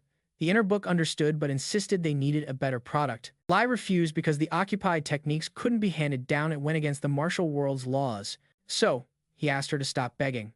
Now, he was going to teach that girl the inverse transformation technique. When Lai took her away, the inner book thought they were completely doomed. Now she had no choice but to go with the sect leader to try to persuade him. But seeing that he didn't even respond, her hope slowly faded. However, he said it was a martial art never seen before, a power no one would witness again in a lifetime. He asked if she could truly convince Lai to help the Tri-Pole Alliance. After considering, she replied, of course they both needed each other because without her, he wouldn't even eat, plus factoring in the core heart level costs. The sect leader replied it was no problem. Now we see the sect leader leading the inner book to another place, asking how she knew they had a core heart level. Even the inner book was surprised since she had suspicions but never thought it was true. He told her that the core heart level was one of the 3 legendary divine weapons in the martial world. Yet, despite rumors, no one had ever seen it in its true form. The reason was that its development had to be approved by the Central Alliance. In other words, it was a public process, like nuclear weapons in the past. Such a powerful force, if created secretly, would make them a common enemy of the martial world. If that's the case, how did you make it? She asked. He replied that they didn't make it, it simply rolled in by itself. In a room with a big pit, he told the inner book boss that what she was looking for was right there. At the deepest part of the huge pit, there was something that looked like a knight carrying a sword. 1 year ago, in winter, a transport module escape pod made an emergency landing at Tataruga, and then that creature appeared. That day, everyone who encountered it died. Only after hundreds of deaths, they finally understood that he was an elite master far beyond their abilities. And the source of his incredible power was because he was equipped with a core of a supreme level. But why was he there? The sect leader didn't know why. But a year ago, he came here on his own and has stayed ever since. The one clear truth was that this guy was a ticking time bomb. Now that rumors about the Supreme Core had spread, all the powerful factions in the world would be hunting him down. Signs of that had already started showing. If she really wanted the Supreme Core, he repeated, she should take it and convince him to act on behalf of the old martial world. Then we see Sech walking away from that place, passing by a fairly tall girl. But Song stopped her when he recognized her as Sahai. Sahai didn't understand how she was able to see her, and we see that the technique Lai taught her has blossomed, becoming even better. Sahai tells her that if her growth plates haven't closed, this is what she will look like. Lai understood, and Sahai became smaller again because she was still a newbie. But once she reaches the highest level, she can maintain it for a whole week. That's really something. Where is her master? Lai asked. After reuniting, Sech asked Lai to meet that person, request a supreme-level core unit, and bring it back. And if he refuses, a little nudge would be enough to make him understand. Thien Ma said the energy felt a little sinister, like dragon energy leaking out. He warned Syrian that if she even thought about taking it for herself, it would consume her, so it's better to leave it alone. If what she needs is internal cultivation, he would share his own internal energy. Song didn't expect that answer and then told Lai that it was something she couldn't accept. Why would she reject it if it's practically the same method? She complained that it was because she wanted to seek revenge on her own, with her own strength. That's a bit contradictory. Lai said. Sanja showed up and told him not to question her. That was exactly it. She even overwhelmed my genius brain with her logic. She started throwing a tantrum, and seeing her like that, Lai just let it slide. A guy wearing glasses had just informed Sahai's father that Elena had arrived in the city. The sect leader already knew since other factions would surely mobilize all their networks to attract top-tier masters. So, the best move was to stand on the sidelines and simply observe. A monk arrived where three men were hanging out. One of them reached for his drink first, but the monk drank it before he could. Apparently, offering tea to a high monk who has attained enlightenment is a great honor for inferior beings like them. However, this guy suddenly attacked him. Although he struck him, it had no effect. Seeing strange energy radiating from him, the attacker realized the monk was a demon Buddha cultivator. The monk finally shattered his body. The only thing the monk said was, "I warned you." The others gathered there immediately bowed their heads. That was the posture they should have before a living Buddha. The monk put his palms together and said he was seeking the precious guidance of a kind-hearted person to lead him to the Blackwater faction. But no one answered him, so the monk called them scoundrels and asked if they wanted to die. All three immediately raised their hands and said they'd show him the way. At that moment, another person arrived at the huge pit where the knight was radiating a lot of energy. Seeing the knight, this person began to approach, examining him and noticing his internal energy was at the maximum level. Swinging his sword at full speed, he shouted, "Hand over the core," and managed to pierce the guy's armor. Meanwhile, the Demon King was devouring a few sausages. Elena could see him from afar, along with that monk, thanks to a giant glow spreading across the city. Some time ago, the Tam-Hoing faction had set up all defensive barriers to protect the monster and issued a stay-at-home order. We can overhear the scheming plans of the faction leaders. This is the leader of the southern Tataruga area, the indomitable Ku-chan Truong Tho. So, have they withdrawn from the core battle? No way. He just wants to play both sides. Surely, he's aiming to hit two targets with one arrow. Of course, if there's already a lion and a tiger, they'll probably throw in a bear too. This fight is going to be pure chaos. Back at the giant pit, Elena was there, witnessing the corpse of that guy impaled on top of a building far away. He was a divine master from the Spear faction. The monk appeared and said, "Do you know this sect? They sure like to brag a lot. People say he's a once-in-a-thousand-years genius, but that's the downfall of proud, prestigious factions. No one can block the Buddha ancestors' path. Death is what awaits them." Elena asked why he was here. The monk replied, "Of course, if there's a big sacrificial offering, the Buddha ancestor has to be there to swallow it." Looks like his luck finally turned. Elena began to channel her energy, warning him not to interfere if he valued his life. How dare a nobody threaten a Buddha who's reached the nirvana of life and death? You probably don't even know what enlightenment means, huh? But seeing Elena boost her power even more, the Buddha told her to hold on. Everything has its order. If they fight there, the winner will be badly injured, and others will definitely take advantage of that. Besides, the monster down there is the real problem. Eventually, they'll end up like that guy. What he proposed was cooperation to defeat the monster, but Elena had no intention of teaming up with someone like him. "If you get in my way, I'll kill you," she said, leaping straight toward the knight. The Buddha just mocked her for not grasping simple calculations. She's such a fool. The only thing she can do there is die. When Elena finally arrived, she was quite surprised. But it wasn't because of the knight, it was because of someone else's presence. And yes, Lai was already there. Why was he here? She thought her mother told Elena to remember this time carefully. If she met him again, she wasn't even allowed to look up, or else she'd be cut off from their bloodline. Elena's expression showed this was a real headache. Lai said loudly, "She'll cut off all blood ties with her." Elena's expression shows just how much of a hassle this is. Lai says loudly, "Judging by her steady breathing, all her wounds had healed. She came just in time. I have a ton of questions, and I'm looking for someone to answer them." Suddenly, a sharp pain shot through Elena's body. Why was this happening? "I feel like I can't breathe," she thought, her face quite flushed. She told Lai to just go ahead and ask. She would answer his questions. Why is this person's internal energy scattered throughout the body instead of focused? Elena started analyzing the knight, explaining it was because the energy container couldn't handle that much energy and eventually melted down. This state is called fire running in the veins. The Demon King said that if this is true, there should be signs of corrupted desire. But this guy doesn't seem to have a shred of desire. It's like he's a blank sheet of paper. Elena warns him to be careful, but the guy doesn't care at all, and a massive energy starts to burst out.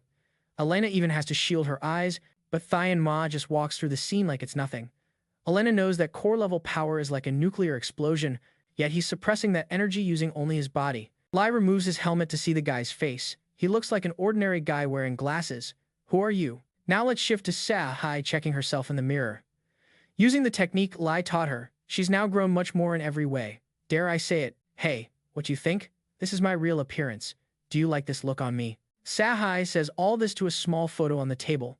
It's a picture of her and seemingly the same guy wearing glasses with a core. Sa Hai wonders where he's been and what he's done all these years.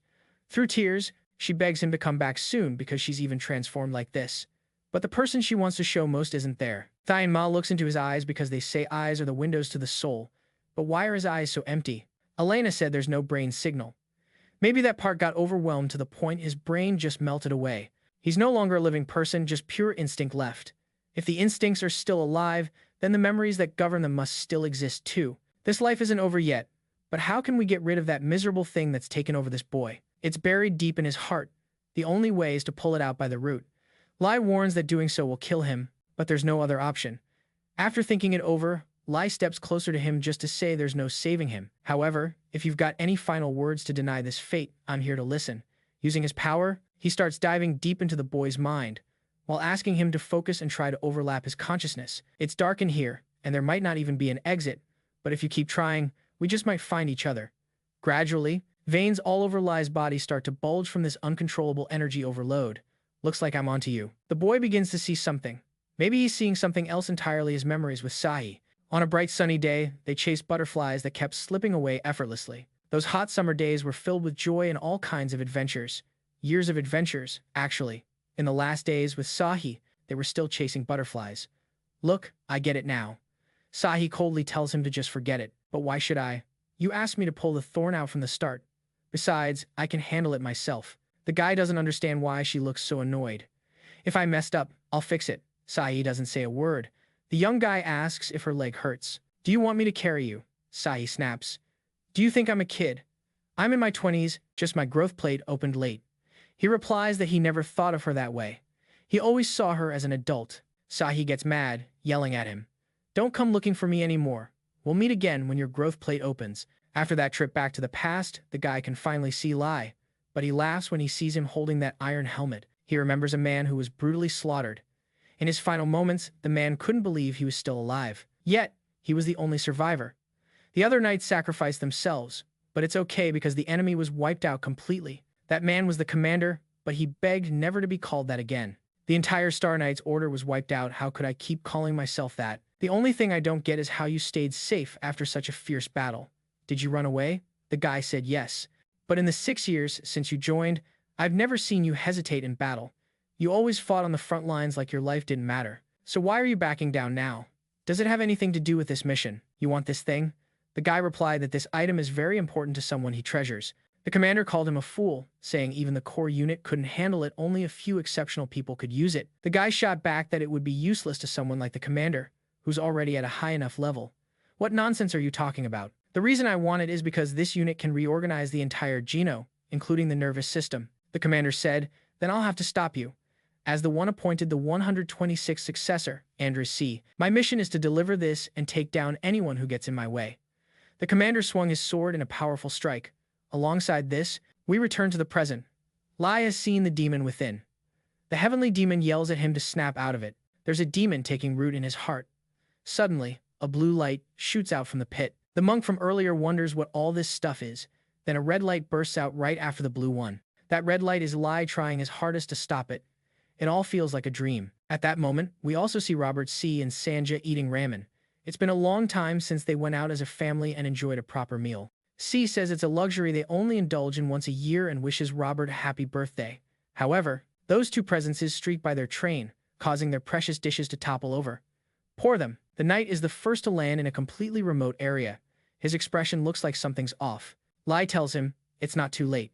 If you fight the demon inside your heart, maybe it won't swallow your soul whole. If you're going to die, at least die like a human. He lunges his sword at Lai, and his slash tears the entire ground in half. Your skills are strong, I admit, but you know they don't truly belong to you. In the past, when he opened the box, the commander, nearly dying, asked him to stop. I won't judge you. I understand there must be a greater reason you sold your soul to the demon. Over the years, sometimes I even considered you like a son. That's why I speak from my heart. Drop that thing and walk away. The moment you try to use it, it'll swallow your soul. And even if you survive, the whole world will hunt you down to take it. The guy knew this, but still wanted to give it to that person. I'm not afraid to sell my soul. The moment he touched it, he felt his full energy take over his body. Lai can't believe it. So that's your choice? If that's the case, I'm going to stop you. Amid all this chaos, even Sai looks out the window to see what's going on. From afar, there's a huge nuclear explosion. After all that madness, Elena arrives where they are. The guy is making strange noises, like he's lost consciousness. She says it's implanted in his heart. Lai asks Elena, so the only way to remove it is to cut open his heart? Elena confirms that. She even brought a special tool to extract it without infecting him again. And if you want, I'll do it myself. Of course, that's a no-go. This is an action that involves taking someone's life. Audio content produced by VBVN. The code engraving on the heart must be done by the person themselves because it's part of their karmic debt. Young man, close your eyes and rest. Instead of taking your life, I'll bear your karma.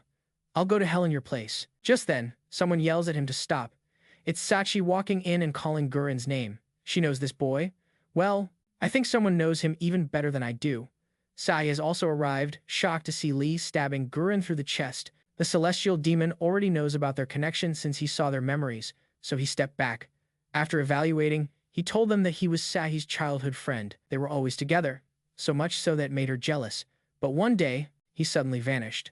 After Guren disappeared, she changed. She used to be distant and cold, but then became clumsy and laughed a lot. But to me, that smile looks more like she's crying.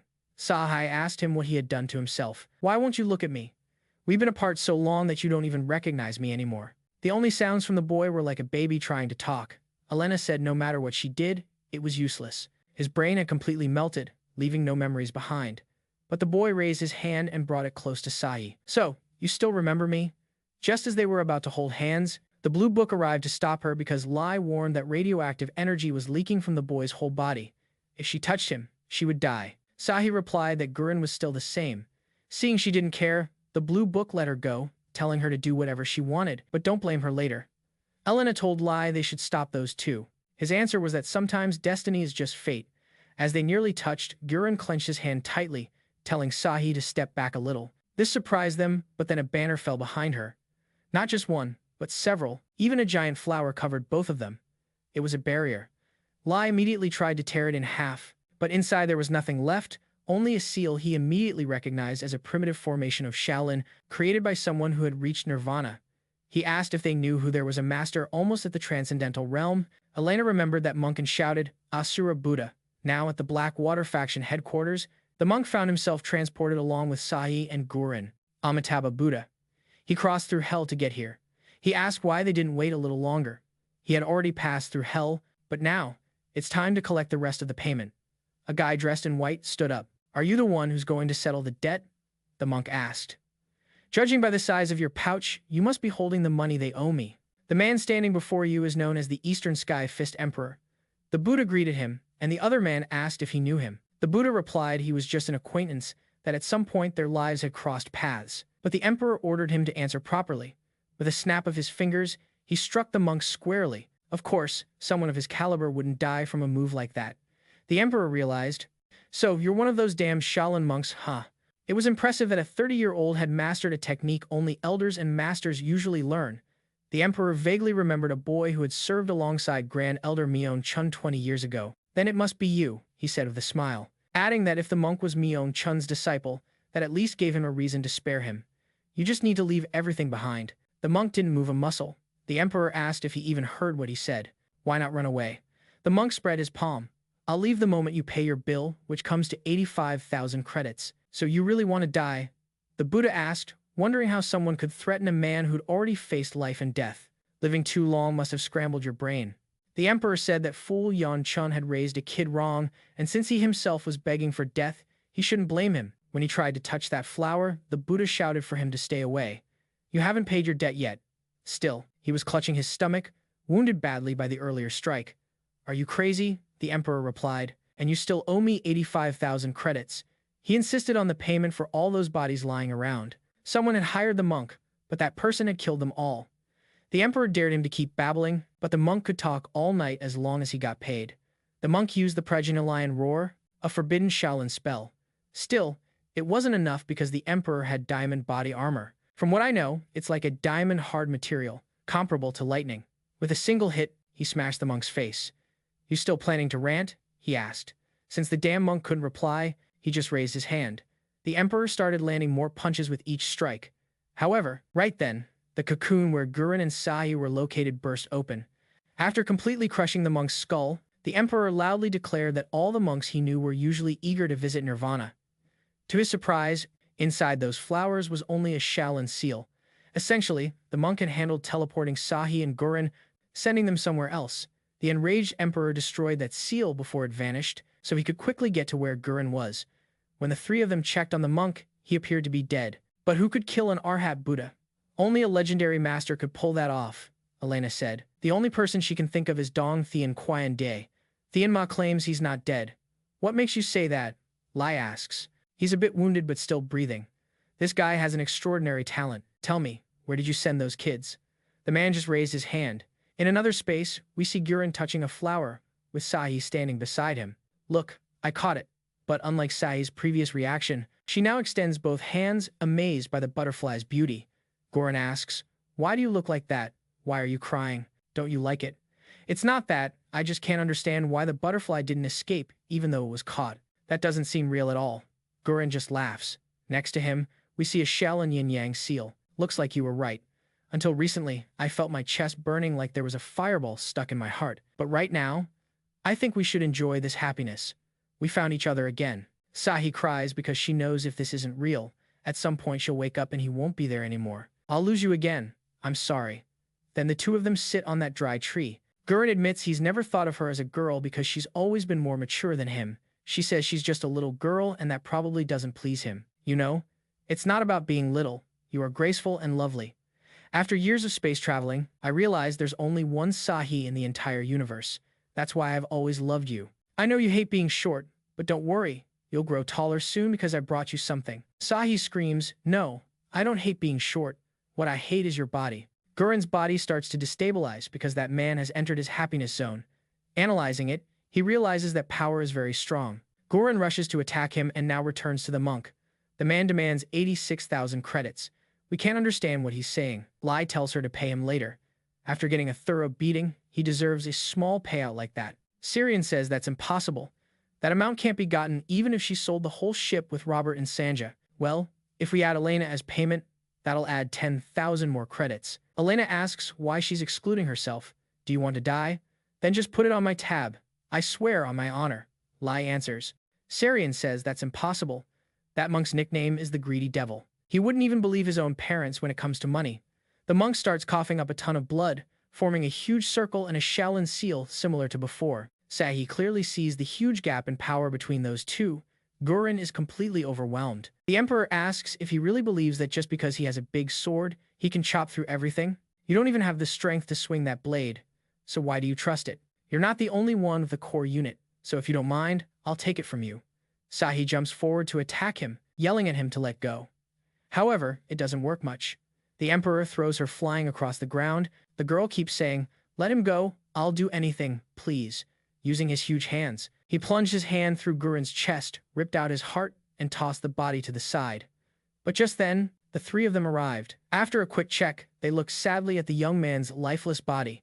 Angry, she shouted at him to get lost, unleashing a wave of purple energy toward him. But with just one hand, he deflected it sideways and countered with a punch. Before the punch could land on them, Thien Ma touched her and pushed the attack back. The emperor couldn't understand how he pulled that off.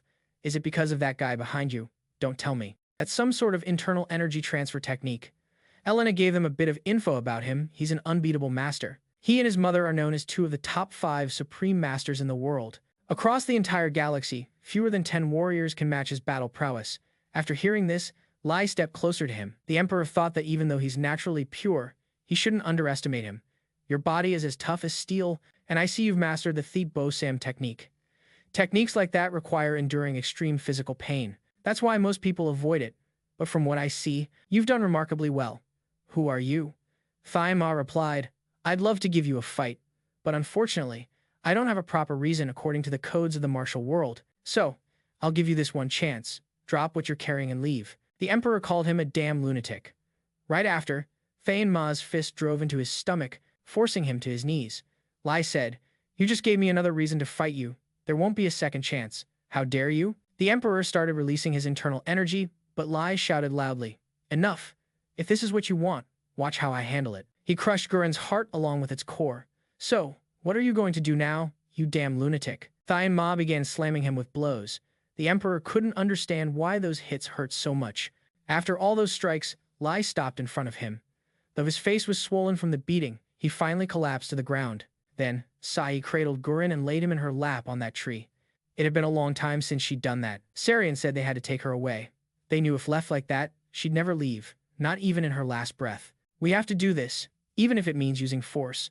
Lai went over to her and asked her to step aside. "I'll let her say a proper goodbye. Move aside." Thien Ma started using his power, channeling a stream of red energy into Guren's lifeless body. After checking, they asked Elena if she knew what he was doing. She was shocked and answered that it was Fan Ban Queen Nguyen. "What's that?" "It's the state of merging with nature itself. Since nature is the origin of all things, including the cycle of life and death. But I thought it was just a legend, because such a state should be impossible." "So who exactly is this man?" "Using his prime energy to replace soulless blood. Borrow my life so you can see this world one more time. Once again." Guren came back to life. Sahi couldn't hold back her tears. He said he had a favor to ask if she agreed. She said, of course. He could ask for anything, thousands of things, and she'd do them all. "Just don't cry, because you look more beautiful when you smile. And please, stop covering my eyes, they really are beautiful." Sahai removed the eye patch. Elena asked if her eyes were injured, but they weren't. Actually, she was just pretending because she didn't want to seem weak. Guren cupped her face with both hands. "Just as I thought, you are truly beautiful. With a sweet kiss, this will be the last time. My final request is for you to forget me." Afterward, they made a grave for him and buried him beneath a withered tree. Then, aboard the bookship, she asked San to get them away from there quickly. She didn't want to stay in that place any longer. Meanwhile, the heavenly demon was gazing into the mirror, recalling what Sahai had just asked about the rebellious heavenly transformation martial art. She wanted him to take it away. He replied that she could keep it, but he would never use it again. Not using something and choosing not to use it are two different things. And with that, they all continued their journey. Meanwhile, Sword Mother entered a ruin strewn with charred corpses everywhere. In front of her stood the emperor. She said, "It seems your nature hasn't changed at all, using your own disciples as sacrifices just to satisfy a bit of anger. These guys probably just wanted you to be happy." He replied, "Those are my disciples. I only taught them some tricks to be more useful. Scum like them are worthless." "Is that so? Then let me say I'm truly impressed you're still alive after taking such a beating." "Yes, I am quite impressed. If you're here to provoke me, you're just wasting your time. Anger only makes me stronger. You've misunderstood me. I'm not here to taunt, but to warn. Stay away from that man because he belongs to me. If you choose to ignore this warning, you won't be as lucky as you are today." "What did you just say?" "Sword," Mother shouted. "The world believes the iron cloth Sam technique you master is invincible, but in reality, it's a martial art that gathers all the body's vital points into one hidden spot. Do you know why he struck everywhere except your left forearm, that fatal weak spot? Maybe he just wanted to beat you up, not kill you." While Lai was devouring a delicious sausage, not looking at him, she said that now her energy unit was gone, it would be smart to receive inner energy, so she'd allow him to transfer inner energy to her, but only this once. Lai responded that it was too late. His vitality was drained, trying to restore that boy's soul. Now it would take at least 3 years to recover his energy. "However, I promise I'll share it with you when that time comes. And how does that help us now? We owe 85,000 credits, and that obsessed, money-crazed monk won't stop chasing us forever." At that moment, the monk was with an accountant asking, since 100,000 credits were paid up front to the Blackwater faction, how much does he want this time? He asked him to send everything to Shaolin Temple. "Again, you plan to send everything, why not keep some? At least enough to survive. Send it all. The older and sicker they get, the better food they need. As for me, I only intend to steal what I need."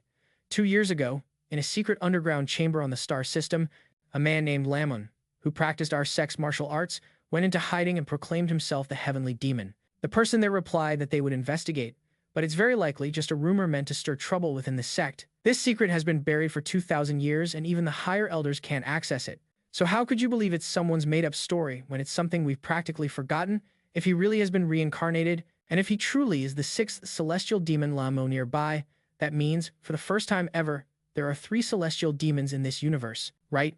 Huizhou-chun, the 94th cult leader of the celestial demon sect, said delegating this would be a huge headache. Back on the main character's ship, the crew was confused.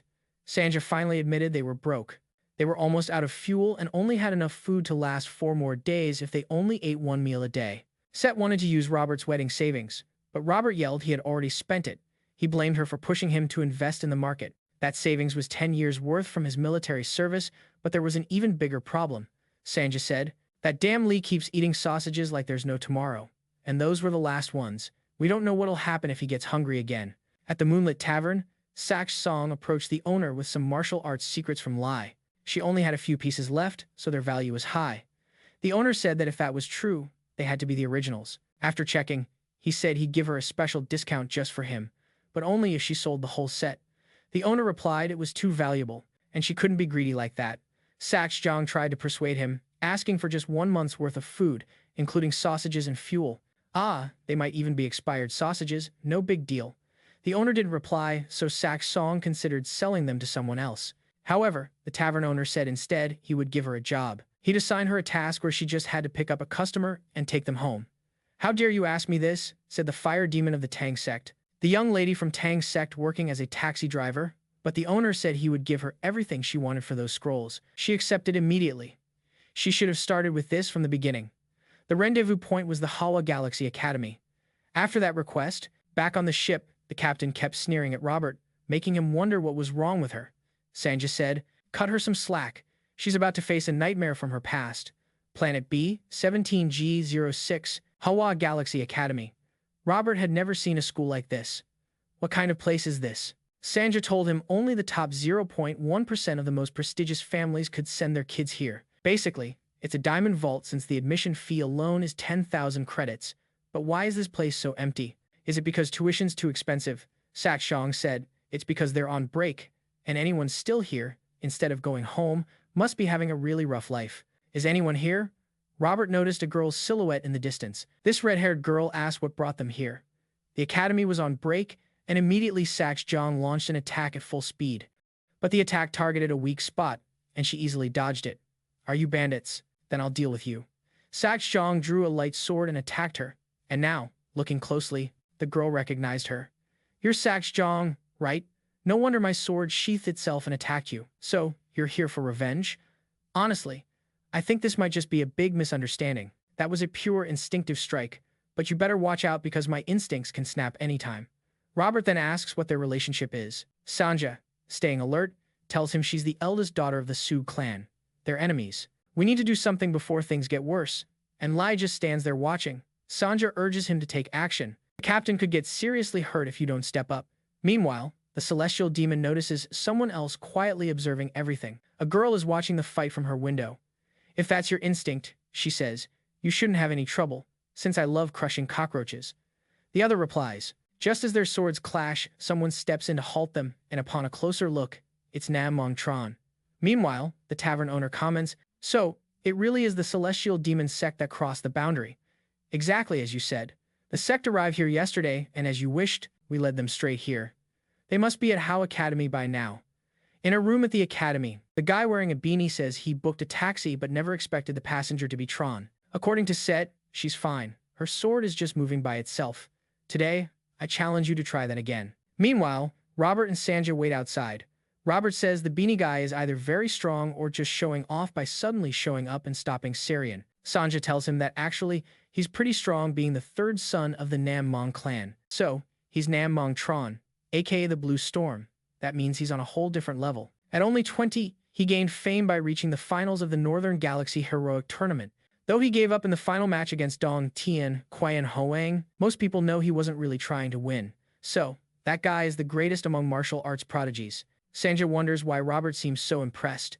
It turns out Robert has a fiancée who's a big fan of Tron. Suddenly, a girl appears out of nowhere, startling Robert. When did she even get here? She just looks at the door and says this isn't the right place. Is she a spirit of the academy? All right, she's definitely a bit odd. Sanja analyzes her and notices she doesn't have any internal energy. She's a regular person who just looks like a celestial demon. But the strange thing is, this academy only accepts top-tier geniuses, the absolute apex of the food chain. Lai watches from the rooftop of the academy. At that moment, the girl arrives. Set then asks her to get straight to the point. She wants to know who they plan to take. When Lai turns to look at her, she seems pretty annoyed. She's the girl from behind the window. He says, "Are you here for me?" "Why that expression on your face?" "Do we know each other?" the girl asks. "No, never met before." She replies, "Then why does your face look so familiar? It's almost like seeing the father who abandoned me at birth." "So that actually happened to you?" "Of course not," she answers. "I'm not someone who can be abandoned. And if that ever happened, I'd hunt him down and end him." She yells angrily and storms off. Before leaving, she turns back and asks Lai if he wants to marry her. "I'm good at everything. I'd be a great wife for you." "Of course not." The girl left, warning him, "I'll ask again later. And this time, you better not refuse me. You wouldn't like to see what happens when I get angry." "You'll meet him when I introduce you," Dewey said. Sing Rong hurriedly asked if they should speed things up. She didn't need to rush. She could take as much time as she wanted. If she wanted me to stay with her, she had to pay 1,000 times the original commission, and even then it wouldn't be enough. "Goodbye." TR asked Dewey to calm down. "We used to be friends. We haven't seen each other in 10 years. The girl didn't reply. She just thought, "It's not 10 years. It's been 13 years, 7 months, and 16 days since we last met." Then Dewey took the blue book to a room where a boy sat in a wheelchair. This was the student. The boy was also wearing a mask, and when he saw the book, he looked a bit scared. Rui told her that he was completely paralyzed, unable to breathe on his own, and his vision was almost gone. Really? Then why did they accept someone like that into the academy? Who was his family?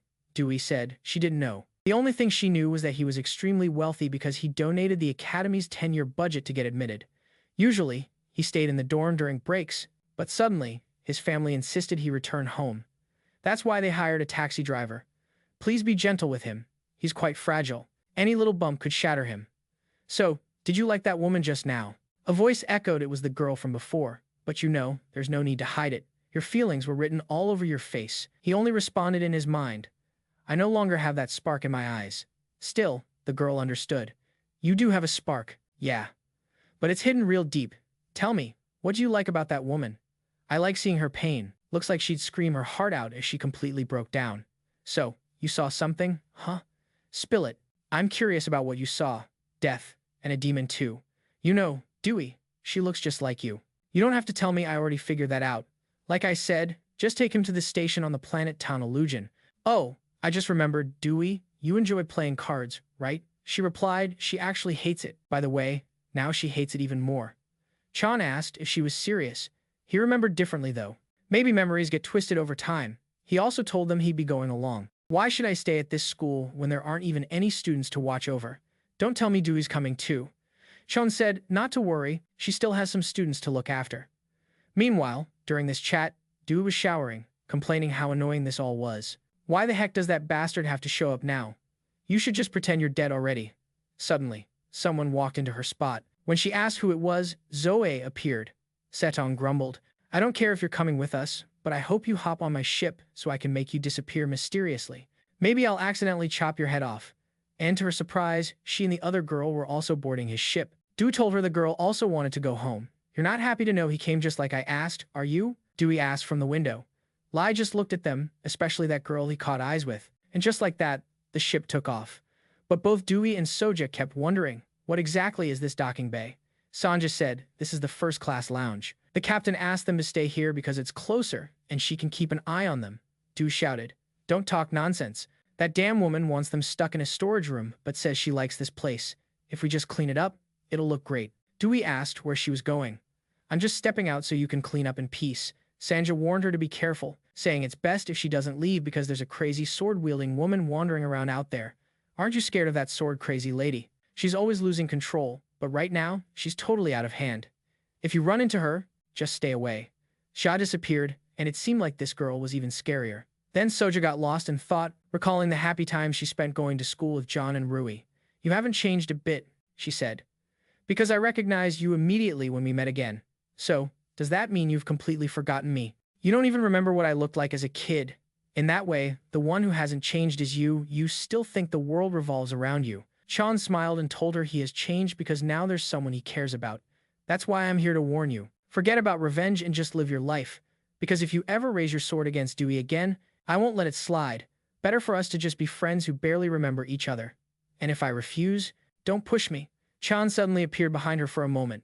You know what? You're right about one thing. I still have the same personality I had as a kid. I still can't stand others touching what's mine. But in some ways, Lai was devouring a sausage while the boy in the wheelchair stared at him. Once again, the boy's face showed fear just from looking at him. The difference this time was everything around them was pitch black, so dark you couldn't see a thing. The Demon King tossed him a sausage and told him to eat up. Instead of wasting time on nonsense, it's better to eat well while you're young. The boy thought to himself, if eating means staying alive, it's a waste of food because he knew he was going to die soon anyway. So you think you can predict the future? That's a childish thought. Yeah, but I saw it, whether I liked it or not, so there was nothing I could do about it. Then Sama came to Soja, saying even with his psychic powers, that guy acted totally normal. He didn't even flinch. By the way, his answer was telling me not to mess with my food, to stop worrying about nonsense, and just enjoy the meal. The more you rush to worry, the more you lose. Just like that, he nullified my psychic power. Soja asked if he thought that guy was a mutant like her, but he didn't know. It was too dark to see anything. However, hearing him say that, I strangely felt calm, like I wouldn't die anymore. Don't find comfort in that. You know you're still going to die. That death is waiting for you right there at Tanajin, the last station planet. When they arrived at the planet, all four of them disembarked at the final station. Sanjay explained it was built during the early days of galaxy development. They used to have 100,000 flights a year, but it was shut down 700 years ago when the Northwest Galaxy project was cancelled. So, did they just abandon it? But how is it still in such good condition? That's because the automation system is still running. Well, we've finished our job. Now I just need to disinfect all traces of this girl. Robert says no, they still have to wait for the contract payment to be deposited into the account. According to the request, they tried contacting the tavern owner, but Sanja tried multiple times and there's no connection here. It seems the signal jammer has been activated. Cheon raised his hand as if greeting someone, and from the smoke, a vehicle started approaching before opening fire on them. Seton asked why they were being attacked. Robert recognized the vehicle. It was an old armored missile launcher, a real antique. Cheon jumped into the air, used a barrier to block the bullets, and easily destroyed it. The problem was, there were a whole bunch of those vehicles. Cheon and the others realized this wasn't looking good, while Lai watched them from a distance. Soja, expressionless, said they were way too noisy. But don't worry, I'll keep you safe. The boy replied, you know nothing will happen, since this isn't even in my dream. Still, why are they self-destructing? In front of the four of them, a shadow appeared, a robotic arm, and a full mechanical body as well. It's a robot, it said to them, property of Sakamoto Stein Corporation. You've entered without official flight permission. This is your warning. Dewey summoned his sword. Why would an outdated robot dare attack humans? Cheon told her to wait and not waste energy. There must be a misunderstanding. We were ordered to bring this boy here. His name is Samton, you can even check. Samin, you say. The robot approached Sama and knelt before him. At last, you've arrived, and my 700 years of waiting are finally over. Inside, the captain arrived with San, asking when it happened. Cheon said they didn't know either. But why are you still here? I want to get paid, since the guys who hired us haven't sent the deposit yet. You haven't changed a bit, Cheon said. Du wanted to connect to the network over there while the two girls looked repulsed. Set finished and asked where the boy hid his head, and what that robot was all about. The commander's photo looked exactly like the robot. It said, please give me orders right now. I just want to rest, San asked. What is he talking about? What orders? The robot asked you to command it to die. Just those words are enough. After San finally connected, Set requested to talk to that guy immediately. She wanted to leave as soon as possible. However, something was weird in 700 years. They recorded 87 landings of spacecraft outside, but no records of any departures. Sama apologized, saying he couldn't give that command to him. Then everyone will die. Robert asked Lai if he felt the weird vibe. Feels like we're stuck in Silent Hill, he said. The only thing Lai cared about was where the food was. I want to eat, Sanja said. Since this place shut down 700 years ago, 16 staff were left and no replacements for 2 new workers ever came. You mean all of them just grew old and died here? Well, most of them did. Yeah? What do you mean most? All have death records except one, the operation manager. A man named Gunzer. At least on paper, he's still alive. For 700 years, I've extended my life just waiting for orders. I personally cut off the rotten limbs in between, tore apart the decayed organs, and melted what no longer functions. Now, the only thing left is this dry, fragile brain. Please give me an order. I just can't take it anymore. The file lists prosthetic legs, a prosthetic hand, a transplanted stomach, artificial intestines, heart, liver, lungs, eyes, joints, and blood vessels. Basically, he replaced his entire body, didn't he? Voice generated by VN. Yes, he changed everything necessary to survive.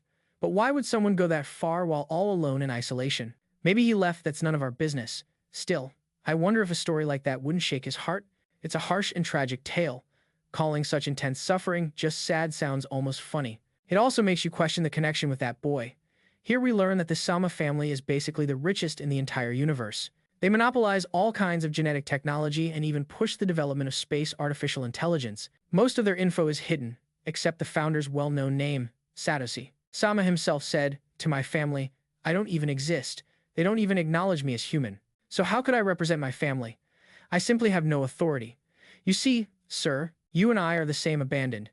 And even if what we want is to die, we can't do it ourselves, right? So has disappeared too. Sir, if it'll make you happy, I can offer you this broken, non-functioning body. If you want it, I'll give it to you since I don't need it. Then I shall serve. Gans Snope, taking your will as my command to keep surviving." Srang orders Sanja to check every camera in the base. She must find Soja, a girl with no martial arts skills. Where did she go? Why is she staring at me instead of searching? Do you know me? You just blank talk to me like I'm a simple android, right? Sanja says she's the one who's truly speaking blankly. Damn it, troublesome. How did you even train this android? Xia Jiang says that's Sia, the co-pilot, the doctor, the official manager, and the chief cook of the ship, and she's top-notch educated. Furious, Duai goes off to find her himself. Xia Jiang just pats Sanja lightly for a job well done. That completely drives her nuts. Then at that moment, Lai approaches, and right before him appears Soja with a smile. We truly would make a perfect pair. Actually, I was on my way to see you. Oh really? Do you have any sausages? Of course not. The guy ignores it, but she says his walk is very different, looking like the heavenly demon emperor style, a martial art only taught to the leader of the demon cult. If you keep walking like that, people might mistake you for the heavenly demon.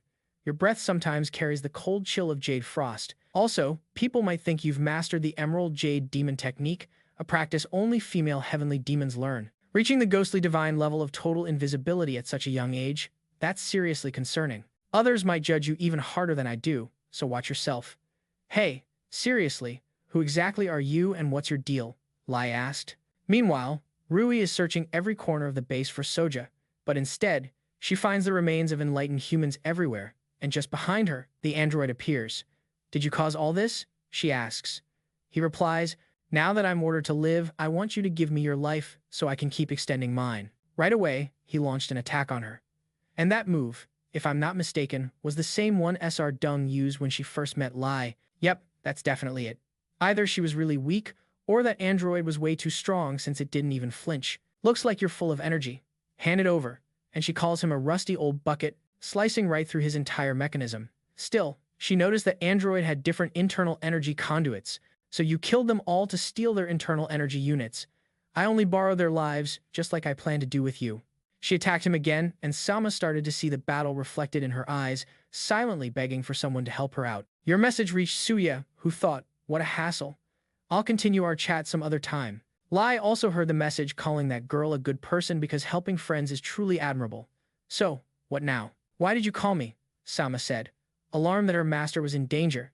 You brought me all the way here just because of that woman? Sama pleaded for his help, saying she was seriously injured. It's too late. Du Wei reached Sax Trong and Che On but ultimately fell. Che started examining her body and pressure points, but Sanja quickly realized she had internal injuries all over, with the biggest problem being that her internal energy unit had been forcibly drained. The android entered the room to change into a new uniform. Du was in terrible pain, and they weren't able to do much. Asked Sanja what was going on. She told him Du Wei was experiencing a short circuit. Because her unit was forcibly removed, her nervous system, both electronic and natural, was damaged. If they didn't reconnect the drive fast, her entire nervous network, including her brain, would be destroyed. Basically, she would die soon. Tron demanded they do something. Meanwhile, he'd go get her core, handing her over to Sanja and Sax Trong. But what can we do? Sax Trong asked if there was any way. Sanja replied, yes, there is. But the person who could help her has already left. What do you mean? If we connect another internal energy unit, we can temporarily stabilize her nervous system. But that guy left without considering that. Now she has less than 5 minutes to connect her drive, or she'll suffer brain death. Seeing her in so much pain, Sax Trong didn't hesitate to ask Sanja to proceed with the connection. She would share her own drive. But S questioned why she would use her peripheral unit, which hasn't been used for years. Just connect it. Even if I want to, I can't. That unit's low capacity, while that girl has an Alpha Bram level core. What the heck is that? What a pain. Set didn't hesitate to tear into her Alpha level core, asking if that was enough now. A move that even shocks San. Isn't that girl her enemy? Yeah, but this girl has to survive until I can kill her. That's all. Meanwhile, Soya suddenly appeared where the android was standing. She said there's no need to stress. She just came to stop him because her only friend asked her to. And both of us promised to help each other with one thing, so I have no other choice. If you want to stop me, you'll have to kill me, but can you? Easy. But you've been dead for a long time already. The android told her to count herself lucky. She had no internal energy source. In an instant, he was right in front of her. How could you possibly do that when you don't even have any internal energy? If you prove that you're still alive, I'll kill you. Parents, marriage, kids, they're all so boring. You're definitely dead. She saw right through him. But the android told her not to insult his body. Life is all about goals and purpose. I'm still alive because of something. Soja called him ridiculous. You seem to have a more luxurious life than you show.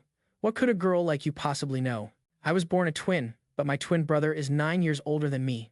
Weird, right? What do you think? Those folks only needed one kid, but 2 were born. And the people who forced these kids into the world only chose one. The one left unchosen was frozen alive right after birth. They kept the little girl as a backup, just to be sure. If she stays frozen forever, well, that's the real happy ending. At age 9, the kid thawed herself and woke up. Since then, she's been given one condition to live by. Instead of simply existing, she must live a life stripped of goals or purpose. To you, is that girl living, or is she just surviving? Why are you telling me this? It's because you're dead, and the dead hold the best secrets. At least, you can comfort yourself thinking you might have a meaningful death. Before they could fight, Tran arrived, shouting that the guy was dangerous. Best for her to get out of here. Yet, he didn't hurt him, but found Dewey's drive. The android was stunned. That guy has a core-grade unit, though he said he didn't have time to chat and that he'd end this quickly while telling Soja to leave. She attacked him from behind. What a pain. She told the android she wasn't helping him. I've always wanted to beat up this dumb guy. He's a damn arrogant guy, born into a prestigious family, and got a top-tier core for free. Every time I see him acting cocky and powerful, thinking he's special, I just want to puke. The android stepped closer, saying he'd take the core, and if she interfered, he'd kill her. Go ahead, you can take it, but I'm giving you just 1 minute. If you can't install it within a minute, you die. That's when Sama told him to stop. She promised to handle that android. So why is she doing all this? Such a hassle. I said I'd stop him, but I never said when. Anyway, after this minute, he's done. Sama told her to hurry up. You don't want your masters getting hurt, so just do it. If you want to stop him that badly, just go for it. Besides, he's just like us. Hey, hurry up. Your 1 minute is almost up. Sama Stettin, as the 166th heir of the Stettin family, commands you to stop. You say you have no authority to order. I'll ask you one last time. Do you have the right to represent the Stin family? Hesitating, then the answer is no, I reject you. What's this? Instant teleportation. You're using kinetic energy, huh? Then I'll kill you too.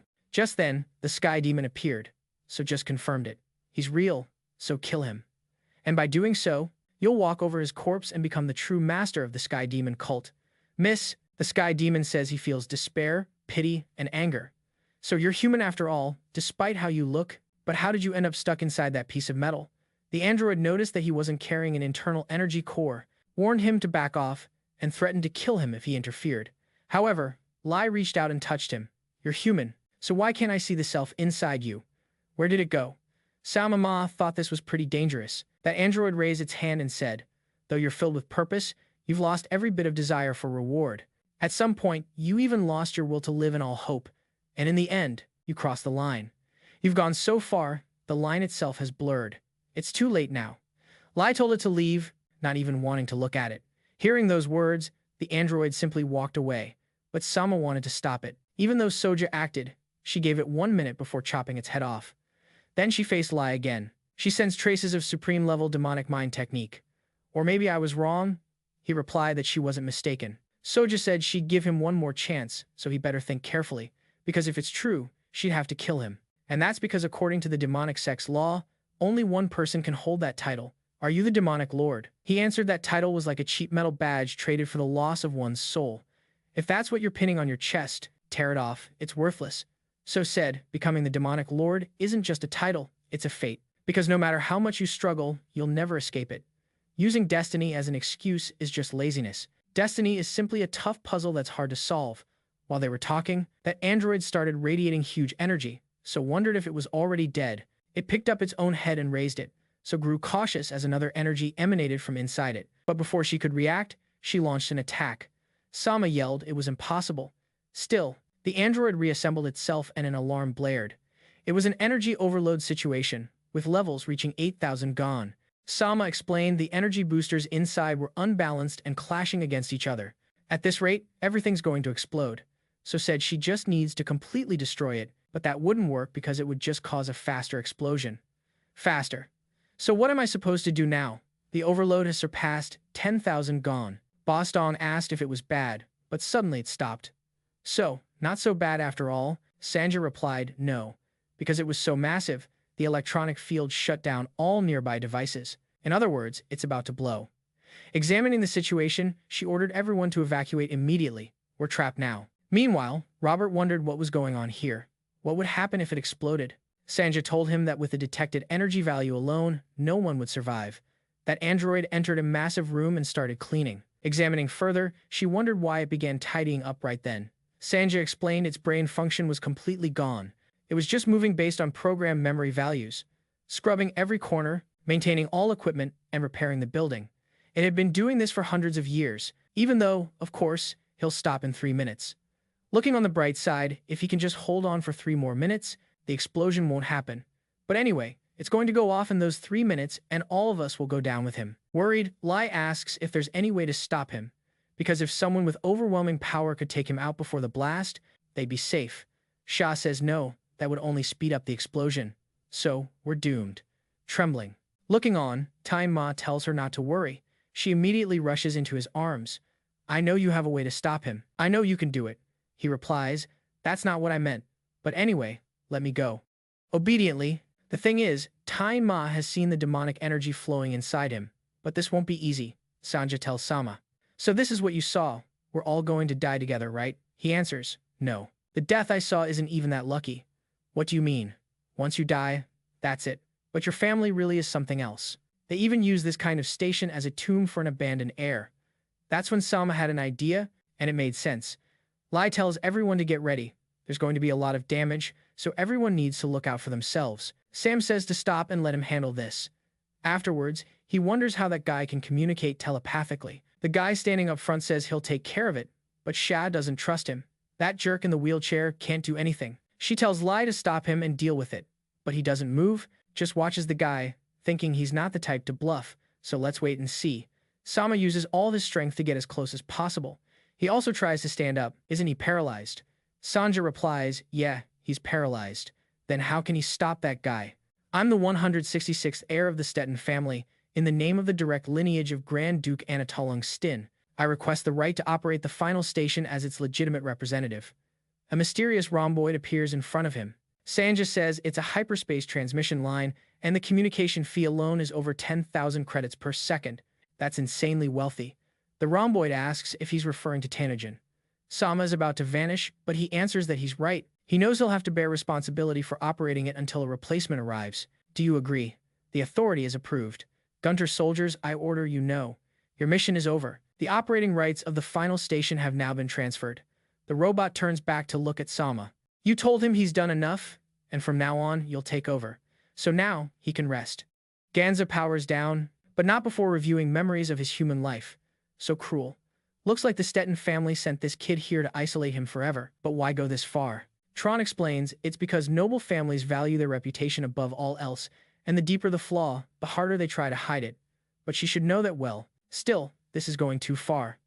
Soja asks Sama if he really intends to stay there. He says yes. After all, nothing ever changes. From the moment I was born, I've been alone. That man said fate is a tough puzzle. If that's true, maybe with a little effort, you can break free from this fate. Zoe suggests that you go with her. All you need to do is forget about your family. Sama replies, that's not necessary. You're probably hurting even more than I am. And don't get me wrong, I'm actually pretty happy right now. The hardest part of my life was my family's indifference. But for the first time, they showed some care and gave me the right to decide my own fate. So, you see that as a right to choose your own grave. Well, it's a grave I picked myself. but I plan to work hard to turn this final stop into the best one in the entire universe. Are you going to do this alone? Of course, even if it takes 1,000 years. After that, Sama contacted the Nam Kung clan to arrange an escort ship for them. Cheon said they'll probably take her home since her family is pushing for the engagement. After all, it's best if you just forget all about this. These connections will just become history. Suji hands over the book on the device she lent her. She takes it angrily, asking if it was properly disinfected. She doesn't want to touch anything covered in that filthy blood. The audio is manufactured by VN. She questions why she's helping her, and she doesn't want to hear the excuse that it's to keep her alive just to kill her later. That's the only reason. I don't know what answer you're expecting from me, so clean your neck and just wait. That way my sword won't get as stained. Suji says she doesn't understand. When she found out her own family destroyed the Tang clan of Sichuan, she cried for months and deeply hated being part of that family. If you say you didn't know, then let me ask you, what would you do if you did know? Crying. She replies that she was just 13 then. It didn't matter. She knew well enough. Whether she was 20 or 30, the result would have been the same. I thought about it thousands of times and realized maybe I couldn't do anything. That's our problem. We live lives trapped by our family's fate. We'll meet again, but hopefully as late as possible. That way, we get to live one more day. The ship came to pick them up. While Set is wondering what Shia is doing there and why she's on the ship, So replies she has nowhere else to go. And there are still things I need to do, she says, glancing back at the heavenly demon. Somewhere in the galaxy, there's a thrift shop where someone's trying to sell an old-school external hard drive, but the shop owner says it's just scrap. I can't believe things like this still exist. Although, you did come to the right place. This is a junkyard. The guy asks Doc Yu to appraise the old item. Doc Yu looks like a robotic parrot, and after analyzing the sample, it discovers it's a Samsung from the year 3002, so it's over 100 years old. We just need to weigh it and give a price. Doc Yu responds that it's worth 100 million credits, maybe even more. But that's because it's also analyzing Sanja, who's made by an unidentified manufacturer. She's built from Santanium superalloy with a custom-developed operating system installed. The shop owner can't believe it. Sanja extends her finger for analysis. Just the index finger alone is worth 12 million. Sanja gently taps it, and the other two react like, what the heck? Meanwhile, on the main character's ship, Soja and Robert are sharing a small piece of sausage to eat. Lai has almost the whole thing, yet both of them were puzzled about what was going on. Robert said they were out of food, but the captain would bring some back soon. No, that's not what I meant. Why is my sausage smaller than his?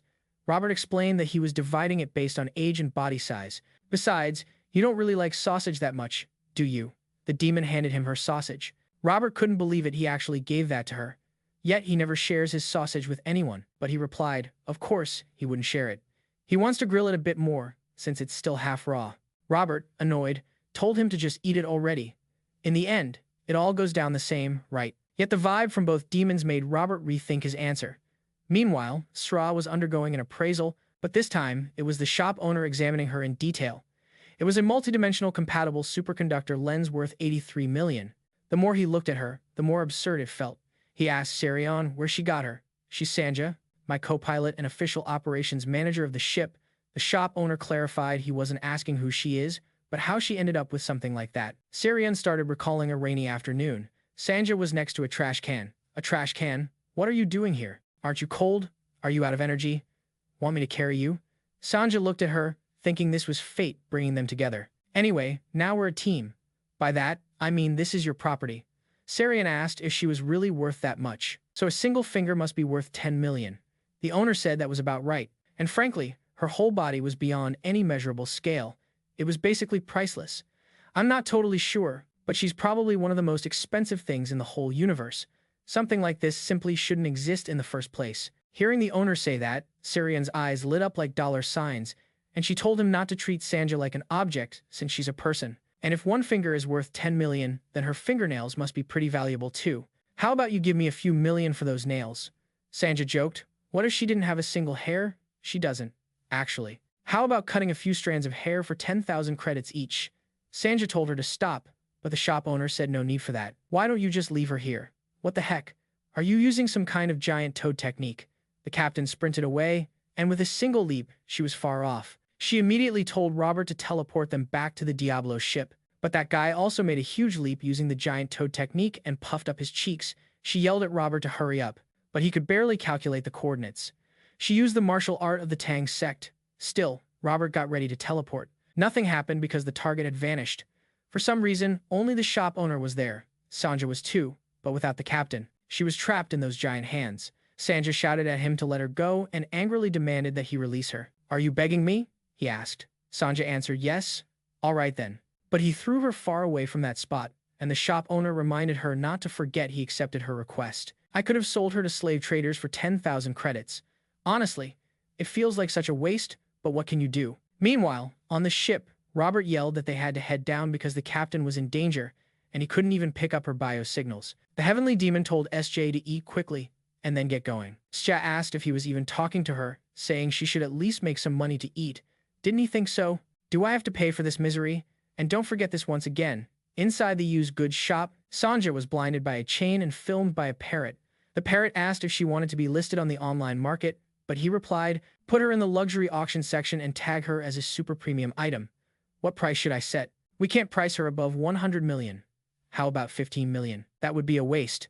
Adding armor installation costs, rarity value, and 11 years of self-improvement, 130.4 million would be a reasonable asking price. The shop owner asked if this was some kind of scam because with that kind of money, he could buy up to 1,000 undeveloped planets. Sanja replied she was even holding back because of her pride. "If it's too expensive, no one will buy her." "I get it. Record her again. Every inch will be sold off in parts." Suddenly, someone else entered the shop, so walked in with a serious look and immediately headed toward S, asking why she was alone. Where had the woman known as the captain gone?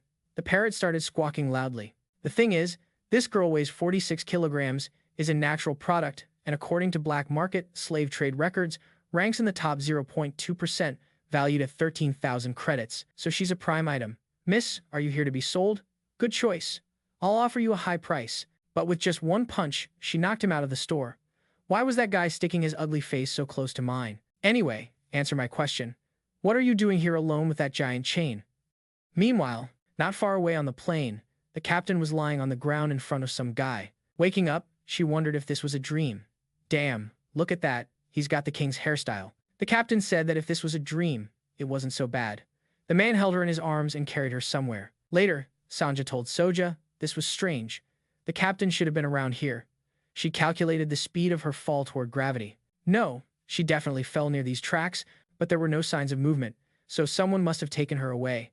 Sanja told her to be careful. No footprints showed anyone had stepped on this ground. Also, Sanja threatened her, saying if they didn't find the lightning bolt inside, they wouldn't feed her. What a hassle. So pointed out that the captain was nearby because she could sense a very strong energy source. At least the other person was a top-level master. If there were no footprints for him, then he must be using a levitation technique. This just got even more complicated. In a hot spring, the naked captain woke up and thought, just as she expected, this was a dream, though at least a pleasant one. However, someone else told her to sleep a little longer because her internal injuries hadn't fully healed yet. This was the guy from before. The captain asked who he was. That question wasn't important. They had no connection, so she should just keep recovering. She realized she was naked, and again, he said, that didn't matter. If I hadn't stepped in, you'd be dead by now. So, as of now, you're my property. And once you recover and become a fully functional asset, I plan to sell you at a bargain. The captain thought this guy had lost his mind, a total creep. That man mentioned a buyer had already shown interest. I hope you're not selling her for too cheap, because I can sense him. Meanwhile, the shop owner was trembling in fear as two strangers in uniforms bearing a logo stood before him. The insignia of the human government was right there. Someone said they had posted something unbelievable on the black market. Where is it? We want to buy. It was the red-haired girl from before, saying they were willing to pay top dollar for it. Judging by her uniform, she must be a high-ranking officer, especially with 2 elite armored units escorting her. She introduced herself as Athena. Let me be quick, she said. We received a report about a false post. She showed him the post he made about the parts from Sanja. That price was ridiculous. But that hyperdense neural network and multidimensional centanium superalloy you mentioned, are you lying? You're just trying to attract buyers. So, if you admit to spreading false info and promise not to repeat it, you'll only face a minor fine. And it's almost lunchtime anyhow. The shop owner admitted it was a mistake, but why did his voice sound so weak? That damn tone belonged to criminals caught hiding stolen goods. Are you trying to tell me that's the truth? Athena stared him down. So, the post is genuine. Where is it? And who brought it here? Back to Sack Strong and the mysterious man. The captain tried to analyze him. However, when she looked at him, the scanner malfunctioned. Is the scanner broken? No, The scanner just can't analyze me. Then what are you? He said to just call him whatever, but humans in your position usually call beings like me master. I never understood that. Humans throw basic punches and wear crude devices on their bodies. Why do they so easily give up their pride like that? The captain noticed her clothes lying there, so she immediately splashed water on him to block his vision because he was just shameless. Now dressed again, she called him a pervert for staring at her like that, but he replied he was only checking the coordination in her movements. She was nearly fully recovered but still needed a bit more before being sold for full value. I'm asking you to return to the healing pod and strip again. Despite the captain's quick moves, the man disappeared as if into thin air. Now she was starting to feel irritated because he was delaying her recovery. If you keep this up, I'll use force against you. However, something caught her attention, not the sword Sak Trong wielded, but the person who just walked in. Instantly, she drew her sword. Sja said the guy was pretty strong. So who was he, really? But right after the girl, Sanja arrived too, and when he saw her, the man recognized her. She was E-101. Sanja asked, "Are you A-101?" Meanwhile, the parrot played the footage of San. Athena never imagined that thing was an android. What on earth was going on? That was the girl on that ship. And where was that man? Sanja immediately ran over, called his name, and hugged him tightly. Adan hugged her tightly.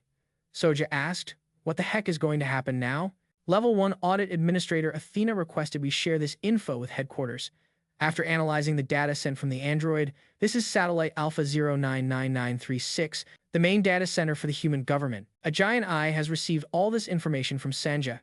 Athena insisted they treat this as an urgent matter. However, the eye responded that this is false information since this product could not have been made with current human capabilities, and there's no record of any attempts to produce something like it, demanding she cancel the mission immediately and return to headquarters. Athena requested a reanalysis, but the eye replied this is an absolute analysis because of this slave. As she knows well, its information and analytical abilities are limitless, so it doesn't make mistakes. And there's no trace of the android whose data she shared, so it doesn't exist. If she doesn't cancel the mission now, disobedience will lead to demotion. Slave, are you seriously answering me back? The slave mentioned something strange is happening. It will have to erase all data connected to these kids, leaving absolutely no trace of them behind. Athena reanalyzed the data and was certain there were no mistakes. So, what the heck is going on? One of the escorts said preparations for their return were all set. She just needed to send her coordinates. Athena refused, saying they would postpone their return. Not yet. We have to carefully search this entire planet, no matter how many days it takes. Their request was denied. Orders from the higher-ups and the return hold higher priority. Athena shouted at them, "What nonsense are you talking? I'm the immediate superior now. The request is denied. Please return." Athena asked if they were crazy, if they were violating military orders. Still, they aimed their cannons at her. "If you don't activate teleport, we'll open fire." Athena screamed to lower their weapons, but they didn't hesitate to shoot at her. Mission complete. We're going back. What they didn't expect was Athena had hidden beneath a pile of dirt and rocks. Despite that, she got injured. I'm going to find out the truth behind this. In the cave, the captain asked S if she had any relation to that guy. She didn't answer. Strange. Why didn't she reply? Sanja apologized, saying she couldn't answer that question. So said, "What nonsense are you talking? It's just an android. Didn't you get any education?" The captain responded. She obviously raised it well, but she has no clue what's wrong with it now. So if you won't answer, I'll ask that guy directly. Did you know him before meeting us? Was he your original master? I hope you're not worried. If that's true, I'll free you no matter what. She remained silent. So said, that's why she can't answer because the question itself is off. Don't call him human, because he's not. He breathes, has body heat, even a heartbeat. But his inner energy is different. He's an android, incredibly real. He's a robot. Sanja replied that he's a cyborg and also has free will. Meanwhile, Robert was still worried because Soja hadn't returned. He told Theon to go alone. He told him not to worry, but Robert didn't trust that girl. If there's a strong enemy, what could she really do? Lai answered, you sent the girl because she has the talent, and if she's determined, very few could outdo her. Are you kidding me? Right then, Athena appeared behind them, still badly injured. She said she was glad to have teleported here. I just took a chance and activated the teleport. But don't you realize your teleport IP is wide open so anyone can board this ship? By the way, where's that android? I want to see her. She spoke up, telling Robert to step aside. What's going on? Lai asked. Athena told him not to interfere, but when she saw him up close, her injuries seemed to resurface. Or rather, her feelings. For some reason, every time she looks at him, her heart races uncontrollably. So asked S what free will really means. She advised him not to be too strict. Androids aren't slaves. And if you think about it, humans also live under imposed limits. S disagreed. Humans choose to wear their own chains. They sacrifice some freedom to live comfortably in society. But androids are different. The three robot laws aren't just shackles. They're absolute rules. How can something bound by unbreakable chains ever have free will? She's right. The three robot laws. The first law, a robot can never harm a human or through inaction allow a human to be harmed. The second, a robot must obey human orders unless they conflict with the first law. And lastly, the third, a robot must protect its own existence, as long as that protection doesn't conflict with the first or second laws. Dan whispered something about selling her as a slave was just a joke. Not at all. Even so, I'll still use force against her. Why aren't you saying anything? And why are there suddenly three of them? One of those guys, upon seeing Sanja, said sadly, she's just an android. These are slave traders, and in their eyes, these two young girls are top-shelf goods. That guy told Anne he finally brought a worthy product. So who are you selling? Why not buy both? I'll pay 700 credits for the whole package, 300 for that little one, and 400 for this one. No, 4,200. Soja started charging energy. Meanwhile, the other guy approached the captain, who was thrilled. Even if I get the cheaper one, no problem. I'll still make a profit reselling used goods. Song attacked him, splitting him in two. But it wasn't her, it was Doan. You cut him down along with your companion, Soya. It's true, he just killed two people. Dan pointed his sword at Zoya. You want to try killing me? Hey, he said his identity must stay secret. There can be no witnesses to see him. What's going on? Why aren't you answering? Lai asked. Athena said she couldn't respond because if she spoke, she'd have to talk about Slave, and she can't do that under any circumstances. However, Slave is the soul and heart of humanity's government, the light, the truth, and the ultimate judge of justice. Therefore, any info about Slave is considered treason the moment it's spoken. So I can't say a word or I'll die. Robert said she's almost said everything, if not all of it.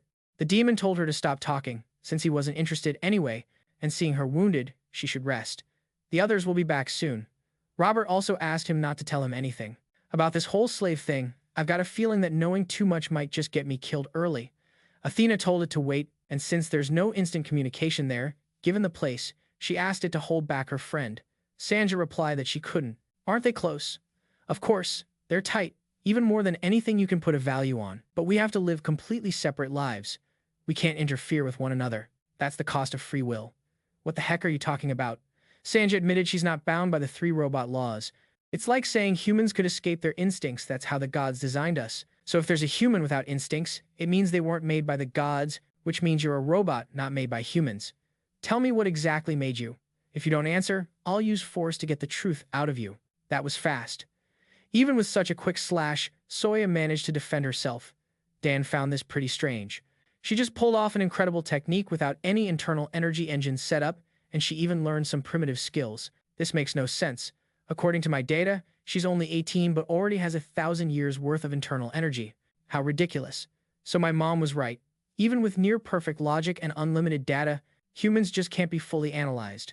You're dangerous, so I have to take you down. Now let's cut to a beach, where a girl in a swimsuit is sunbathing and enjoying a cold drink. Just then, Athena calls her. She answers, saying she's resting. Talk later. Athena asks if there's a chance the slave provides false info, and if the armored soldiers would follow orders even if it means risking their lives. And during the mission, she told her to turn off the three-dimensional visuals. She seriously asks Athena what nonsense she just said. This is the deputy commander of the human government security plan, by the way. Captain Mattis can't believe this girl stopped such a powerful slash with her bare hands. A bit worn out, so says she's only getting stronger. So what the heck is it after all? Dan says she's wrecking all the human data it's been collecting for over 10 years. Are you really human? For now, you better not push me. I won't hold back anymore. Hey, it can't accept. A being like her shouldn't exist, but what it sees next is even scarier. Huge claws appear above So. No, suddenly a demon shows up. The captain asks if S knows what it is, but for some reason, she passes out. Endless lines of numbers start flashing in her little eyes, and it seems she's entered some different state with someone else. Sanja calls her mom. Meanwhile, the deputy commander can't believe what Athena is showing her. And Athena says the android was recorded, but the slave said it doesn't exist. So either slave is wrong or lying. The armored soldiers even attacked me. She replies, stop beating around the bush. You're the smartest mind and data analyst of the human government. If even you don't know, then what exactly do you want to ask? My hypothesis is that Slave tried to hide the android's existence and, for the same reason, ordered me eliminated. There's a strong chance Slave created that android. My question is there any chance that Slave could break the 3 robot laws and harm humans? That could never happen. So what exactly controls Slave? And the answer was that it isn't controlled at all. Wait, what? That's because if Slave really wanted to destroy humanity, it wouldn't bother cooperating with humans. It could wipe out all of humanity in 0.1 seconds flat. Then, like some one-eyed doll, it appeared right next to Sanja. And all of this is being monitored by Slave.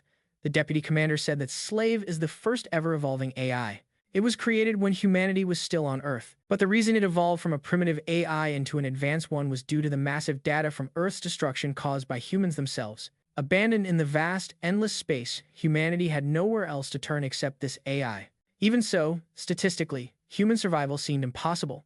But then, a miracle happened during the era of the space refugees. Just by adding 2 questions, humans turned this AI into a self-evolving model, one that dared to challenge the impossible to protect humanity.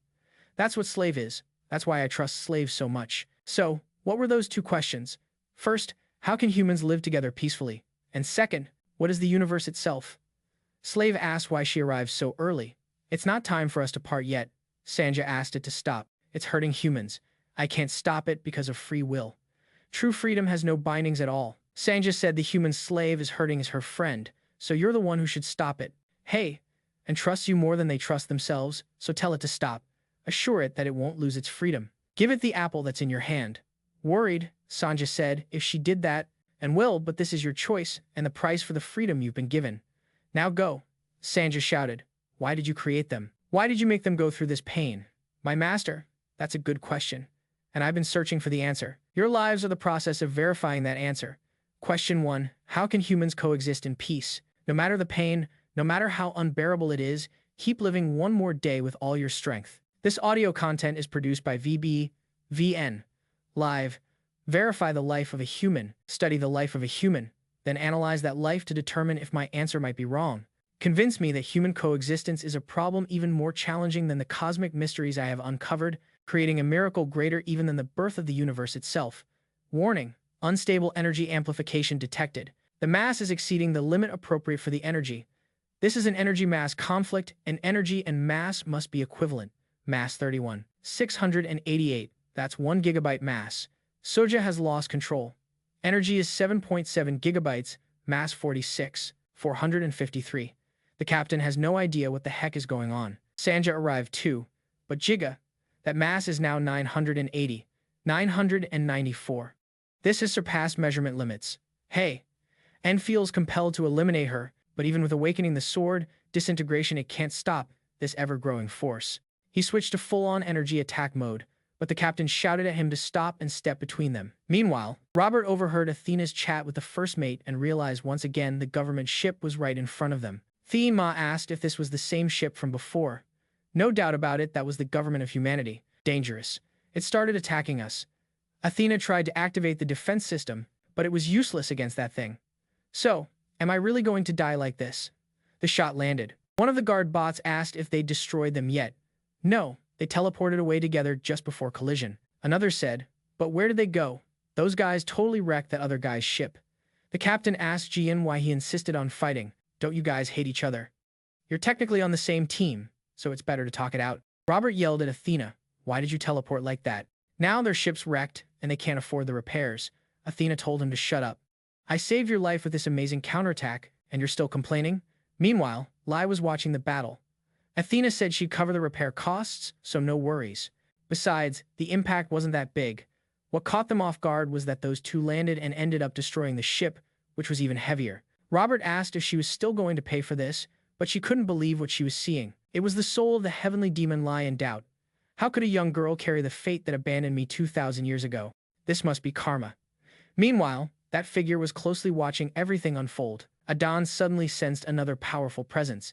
He thought, no problem, I'll take down both. However, he immediately felt tiny compared to this newcomer. Slave could feel the same sensation. So, the legend is true. A human born with the soul of the heavenly demon really exists. The girl endured while hiding the darkness. Your life must have been tough.